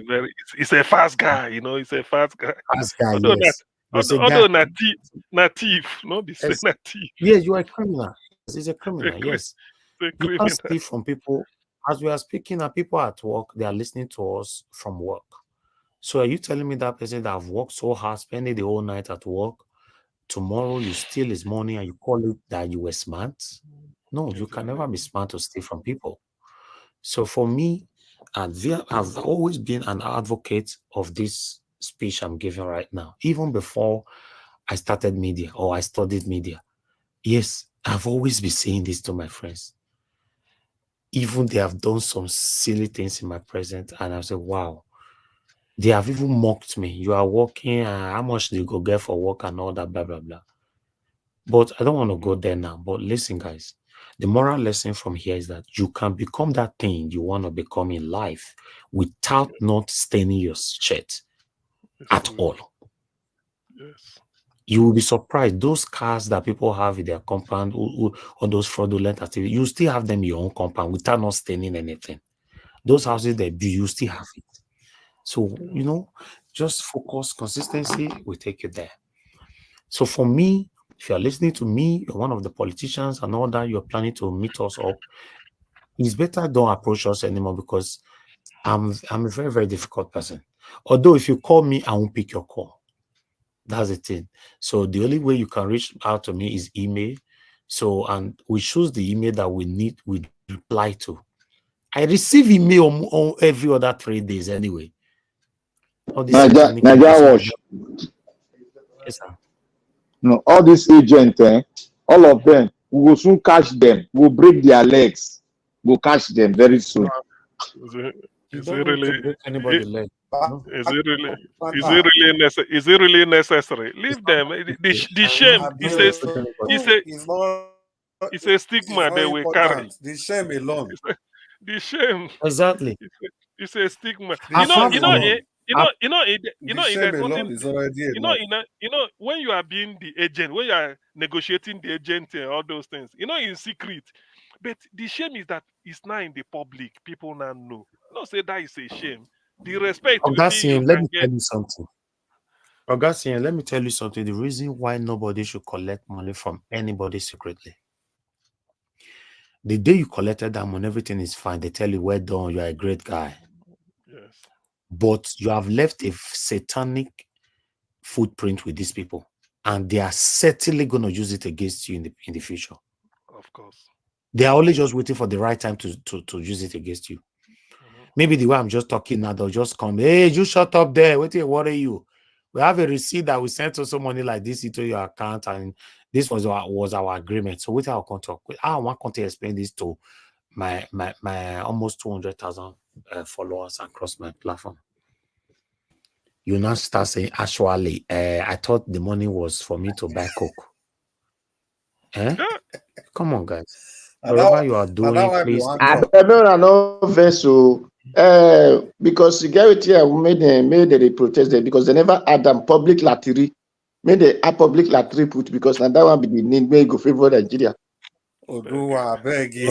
Odua, you two the lesson. Which one you there now? When I'm not doing this topic, I beg. I'm not going back to where we finished already. Please. We are not talking about protest now. We are teaching moral lessons. You guys want to change the topic, please, guys. You don't need to be the richest person in your streets. You don't need to be the richest person in your family. You don't need to be the richest person in your country. In fact, you don't need to be the richest person in the world. But as long as you know you are satisfied, you are contented with what you have, you always have more. There's another thing that I've never addressed before on this platform that I would like to say now, because I know they might be listening as well. I receive a series of emails almost every other day. Some from the satanic, maybe politicians, but more from fraud stars. Many people, have you guys ever seen me? Let me ask you guys a question that you must know that in this platform we are too transparent. Have you ever seen Nigerians was doing advert here? No. Like, do you know how many companies that reach out to me every other day? More than 10 in a week. Companies that want to use my platform for advert. Like you guys have been talking. I will just play something. I did it for SendWave before. I did it for Word Remit before in the past. But I stopped these things because the reason why I don't do it anymore, for you guys to know that money, I like money, but it's not, I don't worship it. They reach out to almost even yesterday, every day. But my fear now is there's a lot of fraudsters now hiding under investments, under this advertisement. And whatever they give to you and you bring it into your platform, it will destroy your platform. I don't supposed to say it, but I'm helping other YouTubers that is listening to me right now. For some of you that like money so much, you'll say, oh yeah, we're gonna pay £5,000 advertise our company for the next 2 weeks and all that, blah, blah, blah, you fall in trouble that might likely cost you your channel. I'm telling you this today. I'm actually talking to YouTubers. We get this every other day. Every other day. But now, my main concern now is that out of, let's say in a month, 20 advertisement company that reached out to us, there's every possibility that 2 or 3 of them is real. But because I cannot ascertain the real one, so I've categorized everything as a threat. Everything. So this is the reason why for the past years, I've never done any single advert on this platform. I've never. The only companies I can do advert for now is going to be StreamYard, which I'm already doing for StreamYard. StreamYard, and you must be a company that I can walk to. I'll walk to you. We sit, we discuss it, we sign the document. All this online. If you're a YouTuber, I'm giving you information that you need to pay for before you get it, but I'm giving it to you right now free. Be careful. They are listening right now. So many companies have written to me, you're not responding to us, you're not doing this, you're not doing that. Some of them even offer me $5,000, $10,000 and all that to do advert for them. But when you know out of 20, you have 16 fake things inside, how do you identify the remaining 4, if the real 4? If you dare because of money and fall on it, you are finished. So now advice I just passed to YouTubers, because I know I have lots of YouTubers following us, maybe small YouTubers and all that. Be careful not to run more than your shadows. All right, because they might send you the money, and the way it works, they might even send you $1,000 first to start the advert. And you might be thinking, oh, they are real. For them, they already pay me advance of $1,000. They are real. They pay $1,000 to bring your channel down. If that's $1,000 is what cost them to see your channel go down, they are fulfilled forever. Because if you get carried away, you see, that's why Niger Watch. I think if somebody has this instinct of not being tempted by money, the person will go far in life. Of course, you will go far in life. If you always have the instinct that money doesn't move you, just shake it, you will go far in life. There are a lot of things, because that is what they use to ruin a lot of career, a lot of things, so many. Money. That is my life, or that is the life I've lived all my life. I don't know how to put it on. All my life.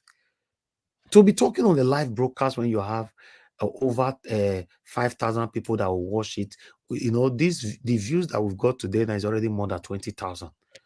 You know what that means? So to be talking on air and be saying things like this, it's not by joke. I'm telling you guys what you can learn from us. Not only your pastor you can learn from, or your traditional rulers. Sometimes we should learn from each other. Don't run more than your shadow because you want to make money quickly.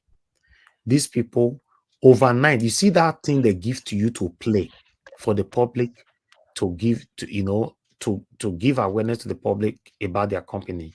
If you play it once or twice on your platform is gone. But you will not see it. You just think it's just a normal video. So I'm telling you guys now that people like us, because we are big channel, we receive advert every advertisement proposal every other day. As I go to bed, I wake up, I see many adverts. We'll be reaching out to you. This is the 5th time we're reaching out. Please, we want to do this. If you haven't that with us, we can pay advance. We can do this. We can do that. I don't respond. I don't do anything. I don't even respond at all, because don't allow yourself to be tempted. Because once you respond, oh, how much are you going to pay in advance? They'll tell you the total amount is 5,000. We can give you 2,500 for you to start the business for us. And that 2,500, you bring the video here. When that CM.talk finish, I say, please let me put in the advert. You play it once, you play it twice, you will all look good. You have to be careful. When I did for SendWave, then SendWave paid us £4,000 to do the job. And SendWave is Many of you know Sendwave. Sendwave is a company that where you can send money to Nigeria and all that. You know, so I did for World Remit as well. World Remit paid us more. So there's big money on these things. But for me not to be doing it, that's when you know that I can never collect money from politicians. Because I have other way I can do, I refused. Then finally, Dino Malaye wanted to come here.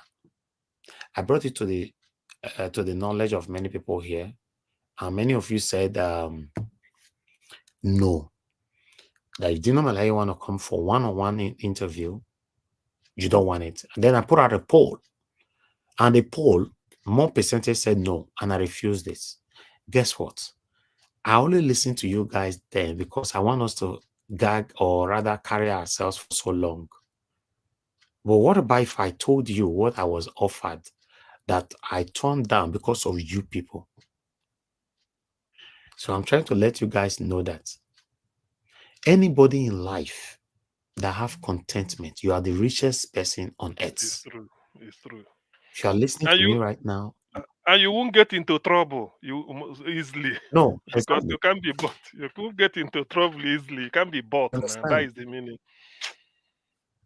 So anyway, I'll leave it like that. Thank you very much, my people. I appreciate every one of you. I just wanted to teach others because I'm hearing how some channels are falling into trouble here and there. Some of them try to reach out to us. I don't reply any messages and all that. I'm very difficult. I don't know. I'm sorry, guys. I'm difficult to get once I off my channel. I don't receive I don't reply emails. I don't do, except say I know you one-on-one already. You know, so I don't know who you are. I don't know the person that is behind the email. So for me, I don't do these things. Yes, sir. Did you see the X message I sent that Babangida sent that I sent to you? You're on the WhatsApp, right? Yes, I snapped it from my other phone and I sent it to you. I'm not sure I've gone through it though. Today has been Go busy. through it. Today you send. You will see the signal is sending forth to his people. All right. What in there inside? I don't want the topic to be changed. I'm sorry, please. Okay. I don't want it to be changed. You know, I'll go through it tomorrow when I have the time. But finally, I want people to. Who is this now? Where's this coming from? Black Panther, what's happening now? Mute yourself. Sorry. It's Black Panther. I want those of you that are building your channel to be careful. I'm only helping you though. Don't reach out to me privately, please. Just take my advice for you here and fly with it. You'll be better. You'll be good. All right. If we have to tell you our journey, you know, I go to help people, but I don't want to be doing all those things. You know, I would have liked to do one-on-one consultation, but I still don't need your money. I need money. Don't get me wrong, but I don't need your money to do all these things. You know, so a lot of you have also reached out to me. I should advertise your channel and you will pay me so that you can get more subscribers. I told you, no, I don't need it. I don't need the money. I don't need these things. Because the reason why I used to do that advertising channels, the reason why I don't do it anymore, I don't want to. What are you showing? What are you showing? Okay, end bad governance. Okay. If you're in Dallas, you can join us. This will be going out. We are making more banners. You will see this on your bridges. I'll make my manners, Mr. Elvis. I'm so sorry about that. Good evening to you. But if you live in Dallas, if you live in Grand Prairie, you live in McKinney, you live in Harlem, you're making a move to go to the City Hall in Dallas, you can join us. People are willing to contribute to this cause. So join us. We see most of this on your bridges. SMU Bridge towards downtown Thank Dallas. you. And so this is good. God bless you, my brother, for putting yourself to do this. I am really proud of you. Thank you. This is one of the things I talk about. If you can do this, do this. If not only you do it, now two, tell the other person to hold the camera, do it. That's it. You know, I really do. I'm proud of you. Anyway, what I was saying earlier, I'm done with it. So if you're a YouTuber, you can learn. But if you don't want to learn, you know better, that's fine. You know, Mr. Paul, you're joining us. We don't close. You coming this time.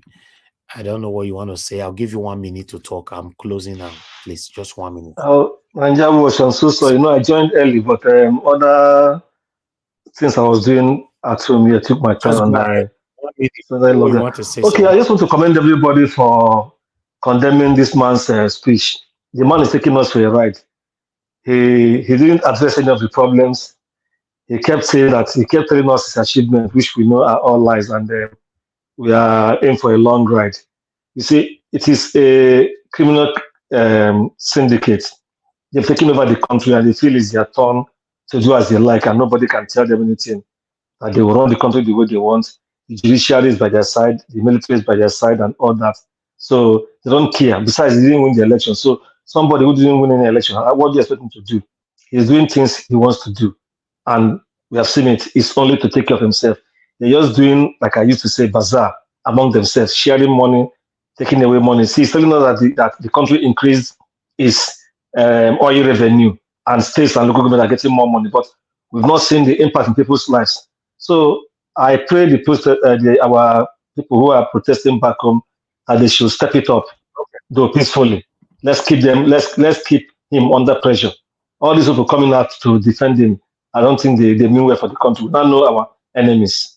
Thank you. God bless you, sir. Thank you very much, Mr. Paul, for coming back again to pass that. Give us about. You want to say something? Yeah, sorry. Thank you very much. I greet you. I make my manners. Sorry about it. Raise your voice, raise your voice, please. This is to everyone. Thank you very much. I think to my brother, Mr. Paul, Nigerians have tried. We in diaspora now have to take this to the next level. So I challenge everyone in diaspora. We now in diaspora, we need to do our part. We have always called Nigerians, so they are lazy, they are this. The kind of people, they are in fact, these guys are the best. In the face of bullets, they are still going out. So they fit, they move. What are we doing in diaspora? Let's not just be ordinary diasporans. Do your part. Let this thing, if we make this thing go better all over the world, Tinubu has no choice, he has to go. So Nigerians in diaspora, I challenge you. Let's take from the Kenyans, whatever you can do, even if it's your African market, take the banner here. Let them know what is happening in Nigeria. I challenge you, I beg. Let's do this. Thank you. And the people in diaspora now, we lazy pass. So if you say me really look up, let's assume, say, for like 20 countries in abroad, we occupy the whole streets. Where is that noise coming from? Always mute yourself once you finish talking, please.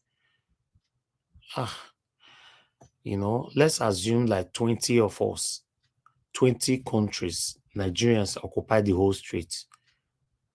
CNN, they carry, BBC, they carry for abroad, though. And we are complaining of one thing. But Nigerians don't do all those things. Now we complain past, but we cannot do anything. But nevertheless, I'd like us to move on. Thank you very much, my people. We need to move on right now. Thank you. Have a good night. Anybody want to say something quickly? 30 seconds, because I'm pressing the button. You know? All right. Thank you, my people. Allow me to end the show right now. Everyone listening to us, God bless you all. Do your part. Press on the like button. Help us to share. I'll see you guys again tomorrow if there's a protest. If not, 6 p.m. tomorrow. Good night and bye for now. No more bad government in Nigeria. Nigeria what? The only media that have been consistent speaking against the bad government and for the purpose for reformers. Nigeria what, yo?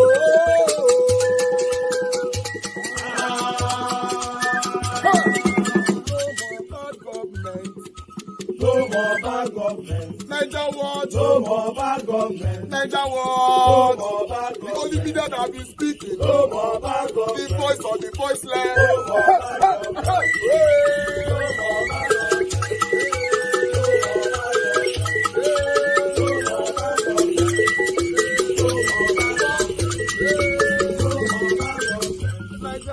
No more bad government. For the poor. No more bad government. Nigeria what? No more bad government. Nigeria what media.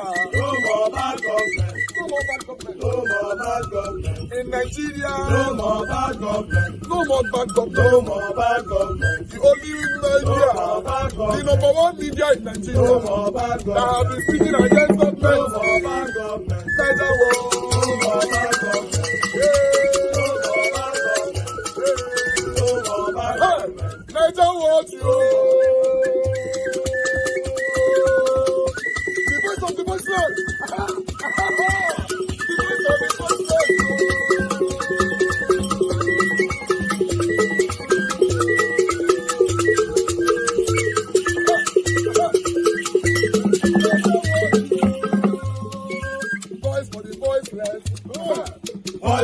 voiceless. Mega watch media. Voice for the voiceless. Mega watch media. Voice for the voiceless. The only media that have been speaking against bad government. Being consistency since 1944. Voice for the voiceless. Voice for the voiceless. Umuwame. Voice for the voiceless. Umuwame. Voice for the voiceless. Voice for the voiceless. Voice for the voiceless. Voice for the voiceless. Voice for the voiceless. Voice for the voiceless. I don't want you. We have been seeing how you guys have been doing. And we recommend to everyone in Nigeria.